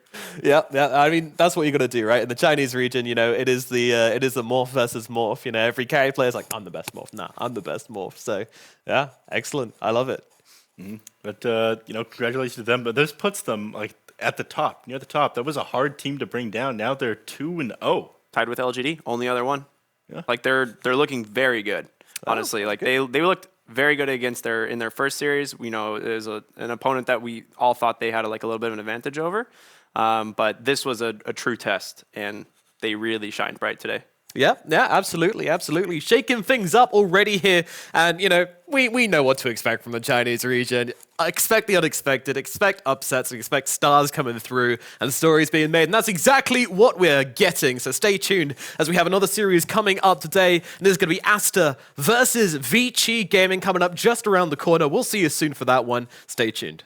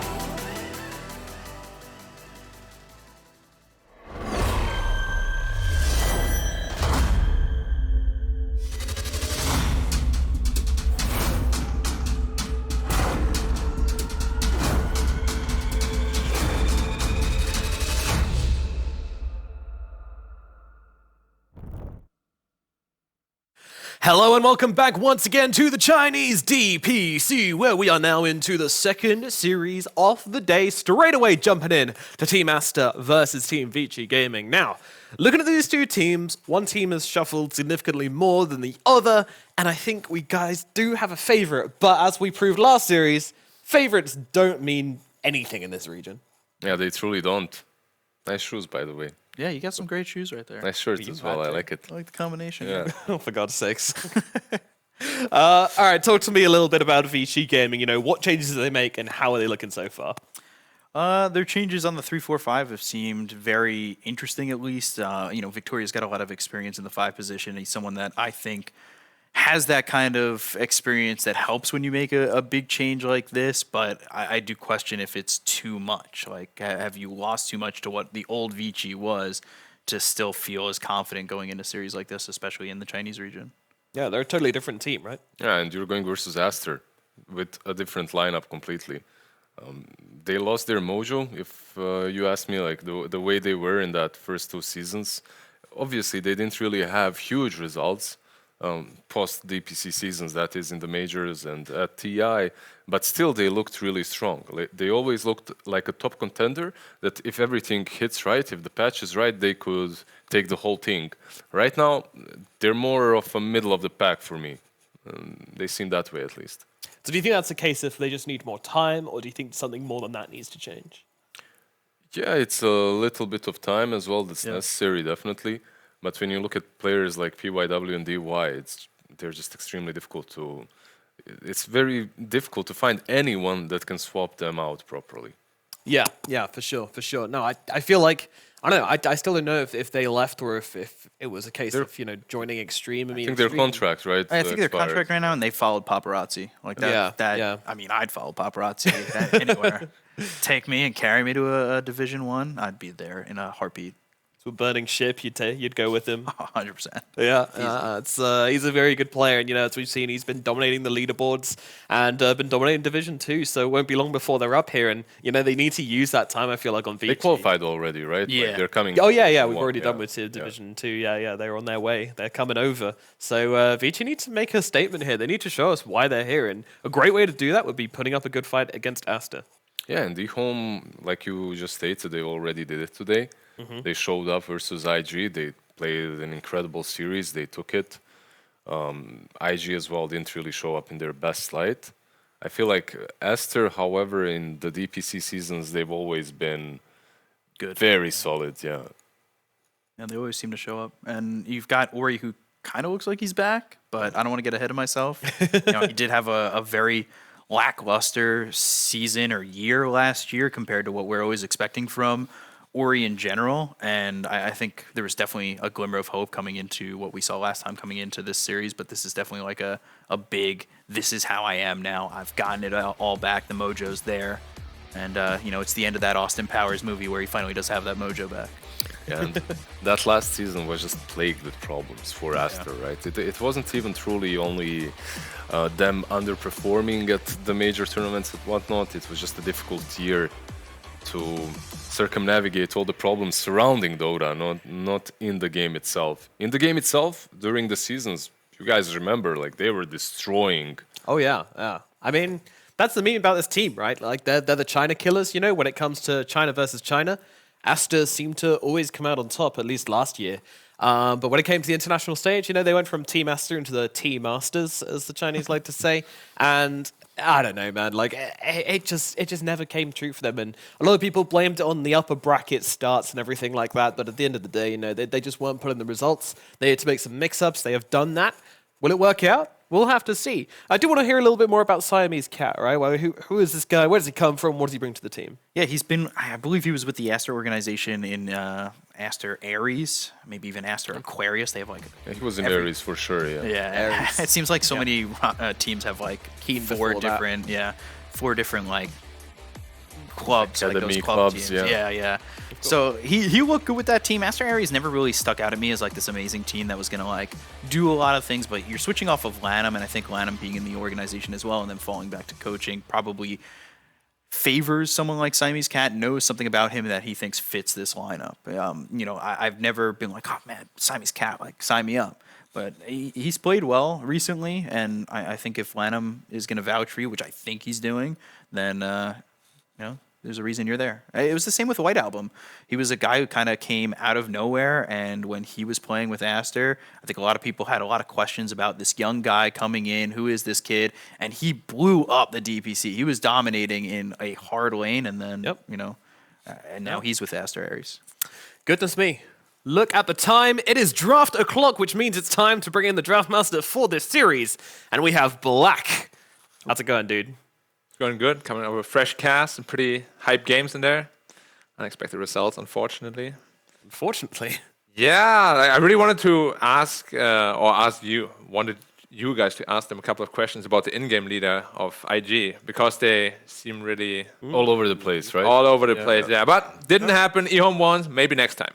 Maybe next time, indeed. I mean, I love a good upset. Let's see if it happens again as we get into the draft for game number 1 of the next series of the day. It is, of course, Aster versus It's a big yawn. That was a big opening yawn.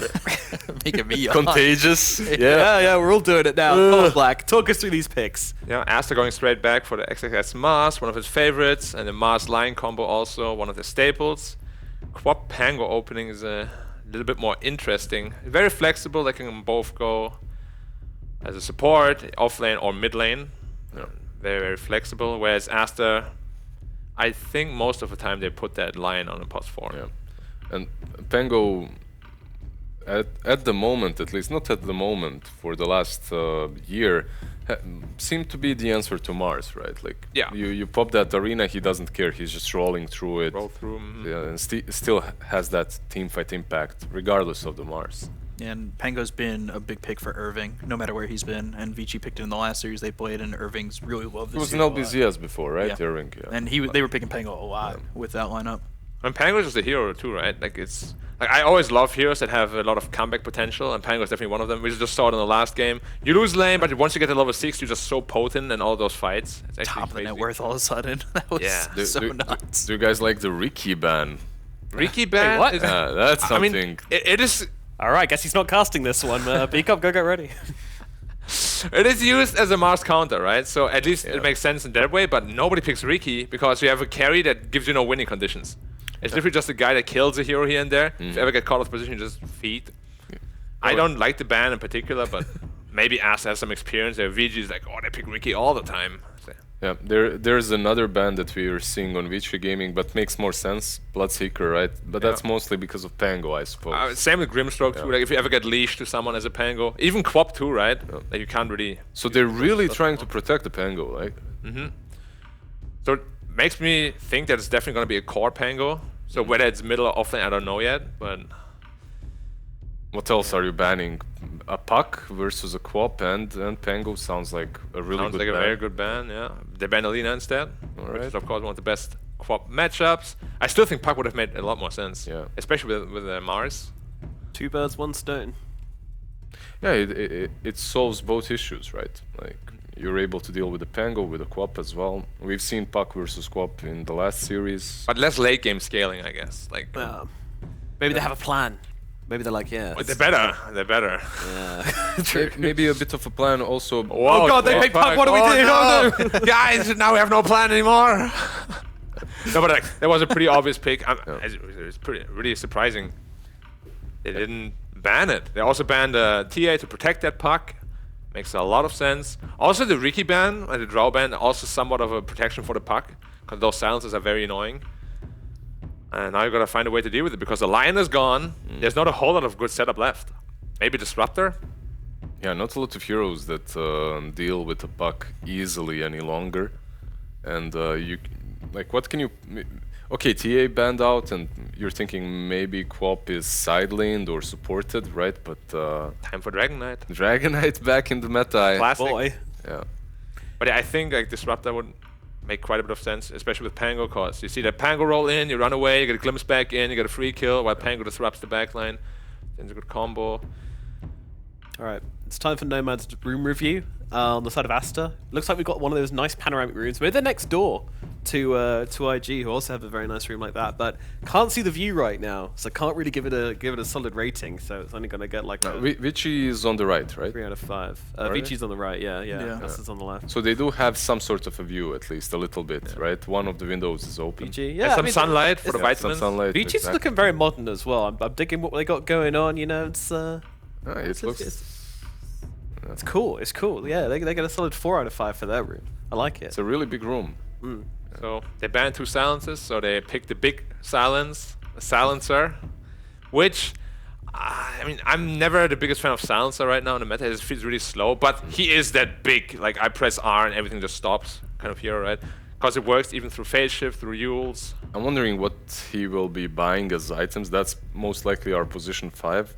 Yeah. I've seen some, like, in the last couple of months, Veil was very popular, but it fell out of favor a little And the bit. Veil into like Refresher Rush. It's so much damage. Like you, it is a ton of damage.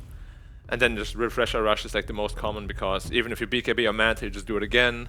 Yeah. And Poyo, Erika, back to his Rave King, again. which I feel like he plays like every game, if he can. even in the old Vici gaming, they were picking Wraith King for him all the time. It's like, doesn't matter if the meta is right or not, just give him Wraith King. He likes to be free, doesn't like to be pressing way too many buttons. Wraith King is simple in that way. We did talk about how strong the hero is though, right? Like it offers so much. Laning phase is insane, all the skeletons. Also helps offset the existential dread, because you don't die. So you're just like, Unless you get mana drained. Uh-oh. Then it all comes back and you can't Or you get to sleep shatter at with night. Soul Ring. You know? Oh yeah, the old Soul Ring AA blast. And then go, let's not get into that. We don't have time. We don't have time to break that one down. There was a rough one. Yeah, Dusa makes a lot of sense with Mars and Puck. Yep. Looks like a really solid setup for them, right? Like you have this arena around the Medusa, you have Dream Call around the Medusa. Looks like a solid game for her overall. Like, I thought they might not want to go for Dusa just because Pangolier is so annoying for the Medusa, but like you can play around it. Like if you ever get Stone Gaze as a Pango, you just die, so you have to be very careful as a Pango as well. But like the disarm especially can cause a lot of problems for Dusa. And now they need to pick a hero that can actually deal with her. Probably. I mean, if what we said is correct, they already showed all their cores, right? Yep. Which makes me think it might just be a Quap support, like a post 4 Quap. But post 4 Quap and then position 5 Silencer looks It's so weak, bad. right? Yeah, It for looks really those weak. supports. But like, I mean, if you want to pick another support, there aren't like a whole lot of options left. I mean, Aster is also banning out offlaners because they might just expect a Pango middle even. Yeah. Could be Pango 4, right? Could be Pango 4. Yeah, it's pretty flexible still. Yeah, meanwhile, Vici Gaming with the Phoenix, they're just banning out these heroes that would round up Aster really nicely. Phoenix with the Mars, with the Puck would be a perfect pickup here. Yeah, not a whole lot of great supports left, to be honest. Like, I like Disruptor for both sides, to be honest. I think it's a strong pick for both. Snapfire Mars is always a fun combination. Snapfire would yeah, be solid, of course. yeah. With That's the a classic. good call. We don't do Snapfire in China region though. Only like 2 teams pick that here for some reason. It's getting up there. It'll be more and more. Yeah. Might just get banned out now, though. True. Anything else that messes with Pangolier for Aster? I don't think so, right? When it comes Well, to Treant would have been Treant one. would, yeah. I actually was thinking about 3, but thought that they wouldn't pick it because I'd rather see some more damage coming from that position 5. Yeah. instead of Interesting control. bans, too. Like, they ban Night Stalker and then Razor. Kind of like dipping back to, oh, maybe you don't pick an offlaner. It would be solid versus the Medusa, right? That Razor. Just link her up, follow her around, leech all her. Although, damage. like, I've seen it match up a couple of times, and Dusa just seems to farm too fast for Dusa to be... For him to- For Razor to yeah, be... yeah. Yeah. You get this fast BKB, if you don't win the first fight, you just lose the game. Yeah, like, now they have to reveal everything. Show me your hand, VG. And they reveal nothing. Wow. Reveals nothing. Reveals actually not that much. Yep. Yeah. Mid Doom against Puck, I mean, obviously free farm. Like, it's... It should be, right? It should be mid but it also puts the Quap as a 4 then. Doesn't really. Or speak Pango to 4 Or and Pango Quap 4 3. and Quap offlane, yeah. Yeah, which both is okay. Probably like the Pango 4 a bit more. Same. But then you lane Quap against Dusa, it's a terrible lane. Yeah, it's a good old Ogre. Buff up my heroes. All right. Goes very well Ogre with the and Magi. Medusa. Makes sense. Yep. I wanted more spice though, you know. But just pick like a last pick ogre. It's like always first pick when I last pick it. Offlane Doom mid. Mid everything else just got banned out, so Doom, it's a stable pickup. Okay.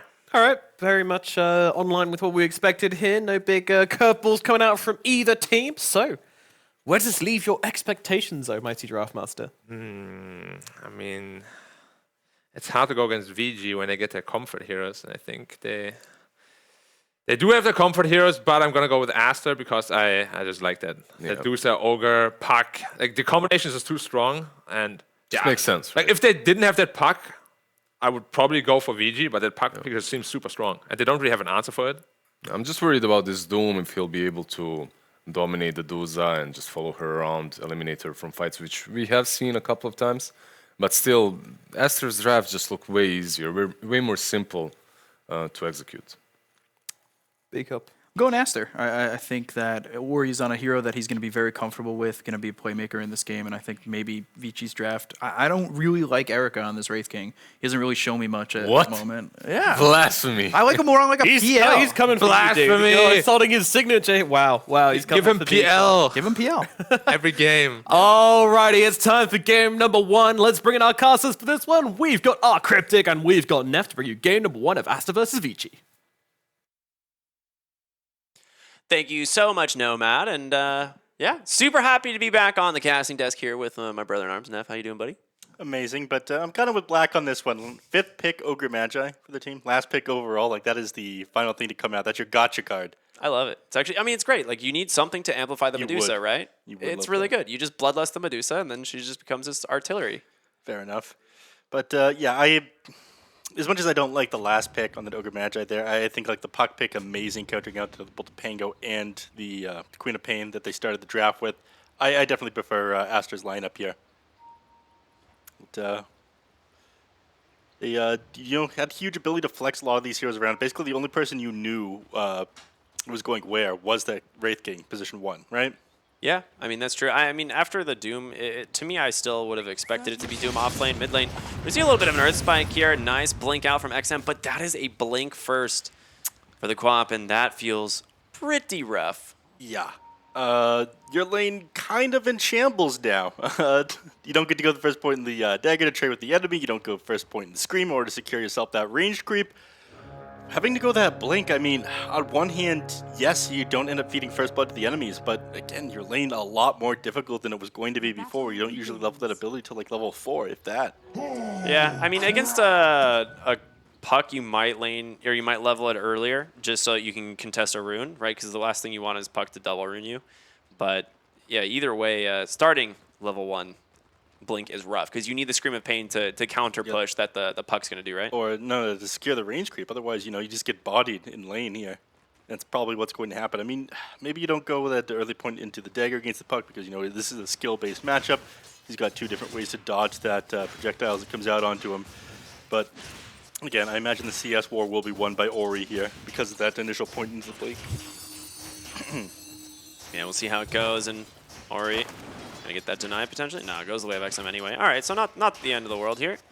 I'm curious how these side lanes are gonna play out though, because you do have, of course, this like offlane Doom, which a little bit weaker early on, but does have once you get a couple items, couple levels, he can be a little scary. And your lane support being an ogre,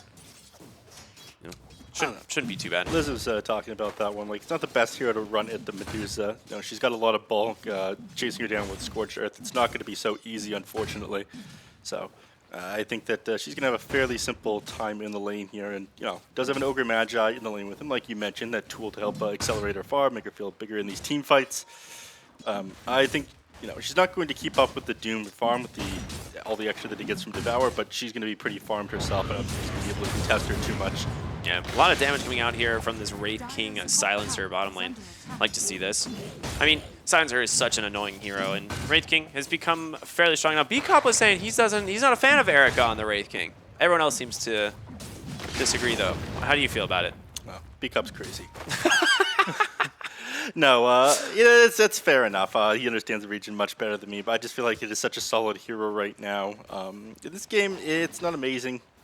There's not any super huge cooldown abilities that you're getting back up from and wasting the cooldown of Normally you see Wraith King is an ideal counter to things like Doom, Faceless Void, Enigma, but you know it's all low cooldown disables on the side of Aster, and you know like decent DPS that you aren't like committing any big cooldowns for. So between the Hex, Impale, Fire Blast, and most of Puck's kit, I don't think Reincarnation is super useful here. That's the first time I've ever actually seen that Medusa taunt, and that is really annoying. Okay, XM here. Doing all right in the mid lane, 13-3, make it 15-3, so having a pretty good start despite being forced to go for the Blink, level 1. I am surprised. I guess you have a bit more base damage, but I don't think you should be performing this well. Puck definitely is supposed to win this matchup, so out to XM for, you know, despite going that first point into Blink, securing CS, and actually ahead of Puck by a little bit here. Yeah, you're going to grab the water rune, nice pull there. This is what we call the bootstraps action, right? Like, you know, just making sure to boost their own economy. Well, the supports haven't really had time to rotate yet. Looks like Gamma focused on putting the pressure on the enemies here. Wants to, you know, slow down Medusa's farm any way they can. Doesn't want to Ogre Manta trading hits with this Doom. You know, Devour doesn't give you that bonus HP regen anymore, just the gold and the ability, so a little bit easier for supports to zone him out of the lane.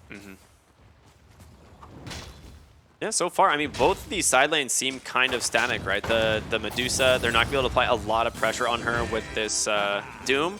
And rather than, you have two options, right? You play against Medusa. You either play a lot of pressure or you play a farming offlane hero that, you know, doesn't really get zoned. And so that's why they've gone for the Doom, right? Like, he will be able to kind of stay pace with some of these cores here on the side of Aster. Yeah. And the fact that like still didn't reveal their hand of their last pick, they still have the ability to flex things around, which I really did like. All right, XM just going to pick up a body rune. Same thing going to be for the Puck, though. And yeah, just back to farming for both these heroes. Now, the safe lane, you do have like this Wraith King who's kind of in a similar boat, right? Like Mars does a decent job against him, but it's not the end of the world. Yeah, Mars is decent, but you know, it's not like you're playing against Templar Assassin in the draw, which, you know, Templar Assassin draw ended up winning against the Mars. But I feel like, I don't know, Mars is decent just because Wraith King's got super low armor, but he did actually go chainmail his first item. So. And there's the Wraithfire Blast. They're going to drop the spells out from the Silencer as well. XXS falling fairly low, but Erica does need to respect that damage. Will get salved up. Mars has gone for, you know, armor item as well, this Helm of Iron Will, just to be able to, you know, sit in place against Wraith King's auto attacks and the skeletons as well. But yeah, Mars is pretty good against him for that reason. You clear out the skeletons and, you know, God's lane? Queen of Pain?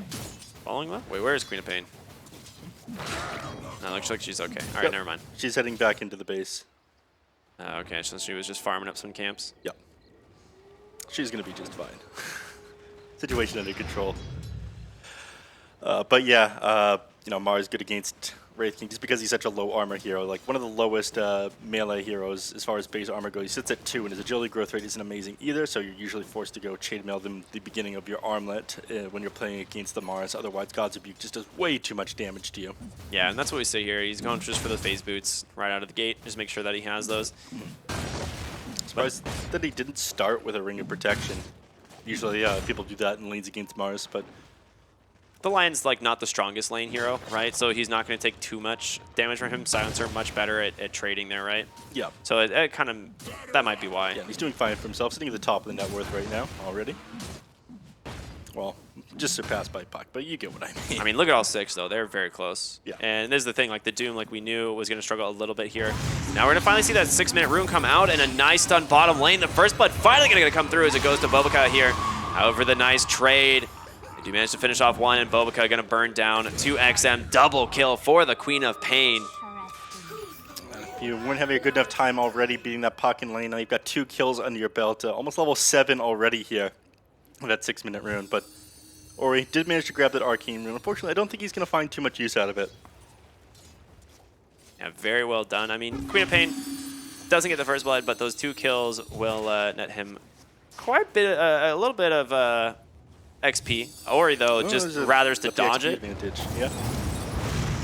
Top lane, Fire Blast, slow out onto Irving, but he's fine. Meanwhile, bottom, though, a little bit of a jump here onto the Silence, so they find that kill executed there by that God's Rebuke.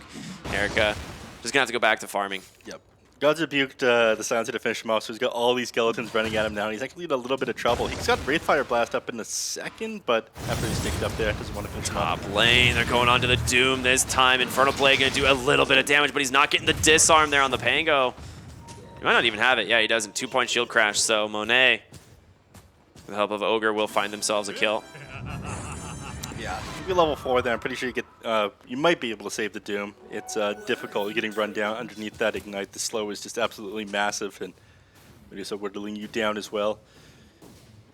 Monet doing decent for himself. Somebody needs to be making stacks in the jungle. It looks like Ogre Magi, you know, with a little bit of time of Doom out of lane, he's going to use that opportunity to establish vision inside the jungle and stack a couple of camps here. Thinks I'm doing very well. Just cleared up a lot of camps in that jungle. I mean, look at his net worth. He just skyrocketed above everybody else. This is one of the things that is one of the reasons that this Queen of Pain is so highly contested, right? She just farms incredibly fast once she gets that 4th point in the Scream. And then into the late game, once you have the Shard as well, it becomes so much easier. Yeah, and you know, your lane matchup you usually do at least reasonably well with, and that's partially due to the buff to Shadow Strike. In fact, you heal up when you're trading with people now with each tick of that. So it's a fairly safe pick, and that's why people are picking it as well. Lots of different items you can build on it too. Ogre gonna walk right into these supports here, and should be a pick off going the way of them, but he's managed to keep himself alive for the moment. This man, he's too tanky. He's got a lot of HP regen, so I don't even think this Arcane Curse is going to finish him off. He'll just salve himself up, and now that he sees both supports, Monet going to hide himself a little bit further in the trees, and you might see him rotate out soon. Meanwhile, mid lane, damage being done by Ori, the DD rune on the puck. Yeah, he's got the line sitting behind him, so the moment anyone tries to move over here and jump him, it could turn this around on them, but line is going to back up, wants to move over to these ancient stacks, is what we were talking about. If you've got an Ogre Magi on your team, you're playing Medusa, you want to be moving over here every minute mark. Or rather, I don't think he got to the Ancients in time. He did stack the hard camp, though. Doing fairly decent, though. XM, of course, rushing the Orchid this game. Need to be able to deal with the puck. Also very good against the support duo here. Ogre, quite a nuisance, but it's pretty much an easy kill onto Lion once he has it, right? Yeah. Lion, you know, basically just food. Although, I was thinking about plays that they're making around the map next here on the side of Aster. Looks like they're setting up, but you know, with just Ogre Magi here holding a tower, if he goes down, you don't really care if the majority of your team's farming up. And yeah, he's here to basically tank the gank. And meanwhile, you're losing Wraith King bottom. Reincarnation was popped. So, okay, Arena as well. So they basically just trade Reincarnation for the kill. Erica will get out, and they will go ahead and push top tower as well. So, very well done here. Yeah, I don't know. I mean, trading first Arena for Reincarnation is super value. Yeah, level 1 Reincarnation. That way, you know, Puck scouts him out. He'll be able to find a kill off onto him, but a lot of damage being done to this top tower. That's why he came up here. They're going to TP in. Ori gets the silence, has the coil, will drop it, and Wraith King might have come just a little bit too far. A little overconfident, rather, as he tried to commit for the tower and ends up paying for it with his life. So a great rotation in there from Aster. Yeah, I mean, they called that one out. Dream Coil available, you know, minute in the arena. And this Wraith King is going to be food for the next couple of minutes. I think always. Irving's got the Doom. He's trying to get his hands on the puck, but a nice Waning Rift's going to get him out. And they do get the tower at the end of the day. Rotation from Silencer as well. They're going to go ahead, try and bring down the Ogre Magi. Plenty of stuns there. Going to get himself some intellect. +2. +2. It's in the bag. Yeah, and you know, these heroes now melting. Wraith King, unfortunately, just TP tops. He's got to do the Walk of Shame back into his jungle or something like that. Is now falling pretty far behind. I'm sitting 800 net worth behind the Medusa.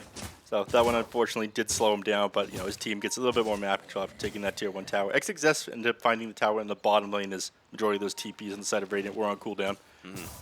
Yeah, it's really odd, right? The Wraith King loses Reincarnation and then puts himself in a really rough position there top, and like you said, really slowing down his farm here. Yep. But we'll see if the rest of the team's able to deal with it. Decent position. Pop's got to get more mana. She's got her ultimate available again now, though. Look at Erica. He's going Midas. That is a bold move in the current year, but you know, it makes sense if he wasn't going to go for that armlet. So here's what he plans to build after that. We rarely see like Midas into Radiance on the Wraith King that used to be super popular. Yeah. People go like the Armlet Deso and Blink Dagger build right now, and then eventually into Assault Cross.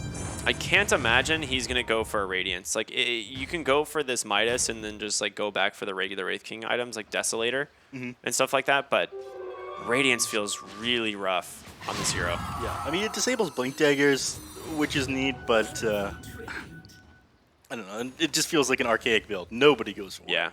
I mean, the only players that we He's ever got it see queued doing up. it, he's going with Radiance. Wow, okay. I guess, I mean, maybe it's the idea is to try and deal with the Medusa. Again, I mean, it gives you the evasion, 70%, which applies to everything that she's trying to get attacks off onto. But I guess disabling Blink Daggers, taking on top of the targets. If you're worried about not being able to actually get your right clicks off onto people, then the Radiance can do quite a bit. And that's usually the build that people go for when they pick up this Midas. I was just surprised to see it after so long. Yeah, XM finishes up the Orchid here. They've smoked up. They'd love to get their hands onto somebody. Puck, however, pretty far away. They're not going to find the Medusa either, so maybe settling for an Ogre or the Mars mid lane. Oh, actually, they are going to head into the triangle, and that is exactly where the Medusa is. I mean, difficult to take her down. She's sitting pretty high on mana right now. Mystic's naked to top her off, and with Mars nearby here, they're not going to chance this. Yeah, she's going to jump into the mid lane here and just settle for the kill there onto the Ogre. He's going to shatter. Now, however, they do turn around. Global Silence will be able to prevent any more spells being dropped onto the Pangolier. He gets the Rolling Thunder off. Needs to be a little bit careful. Still taking a lot of damage from the tower. Shield Crash doesn't actually connect. No damage reduction. He still survives. There's a little bit of HP left there.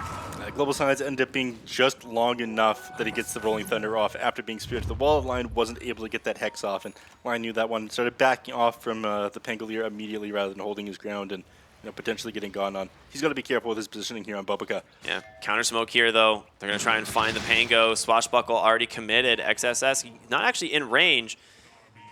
The Wraith King, however, will be the one that ends up scouting them. Nice curse in. Does get speared back. Signs are in a really bad position, but so is the rest of the team. Bobica drops that finger. Does get the kill. Io. Wait, Io, what? My hero's not in this game. Bobica just going to shatter out there. Nice Doom dropped out onto the Mars. No spells left. He's going to get surrounded by 4. Will fall. They closing on them in through multiple angles there. Ooh. And, Silencer getting speared back and it being just a little bit too far away from his team and ends up dropping there. But they got 2 return kills. Unfortunately, the Silencer doesn't get any in from that kill onto Lion as he burned down from that Arcane Curse as he was dead. No +2 today. It happens. You can't always steal the enemy's int. I legitimately get upset when I get kills on the enemies after I die on Silencer. You're like, man, team, you got to keep me alive. I need to steal their int. I mean, heroes like... I really don't want to buy back right now. The +2. Yeah. But Doom, like we were talking about earlier, right? The hero has recovered. He's second on net worth, previously being 6th in place as far as the cores go. So now doing really well on this hero. We'll see him go pretty much the standard build, I'm assuming, just that early BKB. Maybe a Blink Dagger, maybe opt for something else. Silencer, he'll get found here by the Mars. Nice spear setup. Ori. Oh, he got the courier too with the God's Rebuke. Yeah, he's That's good. a twofer. That's a buy one, get one free now. Yeah. So a little bit of fucking gold going to the rest of his team as well for that kill. Very nice find. And they take mid off of this one. No Global Silence and already set up around the tower on all these dire heroes. They opted not to defend that one. So map control now going the side of Aster. And I do believe that the advantage going late game, again, your Wraith King pick isn't amazing here. It's not like you're countering out any high cooldown abilities that they need for these team fights. Instead, there's that constant outflow of damage from the Medusa and low cooldown spells on all the Aster heroes. So I'm concerned for them if they don't make a couple of moves and start slowing down the momentum of Aster. Yeah, absolutely. The nice smoke here from Vici Gaming. Once again, they really would like to get this Medusa, but an Ogre might spoil their plans. They do see him just for a moment. So they're going for the wraparound Orchid. Nice ward drop here. They do see Monet. He doesn't have the shield on. This would be their moment. He's got it now. Pops the Manta. Yeah, they're a little bit afraid. They're going to jump in. They will just once again collapse around the Ogre Magi. Find themselves a kill. Medusa didn't even think about helping there. She's just, nope, thank you very much, Ogre. Putting your body on the line for me one more time. More int going the way of the Silencer, though, and he's stealing it from Ogre. Not a very smart hero. Not really known for his intelligence, right? I disagree. Man's got it all figured out. He's just misunderstood. Yeah. I'd live like that if I could. Yeah. Spear, Arena mid lane. Gonna be used actually onto the Silencer. Should be able to clean this one up. Doesn't actually get any spells off before he dies. Rolling Thunder, not gonna be dropped. Okay. He's gonna just settle there. Queen of Pain is behind him in the mid lane here though, so a little bit of a scary dive. Oh, they get the vision and the Hex right away from Bobica. XM tries to blink out, not gonna connect. Ori comes in, gets Signs, Finger of Death comes through as well. Rolling Thunder trying to hold him there. Coil though, gonna prevent that escape, so they will find themselves a kill onto the Queen of Pain. A fantastic find there from Aster. That was like a preemptive silence coming from the Queen of Pain or the Mars, and I thought it would be enough, but they just have so much disable between the Lion and the Puck that it didn't even matter that you didn't get a spear out there. Really sick play there from the Lion. Yeah. That's your blink though, right? That was the blink reveal. Yep. I imagine he's going to play pretty far up and aggressive. I mean, this is the time that they're going for it. Once the Eye of Scotty's completed here on the Medusa, you know, you sit the rest of the team behind her. Once she's got the Aegis, he just kind of chips away at your high ground.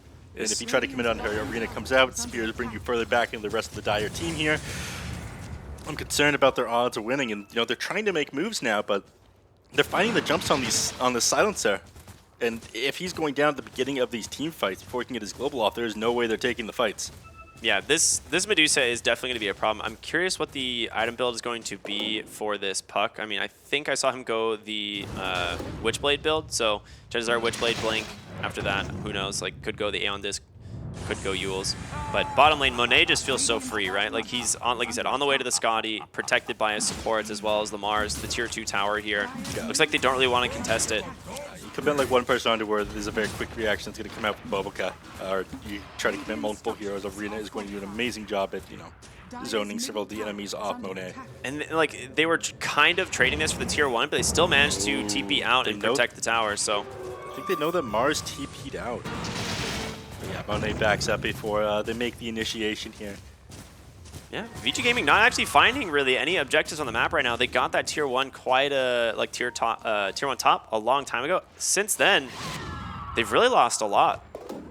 Yeah, I mean, Blink Dagger done on Pango, very big pickup. Yeah, but even that the top tier 1, I mean, that was a rotation Wraith, and it came at the cost of him going down to the Puck, right? Exactly. Ooh, nice ward there. Bottom lane, they find Irving. Global Silence comes through. Rolling Thunder as well. Can the Doom survive long enough? Stone Gaze going to hold him even longer. Bobica with a beautiful 3-man stun from the Lion.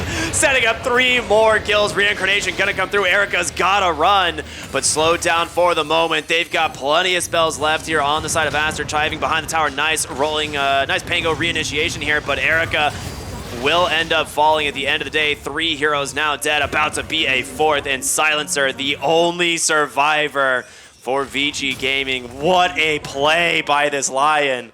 That jump, and that Stone Gaze as well, buying just a little bit more time. I mean, the Global Silence came out, the Doom would have been able to get his Doom off and, you know, limit the initiation power there from Aster, but absolutely nothing got done. That huge Earth Spike on the way back in, just after the Stone Gaze ended, it was incredible. The Global Silence ended up being all for naught.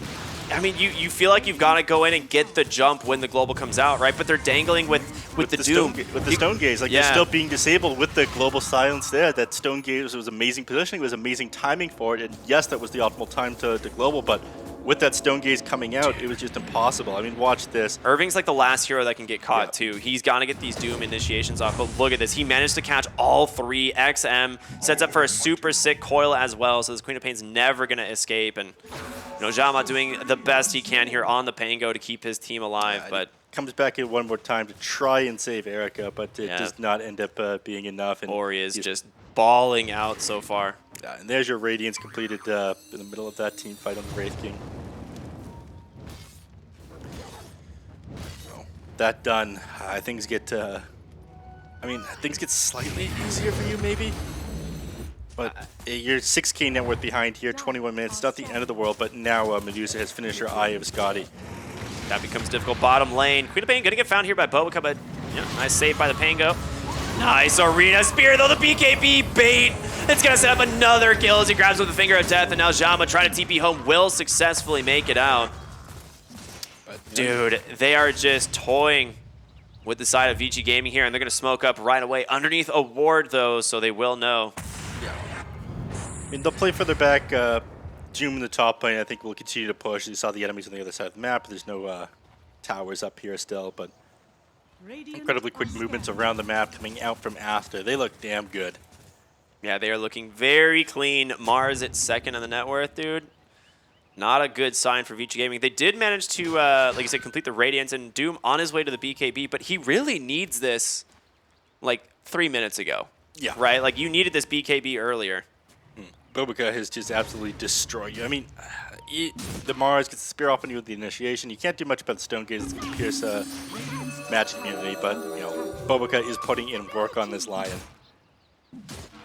You need BKBs in order to deal with this. Going to claim this area around the Roche Pit. That's their next objective, right? And that's what they want to be able to chip away at the high ground. People just sitting behind the Medusa, the Ogre Magi Blilla Stinger, and then, of course, putting that Aegis onto the Medusa so she could safely hit the towers. BKB now completed on the Doom, so that's a tool you were talking about. He very much needed that. Now, it's like just playing the area that they know is safe. They know that the enemy is going to be playing around the Roche Pit. They're going to be taking control of their triangle, so safest area of the map is the enemy team jungle. And they'll look to try and push the tier 1 tower in the bottom lane, get a little bit more map control, but this tower doesn't mean much, and you give up Roshan for this. But there's not really much you can do. He's actually going for Heaven's Halberd right now on Erica. I mean, that's a sign that he's forced to be playing defensive and on the back foot. I mean, it will give you a little bit more survivability. Oh, no. Yeah, they've managed to catch him, and they will be able to pop that reincarnation here in a matter of no time at all. And you got a second life, yes, but your team is nowhere near to save you. So Erica, yeah, you're farming aggressively in the enemy triangle. Gonna pay for that. Goes the way of Ori. Yeah, I mean, this is the safest area of the map for you, very deep in the enemy territory, but it's quite easy for them to catch you out with all these low cooldown disables, and exactly what they do yet again. And the Skeletons did end up getting that bottom tier 1, going the way of the Wraith King, but... That's some copium, Neff. Yeah, I'm grasping here, and so is VC. Is that similar to I'm walking here? I mean, there's just such little that they can do right now. It feels like they're boxed in. 8-14, an 8,000 gold lead here for Aster. I mean, they can get the ideal initiation or counter initiation. They have a silencer. They have, you know, a Queen of Pain and a Doom. They can turn these fights around, but I feel like Aster's going to have to make a couple of, you know, slip-ups for that to happen. And they're playing pretty calm and collected with control of the map and just building up their net worth. They know the later this goes, the better off they are going to be. So, not looking to pressure high ground too hard, but when they have this Aegis, 3 minutes and 30 seconds, they can chip away at this high ground. Yeah. We're almost to the Daedalus, man. This is going to be very scary. I mean, the thing is it's so difficult for them to kill Monet once, let alone twice.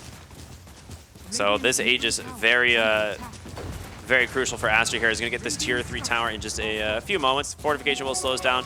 They are smoked up behind, so Bobica, I mean, we saw him reinitiate the last fight, you know, after the global silence, and yeah, I mean, it got bought a little bit more time from that Stone Gaze, so he just struggled to get in right away, but he wants to play aggressive here. And with that Aegis, I mean, if they global silence Medusa as they initiate, just wait for the global to end, she gets back up, and then Bobica does the initiation on this line. Oh, nice ward sentry there, but it gets sniffed out the scan. Very nicely done from Aster there. So the wraparound not going to be successful from Vici Gaming. Yep. And Medusa back onto the high ground. And there's a Daedalus completed that you talked about. Yeah, on our way to the Eye of Scotty next. Gonna pop that Manta to remove all these debuffs.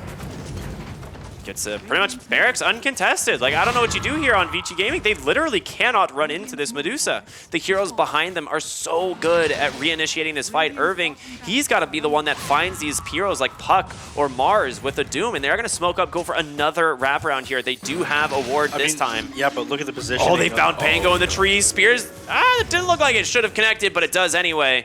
And now no Pango, no Rolling Thunder. A second lane of barracks goes down. Irving, he finds the puck. Global silence comes through as well. XM, a big sonic wave, but he jumps in. He's taking so much damage, and XM does end up going down the BKB for what you found. Irving with the spear. The GG comes out. You don't even get the kill onto the puck thanks to the deny. XXX, absolutely insane that denies. He tried to make that play there, but Aster all over you. It felt like you were so helpless there. There's no way for you to initiate towards the end. And after they caught the Pango out in the trees, they like hesitated with their smoke, tried to move back around to save the Pango. And they're like, well, this doesn't change the issue we were having a couple seconds ago. There's no way we're going to be able to kill this Medusa.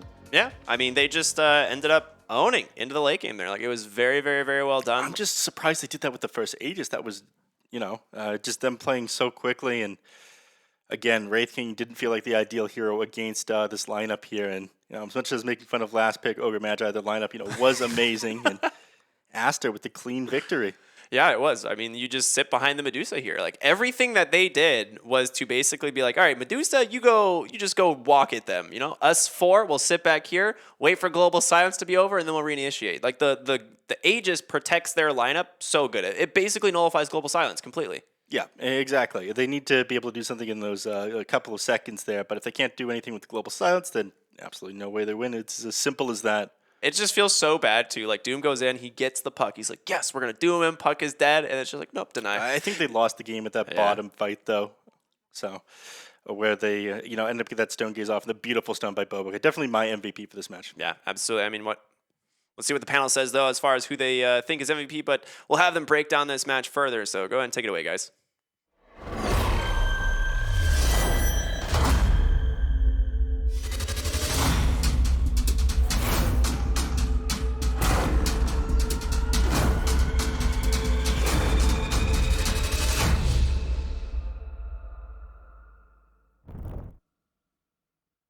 Hello and welcome back to the China DPC panel, where we are going to break down game number 1 of Team Aster versus Team Vici. Unfortunately, Vici weren't able to pull off the same sort of success as we saw from their compadres over on the side of EHOME earlier on, where they beat up. A bit of a different story this time around, eh? Yep. You can speak. You can speak. Yeah, he's over there. He's far away. Far enough. All right. Yeah, it was pretty much the Vici I kind of expected. I didn't really think Erica was going to do that great on the Wraith King. He found himself out of position a lot. You know, he was farming the enemy triangle and just getting caught out. He had died up top trying to make some aggressive plays. And it was Oriana comfort hero, Monet doing his thing, and Aster looked pretty good still. Aster? Yeah, it felt pretty solid, easy for them, didn't it? Yeah. From the moment they picked that puck, right? Like it looked like the draft is all right for them, and that they will be able to take it. Why are you trying to psych out my boy B-Cop? I'm so confused. Did I say something wrong? No, you said master. Like Did I say master? Yeah. Team Master? I mean, Team Master. Freudian slip. All one word? I don't know. Yeah, it's like one word. They did I was like, did they lose? Did I just like have a delusion, a fever dream? Well, I got really scared there. I was like, yeah, I'm sweating right now. My anxiety was peaking. But I mean, you talked a bit about how Mono was getting caught out a lot, how he was dying a fair bit. I mean, why do you think that was? Was he being shut down, or was he making mistakes? Or was it a bit of both? You mean Erica, right? I'm done. I mean, sometimes you just get picked off. It doesn't matter. You're trying to, especially when the game is hard for you as a carry, as Black has experienced many times in his life. You get caught out of position because you're trying to be a little bit on the enemy side, farming where you shouldn't usually farm. But you know, you live and learn. Absolutely. And on the side of the coin, you know, Aster, they were able to enable their Medusa to a very high standard. You know, it just felt like a free Medusa game. And, you know, like Ricky was saying that, you know, once they had that Aegis, it just felt so easy to play the game. Like, Global Silence comes out, you're just like, all right, like, we have an Aegis, we're just going to sit behind the Medusa. Easy peasy. But in what other ways did they enable this Medusa? I think they just kept the map open for Medusa quite a bit. And, like, a lot of the fights, I think, didn't really include the Medusa. And it just... You know, when you're giving that much space over and you're able to control the game for however many Vici you want to bring, it feels like Medusa's just going to have a good game from the get-go. Yeah, and it really wasn't that difficult for them when you think and consider that Global was usually used defensively. It was usually Aster engaging, then Global goes off, tries to prevent a teamfight from happening, and if you're Aster, you're happy with that. You're always committing a less valuable cooldown for that global silence, which gives you an opportunity to fight in like a minute or so without the global being there even. Just Medusa and Puck for me seemed like complete game-changing picks in this game. I still feel like the Lina ban, understandable. You're playing versus a Mars Lina right now. We've seen what Somnus did yesterday, right? With the hero, it's just bonkers strong. But when you have a Puck, when you have a Pango and a Queen of Pain, not banning Puck is a recipe for disaster. Yeah. Fights feel very split from Vici too. Like they didn't exactly have the right idea on what they wanted to do. You had 2 heroes going left, 2 heroes going right, and just missing opportunities left and right. So do you think that this answer was like poorly thought through, or do you think it was fine? Do you think it fulfilled its job well, or what would you have liked to seen them do differently to enable this pick? Like, it's hard to just go and wail on the silencer. His job right in this game is to press R, and that's it. It comes down to the way you approach the whole game and the way you're playing around the R. Like we said and talked about earlier, it's much easier when you're on the offense and you're the ones attacking, instantly triggering that global silence, getting a pick-off for it, a major pick-off that you want. And it's completely different when someone like Pango gets gone on, right? And then you have to pop that ulti to save him, and then suddenly Pango used perhaps his Rolling Thunder to get out of an arena, plus the global is used, and you're just useless for the next minute or two. You can't really take a proper engagement. Silencer as a hero is fine though. Yeah, so were there like specific timings you wanted to see Vici work around more than? I mean, it's kind of awkward, they never really reached those timings in the game, right? Yeah. Especially, we'll see what our draft master. Actually, no, draft master only talks about the draft. But when it comes to itemization, we had Wraith King going for an old school Radiance build. Erika, there must be a reason why he opted to go for that, as he is a Wraith King spammer.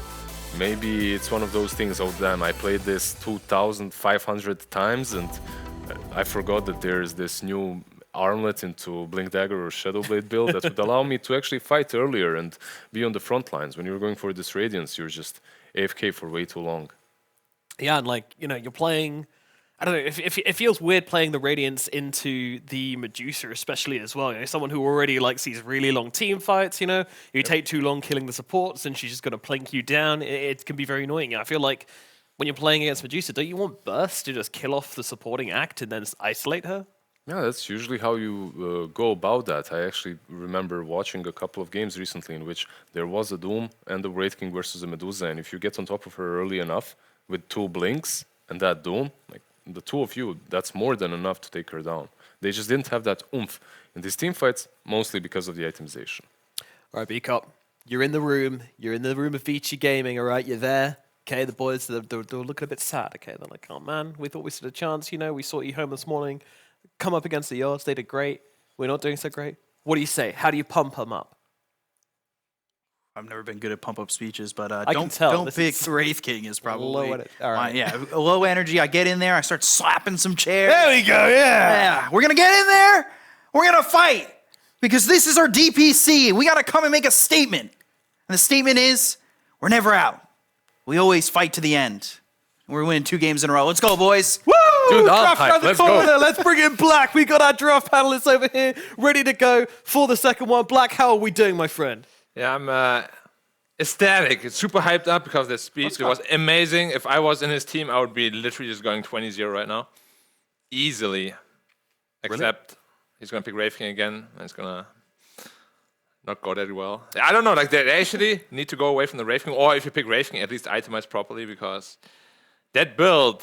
You think it doesn't work anymore. Well? Yeah, like the reason why Wraith King is so strong now is because once you build a Deso, you actually have objective taking, right? You can take towers, you can take Roshan, you kill support super fast. Like this Radiance is out of meta for a reason. And wait, you get the cleave talent anyway, right? Yeah, they're level 20. We do have the draft available now, so let's waste no time in jumping into it and find out exactly what's going to get picked up in this second game. And we have a bunch of picks on the table already, but yeah, no Wraith King, thank goodness. Yeah, and Lion Pango now. Pango on the other side. Aster's like, all right, you guys had your chance, now we're going to show you how to do it. But XSS also loves his Pango here. Yeah, Aster didn't protect it that much, right? Bloodseeker now banned out, but they did let the Grimstroke go through, so... But Grimstroke is always like a bit weird because Pango is usually much more in front, right, from other heroes. So getting a Grimstroke ult on him is actually not easy. And of course, they picked it in response to the Mars again. But Mars, Grimstroke in general, just can be a very strong lane. Maybe it's a 5 Grim, we don't know that yet. But it's pretty solid opening from both teams. I enjoy playing Grimstroke with Mars a lot. Like, you can set up his Blink into a Spear with Inkswell, right? Yeah. He jumps in without fearing that you're going to use your Blink Dagger or whatever as that Inkswell damage kicks in. And you can Spear a target. It just feels solid overall. Yeah, especially once a chart comes in. Like if you ever get silenced or stunned back, it gets dispelled instantly. Yeah, Grimstroke is actually just like kind of a ridiculous support. Another Ricky. This Ricky, I don't know why. It has to be something with the scrims, right? Like they must have noticed that Vici Gaming is playing Ricky or. I gotta say though, DMing our caster. That's what it is. They don't like him. He's not a Ricky player, right? Poyoyo, like he's more the guy that wants to farm the entire game. Ricky's not that kind of hero. So maybe it's like a pot 4 Ricky. That can be super annoying. Could be, yeah, with the shard, with the sleeping dart. So annoying. That does sound like a. Yeah, that sounds like a Baboka thing to do, not a.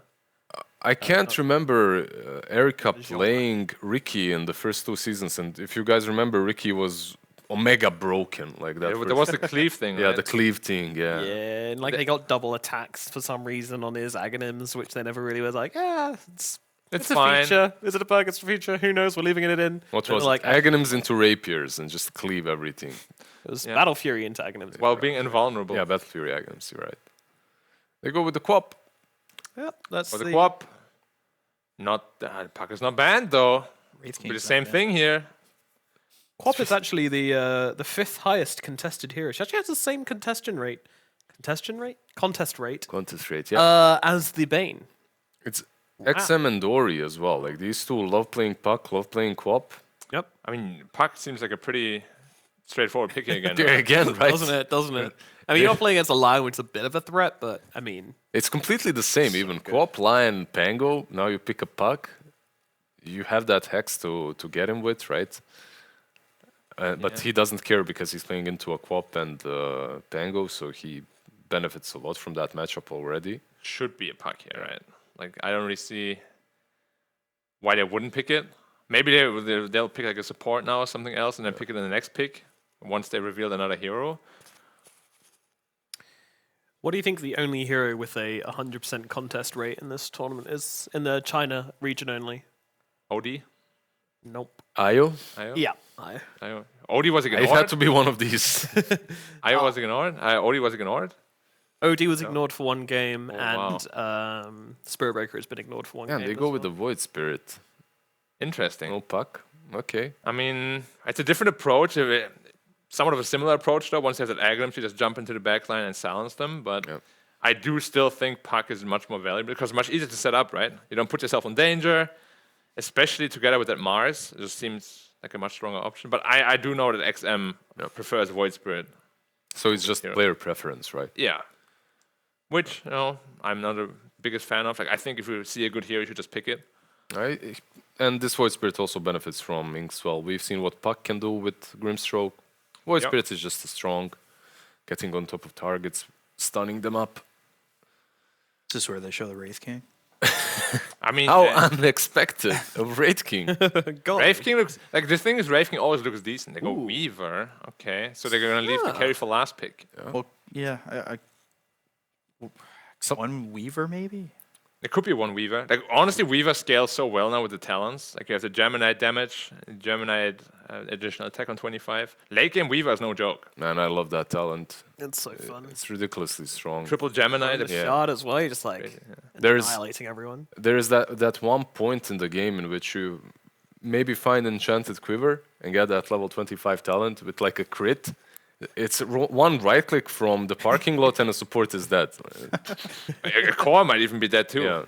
You crit it, triple crit. Somnus is an expert at that. You should get some lessons from him. Yeah. Thank you. I've never crit 6 times in a row, by the way. Have you? That was crazy. Didn't happen. It was ridiculous. No. I'd like to know what the actual odds are on that. Him critting 6 times. Let me calculate that for you. They're 0.125. 3.789%. I think it's way less than 0. 3.78. Wait, what was that number? 3.789%. I think it's lower than that. It's definitely lower. It just has to be Aster taunting I've them. outed you. they're just taking all their Yeah, they're drafts, taunting them. Like, wait, you got this. They're just picking everything that they picked. Wait, there was a line in first game for Vici Gaming, right? Was there? Was there? I don't No, know. No, It was there was Silencer. Silencer and Pop. Aster. Yeah. Yeah. My bad. A little bit slow on this one, but Grimstroke and Mars. Slow Mad? Slow Mad, yeah, indeed. Grimstroke and Mars have 7 matches together in the DPC upper division. And 100% win rate.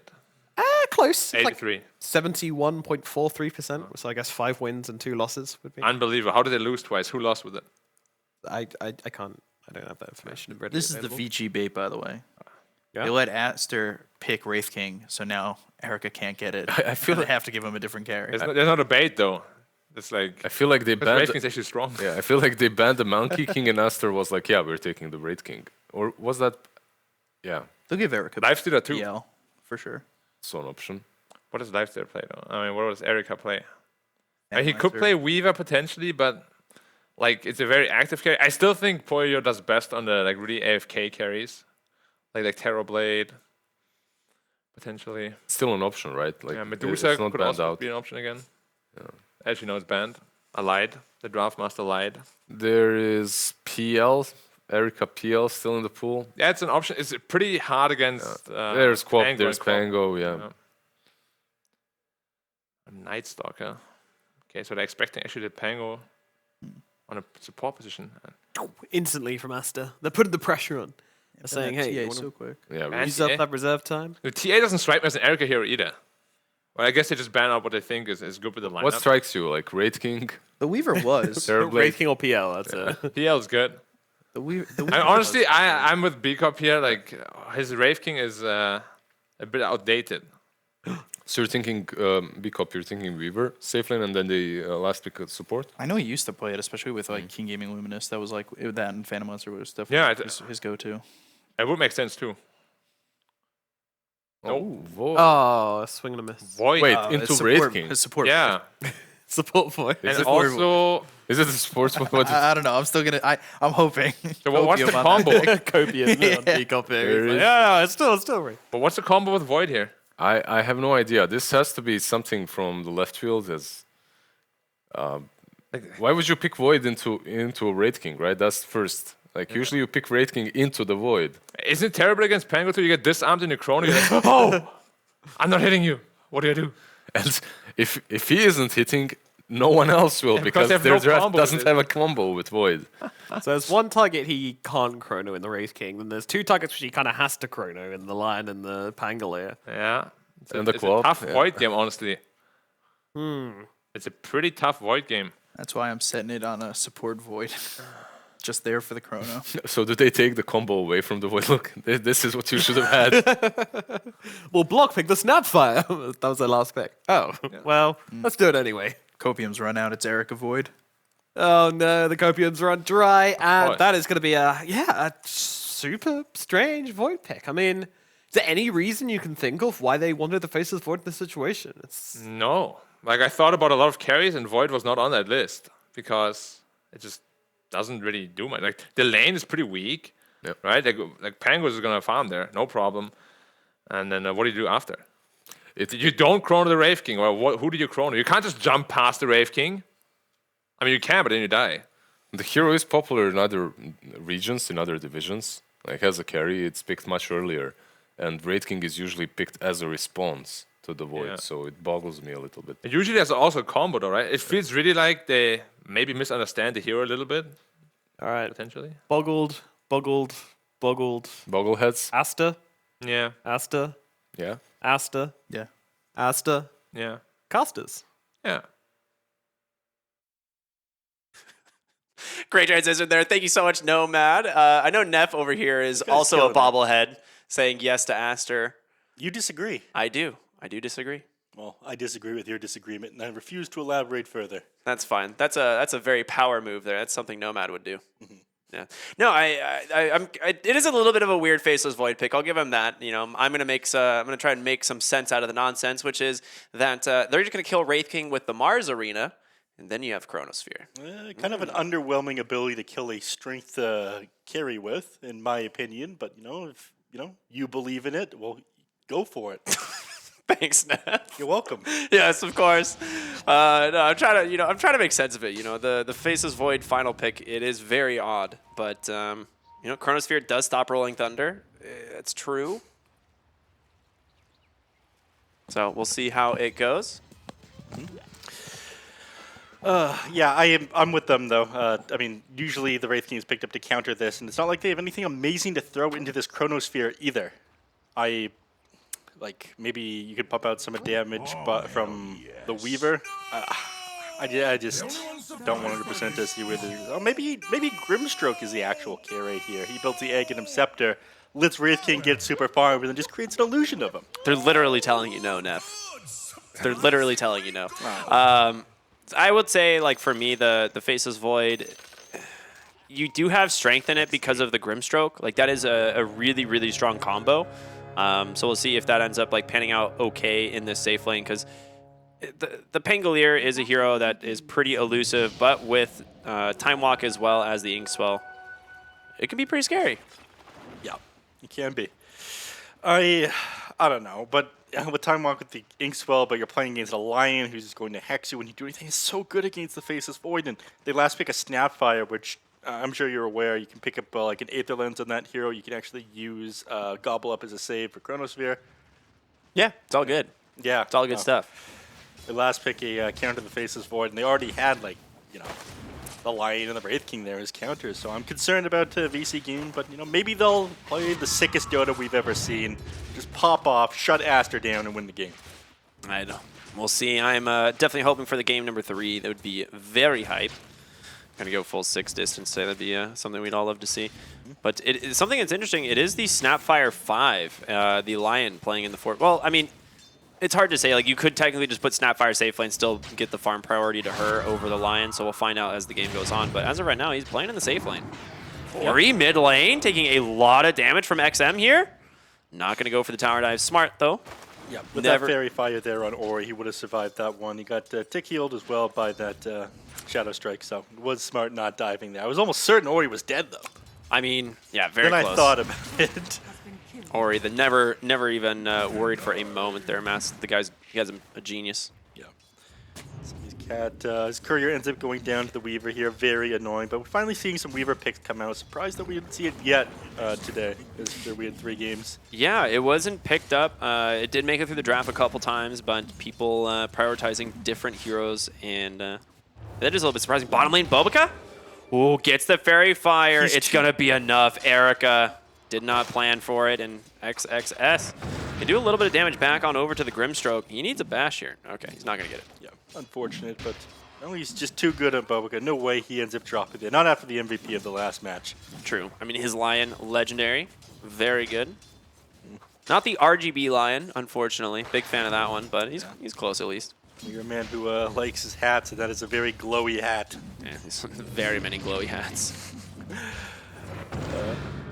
But yeah, right now Faceless Void is struggling a little bit top lane. Top lane, you're right. Irving gonna go down, giving first blood on over to Monet, and now Weaver trying to make it out, but just off the mark with that Scatter Blast. Yep.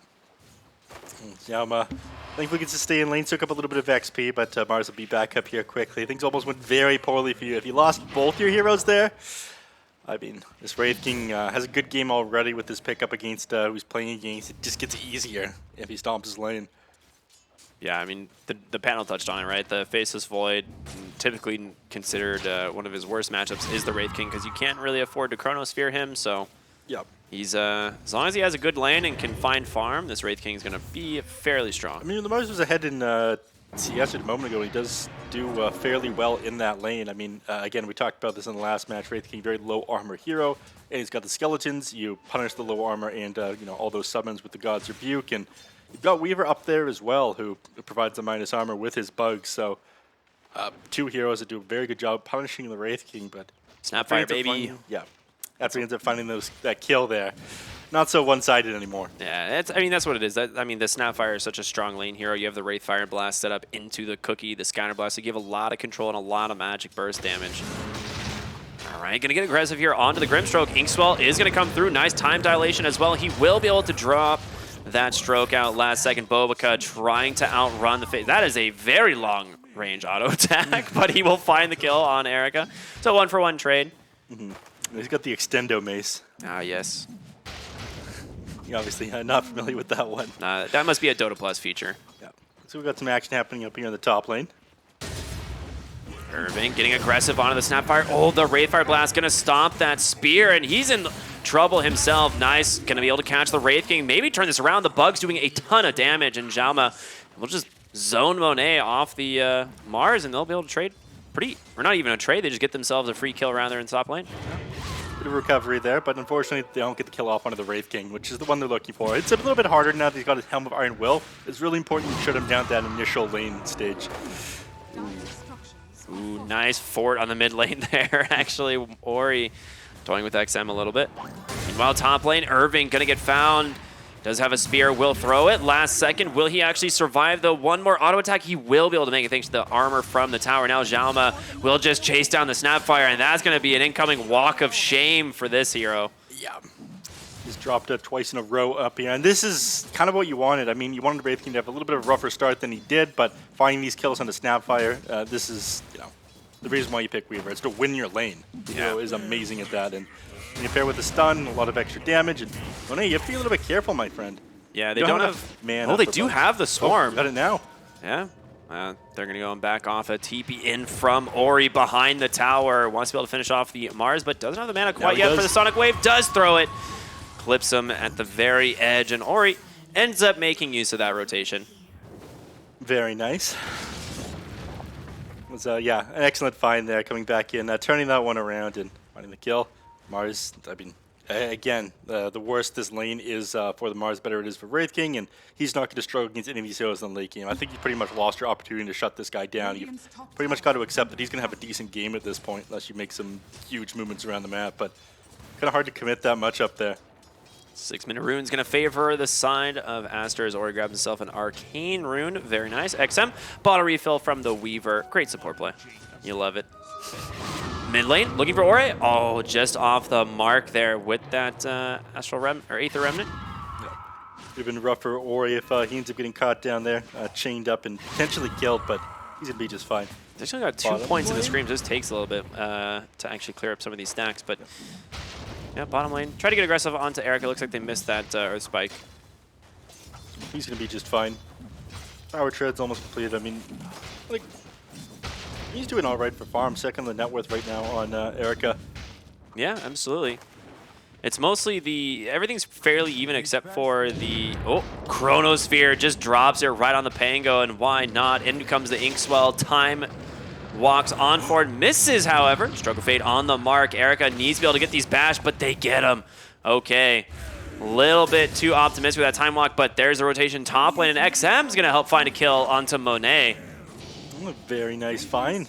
Oh, maybe I was wrong. Maybe it's not too late for them to find some of these kills off of the Wraith King, but that jump from the Faceless Void onto the Pango there, unfortunately, ended up going a little bit too far, and I think he used the Inkswell on him a bit too late. Like, he gapped the distance, and then he walked back further towards, his Radiant heroes, and then he just, walks away after that. He gapped the distance of that Inkswell twice. I think if he had just gotten it off with that initial time walk, he would have just been fine, secured that kill. Both heroes just canceled their TP into the top lane. So it is going to be Snapfire here alone. The other one's just going to start walking elsewhere. I guess they figure they're not really going to be able to dive the Snapfire, and it's not really worth rotating for her. And, we're, 8 minutes in right now. She's only sitting level 4. It is pretty important for her to pick up that ultimate. It is a lot of team fight damage early on. Yeah, they will need it. Okay. Oh gosh, I forgot how much I love the Weaver Grimstroke combo. It is disgusting. You're a fan? It's so good. I think this is awful. Just being able to go on top of someone invis and stun them. No way they get away. Yeah, it's awesome. It's great. Yeah. Very, very cool. Yeah. I'm sick of Weaver. Again, could use a new patch.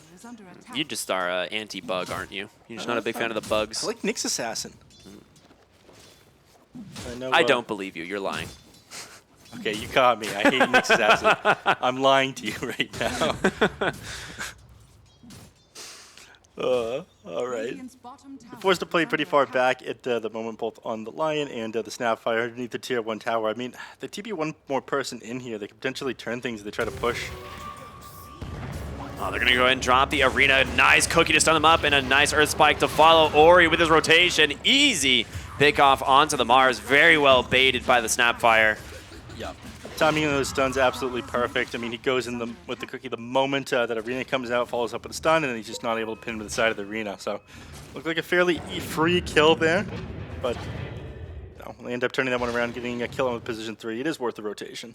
Absolutely. Faces Void, do you think he goes for the Mask of Madness, or are we going to see like a Yasha build here? Now that we're like moving back to the topic of the Faces Void, I'm not sure what he builds to win this game. I mean, maybe he just outfarms the enemies like crazy. We see a Maelstrom picked up. Yeah, there is that. That's definitely the other far. Like he's gotta do a lot of damage in his own Chronosphere. There's nobody else is gonna pump in damage for him, unfortunately. That's why the panel was so confused with this Faces Void pick, especially into the Wraith King. So I don't know. Eventually he'll have to get a refresher. But Irving, top lane and pretty deep. In comes the Grimstroke though. Inkswell will stun up. No, it doesn't. It completely misses a huge Sonic Wave from Ori. Will push them by Irving though. Still gonna survive as the rest of the heroes able to rotate on in. They've managed to find the Queen of Pain, but they don't really have the damage here.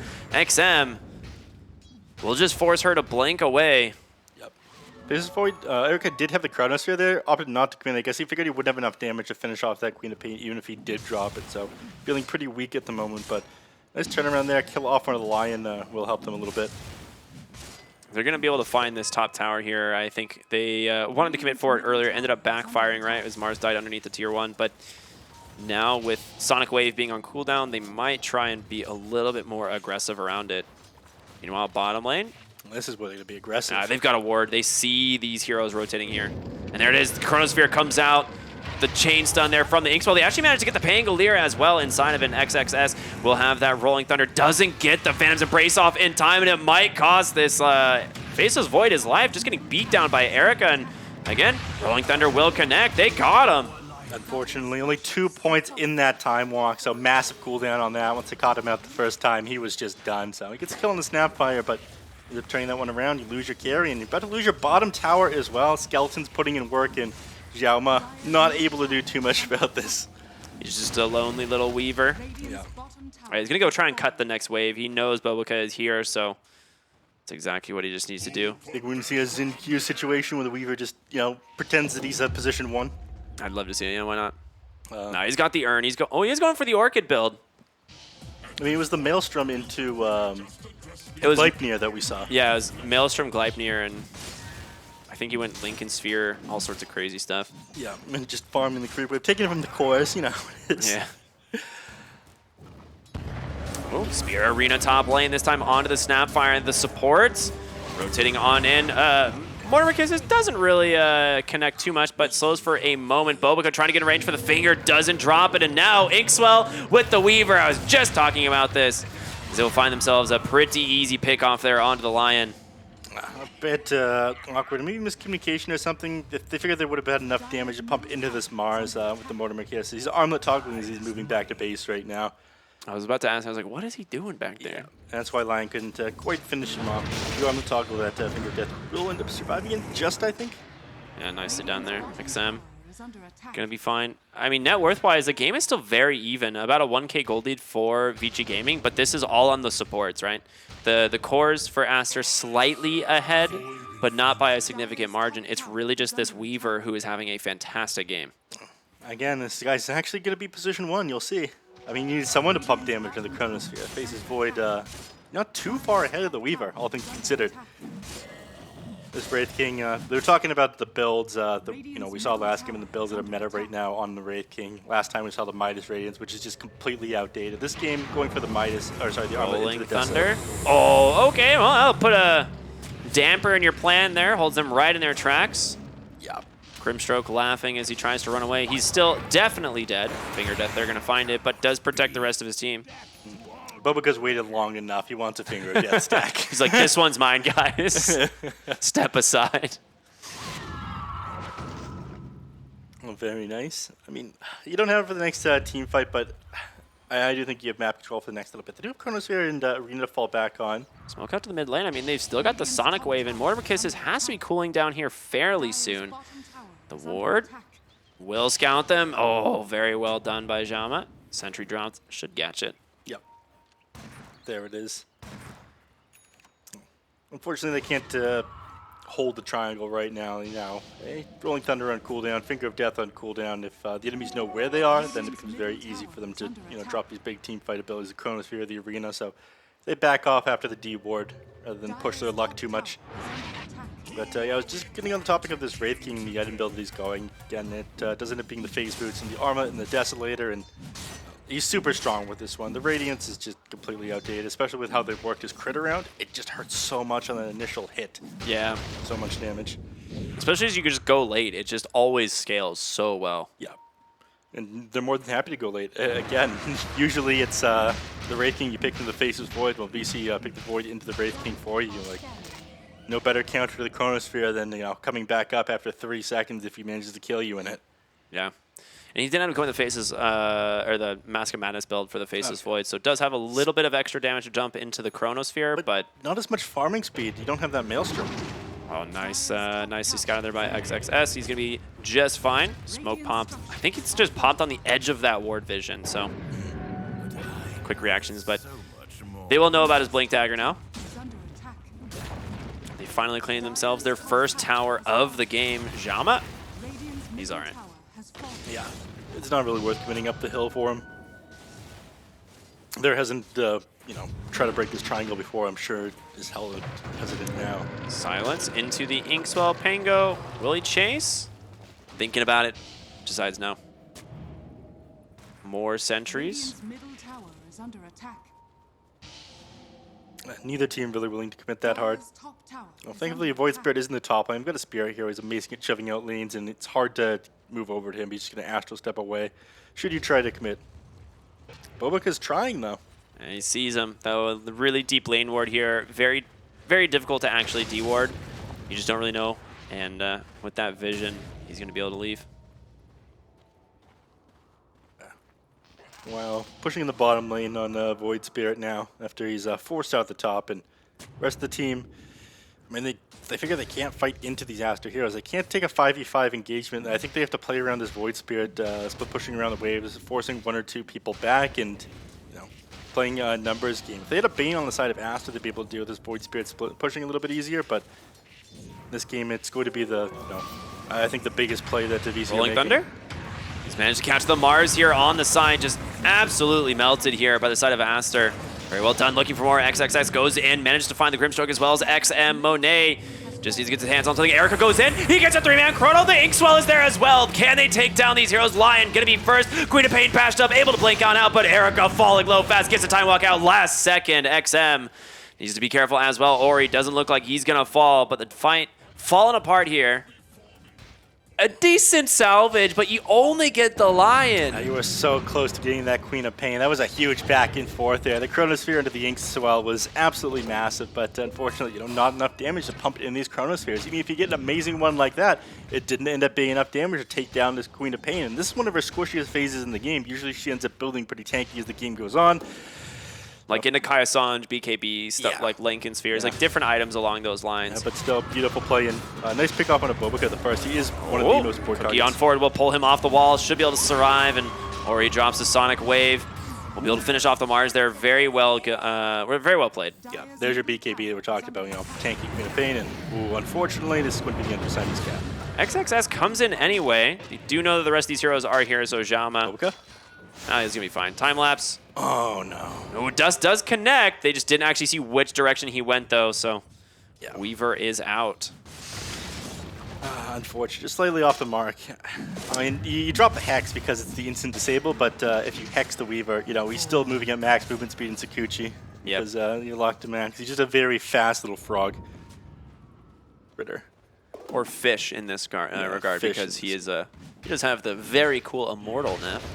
Turns people into fishes instead. That's rough. It should do extra damage if they're not in the river. We should just slow them more. Oh, yeah. Yeah, fish out of water. They just flop around instead. It's actually it's a stun as well. Max movement speed in the water, though. I was still laughing when they added that to Slardar, the sprint. Yeah, it's having so extra good. effect in the river. It's very lore friendly, you know? Yeah, exactly. Top lane, Monet. Now he's going to start to put the hurt on the enemies. I mean, he's got the Desolator armlet. Once he's got the Blink Dagger as well, it's going to be very easy for him to jump onto the back line and blow up the Grimstroke or the Weaver.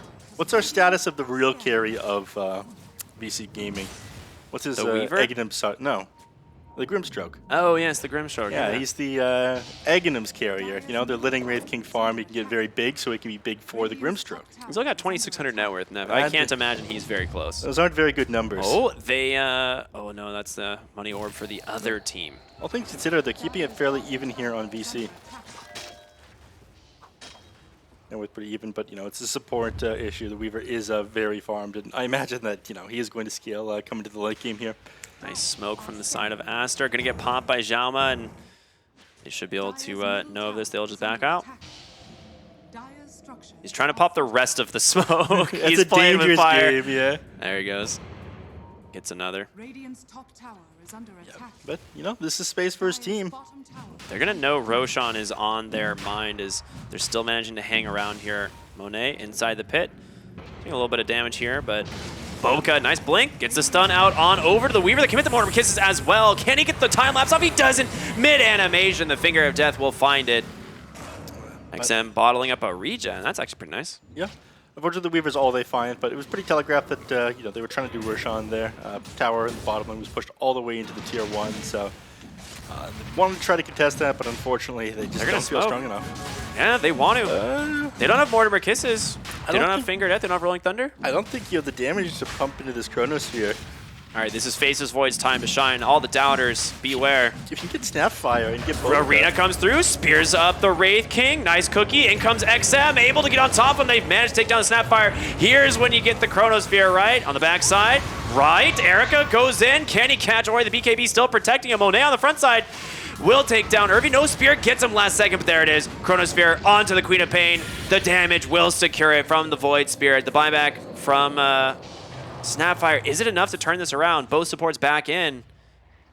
Looks like not. Both teams just backing up after that one. They don't feel confident in taking this fight after they lost that Queen of Pain, so you have to buy back there onto the Grimstroke and the Snapfire, but neither team was confident to continue to fight there. I think they realized, okay, if they catch us out inside the pit with that Rolling Thunder, we're just going to completely melt. And meanwhile, on the other side, you don't want to get caught out by like all the AoE spells from the Void Spirit. So yeah, neither team able to hold that Roche Pit area. They still need to kill this Wraith King, man. Like they did finally get the Queen of Pain here thanks to the Chronosphere. That is an Ags on Void Spirit. Wait a minute. It's in his backpack. Does he know? I'm sure he knows. He doesn't know, Neff. He doesn't know. He gets hexed. Bobica finds him, and he goes down. Oh, no. That's... What can you do? You can put the Ags in your back, out of your backpack, I believe. Into Roshan they go. Monet, as well as Ori, a little bit of damage. They go right up onto the high ground once again. Ward providing more vision as Grimstroke's also going to join him. I mean, how do they not have this? They need to know that this, I mean, they're pinging out now, like, okay, they have a ward on our high ground here, guys. We need to de-ward it. Yeah, but right now, unfortunately, it's just too late. So with this, they're going to be able to get the Roshan, making quick work of this on Monet. In fact, he de-wards the over there. And just to give the Aegis to the Queen of Pain, which is interesting. I mean, you've got the Deso on the Wraith King. A lot of the time we've seen, you know, whoever's hitting the high ground, a lot of the time, even if it is Wraith King who has reincarnation, he gets the Aegis anyway. But I guess they're concerned about that Chronosphere, right? They don't want the Queen of Pain to just melt to the Faceless Void, so something to keep her alive so the Wraith King doesn't have to 1v5 after he comes back up. Makes sense. And this is, something that's really funny is they know that VG Gaming want to get rid of this ward because they're going to start pushing this top lane, and they are just positioning themselves perfectly right underneath their vision, exactly where VG Gaming now cannot go. They're going to smoke up as for a kill here, XM. Finally, there's that Aghanim Scepter on his person. Very nice. You never forget about those null talismans, though. He's keeping them in the backpack. Yeah, absolutely. The spell lamp it could come in handy later. Bottom lane, looks like they're going to collide here with the Faceless Void. That's the big one. The Blink, the Hex comes through. They got the silence. They get the kill, the Sonic Wave, and now they've also managed to find the Mars. Rolling Thunder, chain stunning him down. A lot of damage in from those Mortimer Kisses, and Irving going to be the second to fall here. Bobica with a double kill, rightfully deserved. Of course, last game's MVP. He says, this is for winning you the last game, you guys. Don't mind if I Scooby-Dooby-Doo. I love it. I love it. Thank you, Neff. Now, I mean, you still got ways to, keep the wave shoved in. You can split push. I mean, oh, quick reaction there from the Grimstroke. Gets the silence off onto the Wraith King, buying himself a little bit of time. They want to be able to pop this reincarnation. Silence out again with the bugs. And the urn. Does he die? Okay, just somehow manages to survive. Soulburn, not enough damage. Armlet toggles through everything. Wasn't Soulburn silence coming out from the eggs on Void Spirit? Oh, I thought that was the Orchid from the Weaver. No, that was silence on him. He ended up interrupting that cast animation twice, I think. Yeah, he did. From the Wraith Fire Blast, so nice play there. And I think this is just what he's going to do. It's been the name of the game. Void Spirit. He's going to continue to try to split push these waves. I mean, eventually the Faceless Void will have a refresher, and you might be able to, secure kills on the rest of Team Aster and kind of forget about the Wraith Kings as this game goes on. But again, you are in an unfavorable matchup. They've kept things relatively even, given the state of the game and how much better their heroes are against VC's heroes. They're only up 4K net worth right now. But, with them starting to lose a lot of their outer towers and them starting to bring smoked up. XM trying to find something. He ends up guessing correct, as it will be the Snapfire in the trees. Keeping herself alive for the moment. In comes the rest of them, and goodbye Void Spirit, just instantly deleted. Erica here still with the Chrono. Trying to figure out how they can turn this fight around, but XXS will continue the chase here. Double stun here onto the Mars, and Monet, with the help of Ori, will find themselves a second kill. 2 cores down now for the side of Vici Gaming. It's so hard to find a good Chrono target right now, because before it was the Green of Pain, but with the Aegis now, you waste your Chrono, Monet is going to be able to walk up this high ground and just end the game thanks to this Armlet Dessa that he's got going on. BKB is almost completed as well. This will come out with about 1 minute left on the Aegis, maybe a little bit less than that. He's almost got this one completed. So I don't think they're going to be able to push with this BKB Aegis up onto the high ground, but they're going to start to box VC into their base here. Yeah, they're not going to have the full combo that they want, but like you said, they are still very strong. The ideas I came up with at the beginning of this game, like, they'll just kill Wraith King with the other spells and save the Chronosphere later. It doesn't seem to be working too well. No, again, very tanky strength hero. Yeah. You need a lot to be able to finish him off. And it's not like they have Alina to dump damage in this Chronosphere. That's usually what you see paired up with Faceless Void. That or the Invoker. But Void Spirit, melee hero, just doesn't do it. That's a hero we haven't really seen at all. Invoker. I love that guy. He throws a lot of spells around, Cataclysm Chrono is one of the best combinations in the game. Yeah. He goes through magic immunity, does like 1200 pure damage. Very cool. It is very cool. I'm a big fan. It also just looks cool. Oh, yeah. Bottom lane, they find the Mars once again. This man is having a rough game. Throws the spear at Monet, pops the BKB, just rubs salt. They actually find the Faceless Void? Oh, no. He didn't even get the BKB off. Just permanently stunned by XXS on this Pangolier. Yeah, that is rough. I mean, box into the base is right. I mean, it was like in his triangle nearby the tier 2 tower. He should be hesitant to go that far out after that death there. And this is while his team, his Mars was getting committed on the bottom lane. He probably figured he was safe farming there, but no, they take out 2 heroes at the same time. There's no way this is the same ward on the high ground here, right? Do you think it is? Like, that ward has been there since before Roshan. I think that's... And they still haven't been able to deward it. Or they just replanted a new one. I can't quite tell, but a very, very scary place to be as the Faceless Void if you don't have vision. Absolutely. I mean, this is just what they're going to do. They're going to hold this triangle area. The moment anyone tries to come up to deward it, Aster are going to capitalize on our opportunity, just jump them. He is going to go the Lincoln Sphere here on the Weaver. We've seen this a few times. But again, not enough damage on him. Lincoln's into Orchid. I mean, yes, you have a lot of spell damage here on the Void Spirit, but Faceless Void is forced to be build kind of tanky. He doesn't have much damage. Where's your damage coming from against, this Wraith King frontline tanky hero? Yeah. Everybody's going to start to fall off pretty quickly here. I do think that... I mean, the Aghanim Scepter on The Grimstroke, I think, is like one of the roads to recovery, but that is a very long way off, even still. Yeah, I mean, he's not even, doesn't even have it queued up yet, just has that Aether Lens, yeah. Yeah. He's got the Philosopher's Stone, though, so. And saving. Yeah, some money. You actually get a Mindbreaker here on the Faceless Void. This is a pretty big pickup because silences are really value for the side of VG Gaming. It's one of the reasons XM's doing a lot in these fights, but it doesn't seem to be enough. Also, I don't know what that ward cosmetic is that gives him like the snowfall. I think it's a gem. It's so cool. Yeah. I don't know exactly what gem it is, but definitely a gem. Looks even cooler given that it's in Jakiro wards. Yeah. Jama. Got all 5 heroes up here in the top lane, so. Yeah, they haven't had any reason to leave this area of the map, right? And now Monet up onto the high ground, summons the skeletons. Gonna do some damage out on over to this tier 3 tower. Does respect the damage, though, that VG Gaming have, and they will back out. So we don't see when Roche is going to come back up just yet. Actually smoke bottom. They have a really nice ward in this lane that might actually scout some of these heroes. And it looks like they... Ori just trying to make his way through the jungle here and find someone. He also has a Mindbreaker. Very nice pickup. Yeah, doesn't have any way of canceling TPs, though, so he's got to wait for his teammates to come if he does scout them out. Smoke pops. He knows where Irving is, but here comes Snapfire. Unfortunately, it looks like Irving's playing with fire hanging up here. He really wants to cut this next wave. Needs to be careful, though. Might think better. All right, everyone's TPing away back to the outpost here. I guess looking to set up around the Roche pit again. So we will see it respawning pretty quickly. XM finally getting that pesky ward up on his high ground. He does have that gem. So Monet's going for a Silver Edge next, the extra crit damage, and the break mechanic. Not a bad game for break. No. It's pretty good. It does end up affecting Faceless Void's level 25 now. It didn't for a little while, believe it or not. Yeah, it's very weird. But Break, amazing against Mars, amazing against the Faceless Voids, being able to man fight with him, especially once he gets his level 25 on the Faceless Void, being able to break his backtrack.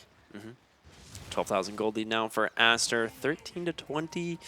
I mean, it's kind of just been all Aster all game. Like Vici have done, they've had a couple moments of brilliance, trying to keep themselves in it, like a couple fights that they managed to salvage, but for the most part, it's just been Aster slowly pulling away pretty much the whole time. Yeah. Minute and 15 seconds until Roche does respawn, I believe. It's not bad. Yeah. So that's what they're waiting for right now. They've boxed him into their base, getting a net worth advantage, and this next Aegis will allow Queen of Pain to play a little bit more aggressive. That way she doesn't have to be afraid of a Chronosphere. Void Spirit has gone defensive with this Aeon Disc. I'm not sure how much this will help. He did find a Ceremonial Robe, though, which is a decent chunk of damage increase. Yeah, on Void Spirit, that is huge. And now he's going back for the Kaya Sange, so this will help out a lot. Getting that spell amp as well as the status resist. Just a generally very strong item on this hero. And smoke up here from Veach Gaming as they're going to head into their triangle. They do have a ward that's actually scouting out pretty much the entire side of Aster. So if they get this Chrono, it would be huge. This is their best opportunity they're going to find, but looks like it's just going to be the Snapfire. They do manage to open the fight on top of her. She will pop. Not a bad start. That's one of the best starts you could have. I mean, I don't think you're going to find Lion. You're not doing enough damage to kill any of these other heroes. I mean, getting the Snapfire is great, and with 7 seconds until Roche respawns, you could potentially turn this into something else here. I mean, maybe that's a little optimistic, but... I mean, they didn't really commit much at all. It was just Inkswell and an Astral Step. So, like, realistically, they have everything still available. The Chrono, as well as the Arena. Snapfire just getting the money for buyback now, unfortunately. She's going to respawn another 15 seconds, so weren't able to capitalize off of this, but... that's a buyout from Faceless Void. Interesting choice. Maybe he figures he's going to, if he doesn't win this next team fight, then he's going to lose the game anyway, which is reasonable at this point. Again, the later this goes, the rougher it all. Oh, he just Chronos the Queen of Pain! Right out of the gate, the BKB comes through the Mjolnir. It's enough damage. I was just about to say he needs damage to find a kill, and he gets it. Queen of Pain delivers it right to him. Wraith King, though, trying to stand his ground, pops the BKB, goes onto the Weaver. Mortimer Kisses will be able to bring him down inside the arena. Irving trying to chase them down.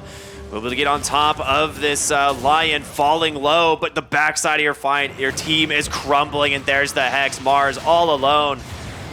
Ends up being a kind of a 3 for, like, I guess a 3 for 1, but buybacks, it's really weird.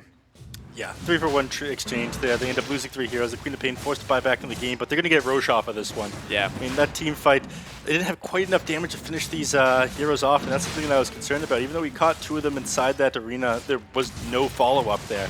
It was a beautiful play, though, from that Faceless Void, you know, going for that Mjolnir, and immediately going on the Queen of Pain, realizing he has enough damage with just that, but, you know, I think that just made Ori angrier. Now he's about to bring the hurt onto you with his Aegis into your base. Yeah, Aegis and Shard now going to go the way of Aster. Shard for a Monet, so the no reincarnation mana cost, and then of course Queen of Pain grabbing the Aegis. So similar as what we saw earlier, the Queen of Pain wanting to be able to protect herself. Now if she gets chronoed once again, you know, not that bad. Yeah, exactly. Almost have that Shiva's Guard completed as well. It's going to make it even easier for her to dive in and catch some of these heroes off on the back line. And you know, it does affect Faceless Void and his Time Walk as well. The healing, well, your Time Walk healing does count as like actual healing. So yeah, things like Eye of Skadi, Spirit Vessel, and of course Shiva's Guard do reduce the amount he recovers with that. I just think it's really funny with healing amplification like Paladin Sword. You heal for more damage, more HP than you lost. Tier 3 tower falls, easy lane. They go in aggressively, they find the Mars. Big silence though, they just turn it around. The chain stunts out onto the Void Spirit as well. They get 2! No buybacks available on either hero. And now Vici Gaming potentially on their last limb as they dive all the way to the fountain. They get the Grimstruck Bashes out from Erica, but that's just gonna be the Aegis. His BKB already spent. 1 second till Chrono. He's got it, does he go in? Bobica will do it instead. Goes in for the Wraithfire Blast, and he's gone! Bobica, not a care in the world. He blinks into the Faceless Void, the Chronosphere, and drops the Hex on him. Oh my goodness, and there it is. The GG comes out. Too good today from Aster. Yeah. I mean, I think this just fundamentally comes down to a draft issue. It's too hard to fight into these heroes on the side of Aster. There's no real Chrono target. I mean, he did what you could jumping on this Quap. You throw out the Chronosphere onto her, you know, before she's got the Aegis, right after you complete your Maelstrom, but there was never a solution for this Wraith King. He was good against several of the heroes on the enemy team. There just wasn't enough damage to put onto him before that initial secondary Chronosphere as he came back up, so that ends up going their way in 2-0. Aster looking very good. Aster looking very good indeed. I'm gonna, you know, a little bit of copium here, but I'm gonna say that Queen of Pain blinked in with the intention of being chronoed to force a fight. Like it's like one of those things where like it was such an odd blink, but you know they wanted to get the Roche on. She had the buyback. Like maybe you could argue it, but either way, I mean it was just such a good job by Aster, and like you said, a little bit of an outdraft. They kind of dug their own grave though with this last pick, Faceless Void. It felt like there could have just been a lot of other options to go with in terms of that carry, but just didn't end up work out for them. Yeah. But that's going to be it for us, right? Yeah, that is. But it's not it for our panel, as they're going to go ahead and break down the last game here. Go ahead and take it away, guys.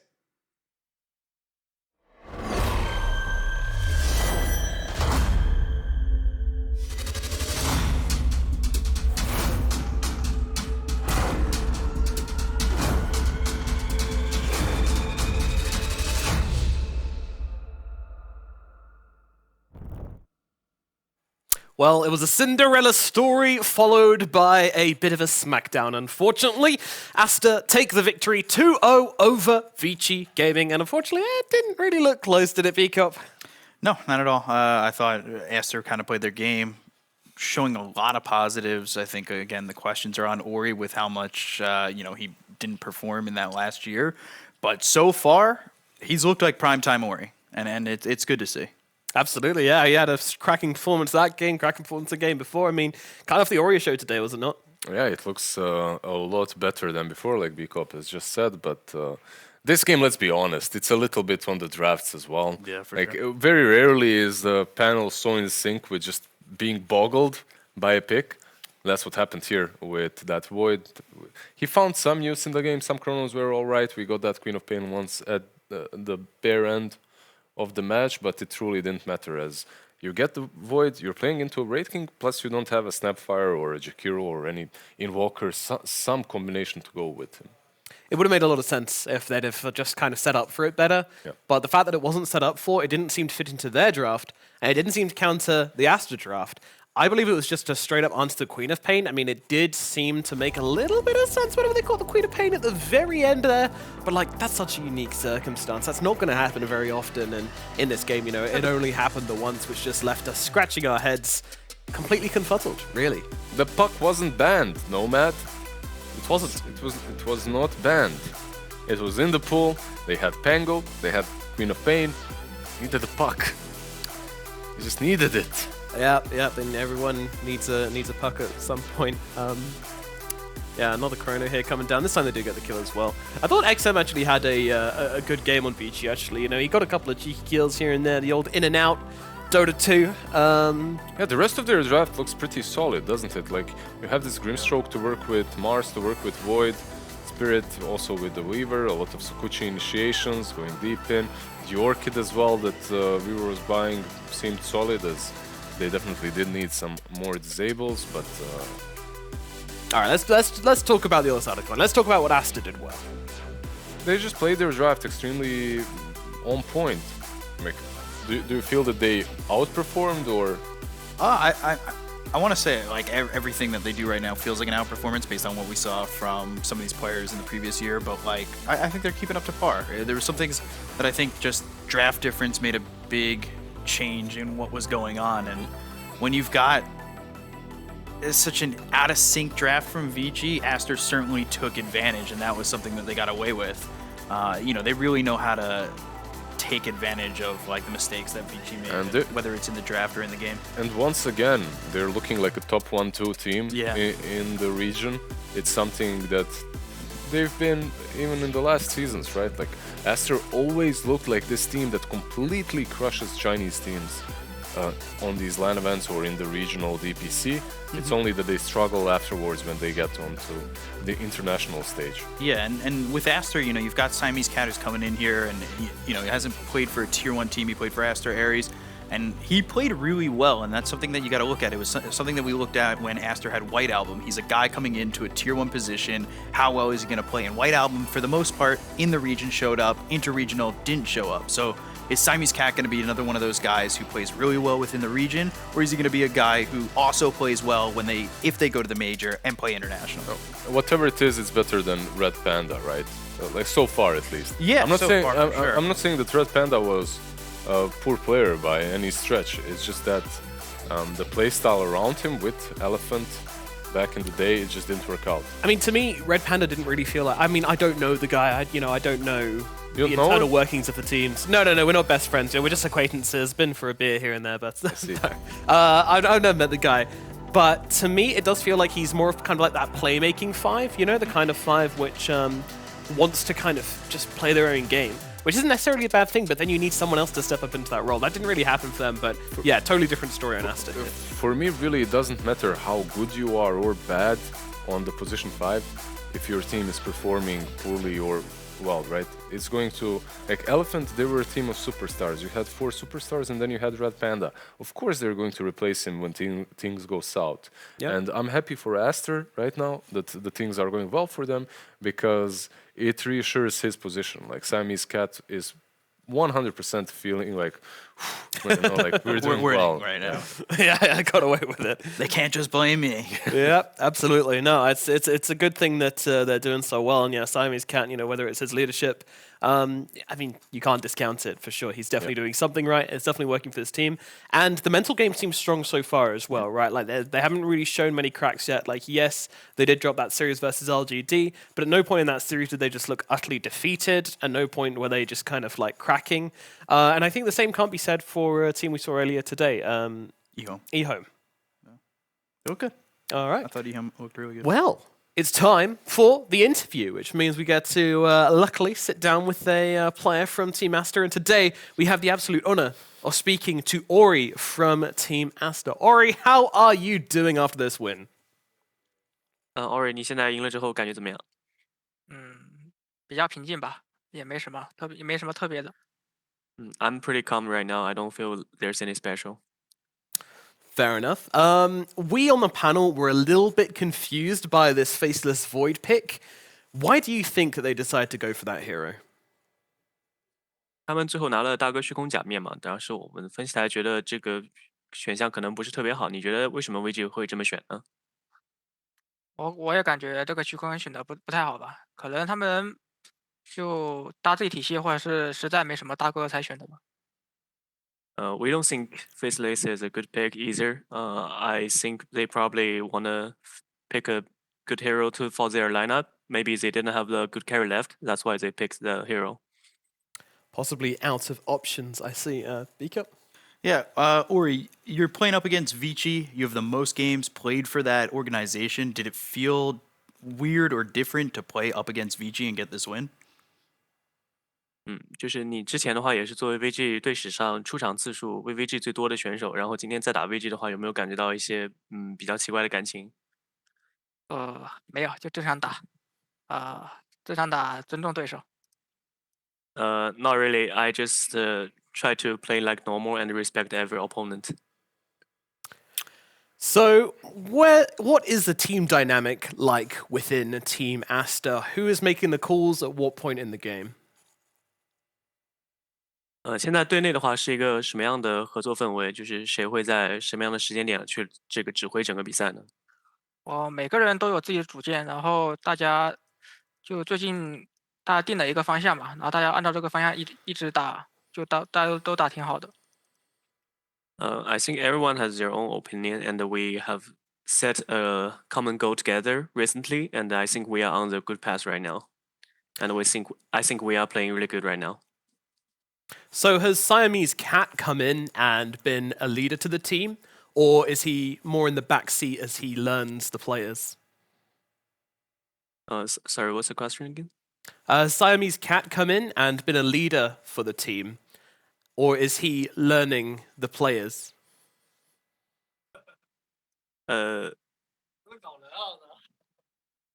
就是那个你们基地是有只猫吗？还是怎么样的？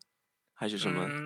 我们基地现在有2只猫，然后等波波卡回来以后还会再来1只，应该就有3只了到时候。Okay.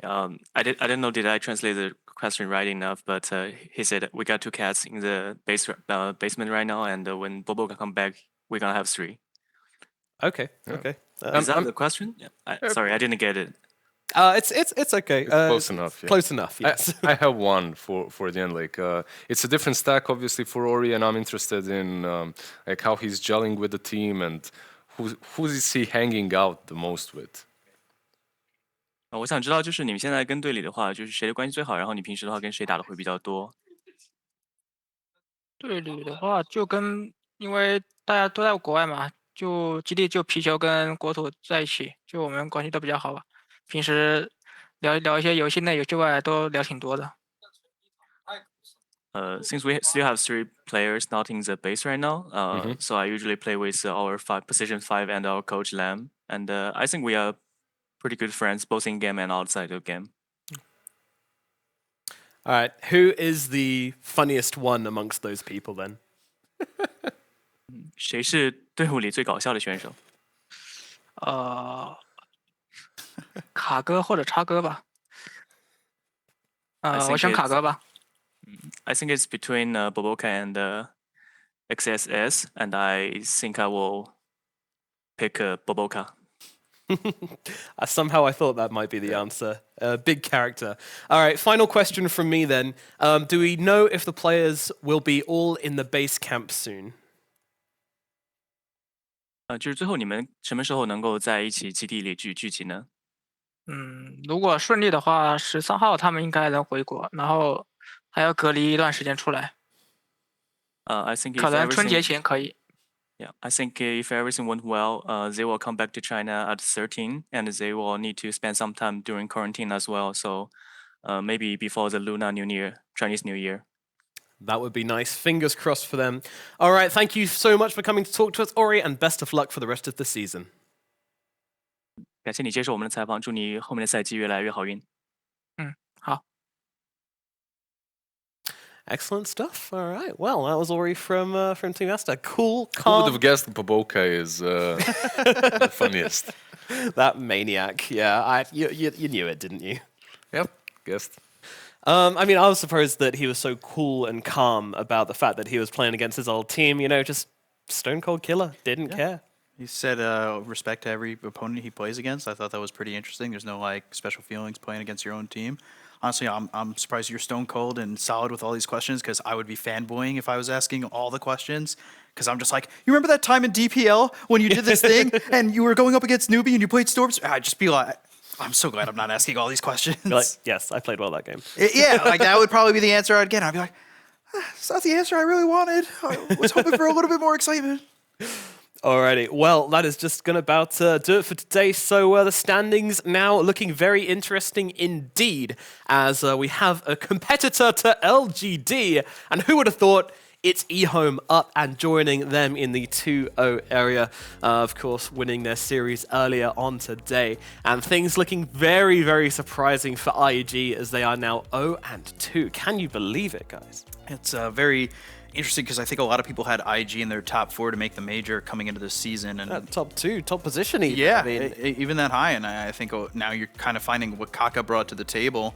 That ups his stock if he's going to be joining a team come, sometime soon. But for EHOME, when you get a win against the top, I guess, quote, top 6, that always ups your percentage chance like so much, and probably the mentality of it too. It's like we can, if we can do this against IG, maybe we just do it against one more, Vici or RNG. And if we beat, one of the bottom teams, we're stone cold solid. We're good. We're in. Yeah, I started the day saying that I have my top 4, and EHOME weren't in that top 4. They were in the middle 2, and then had the bottom 2. And I'm so glad that this is being challenged now. I'm so glad that EHOME rose to the occasion. They took out one of the big teams and made a huge name for themselves, and now it could all be in contention. We don't know which way it's going to fall. The dust still needs to settle. We're still very early on here in the Chinese DPC. Still so much to be played, so make sure you guys are catching all the action. Major takeaways from today before we throw it over to a break. Yeah, just a bunch of very exciting games. The first series definitely the one that surprised us a little bit more, right, with EHOME taking it. I'm a little bit worried for IG, like you guys said. They've been on a slump, I would say, since the first major that they won, the Singapore. That's how I feel. Like even in the second season coming in, they started GGing out very, very early in the games, like 30 minutes in and whatnot. Then the second major obviously came, which wasn't as great. Yeah. But I hope that they pick it up very soon. Kaka was normally that guy who was calling GG pretty early. He knew when games were pretty unwinnable. And I think for IG, it's a little bit scary for them in this situation and where they're going to go. But the positive notes, EHOME, I think I got the question everybody wants to know. Is this the new Wings Gaming? I feel like people are just like, I don't know these guys. They must be the new Wings Gaming. It could be. Who knows? Could be. Could be. Long way to go here. Make sure you guys keep on watching as the action unfolds at the Chinese DPC, brought to you by Perfect World.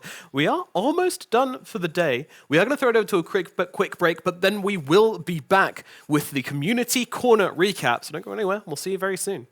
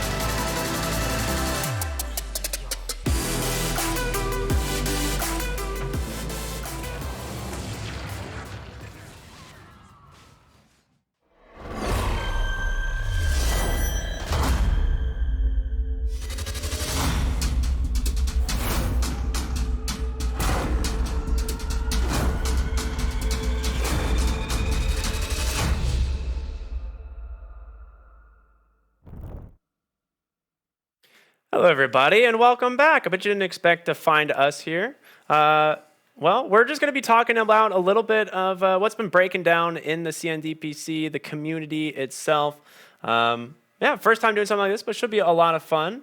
Neff, how you feeling? We were going to use B Cup, but we decided to kick him off. We do it instead. You know? Yeah, we know. I mean, absolutely makes a lot of sense.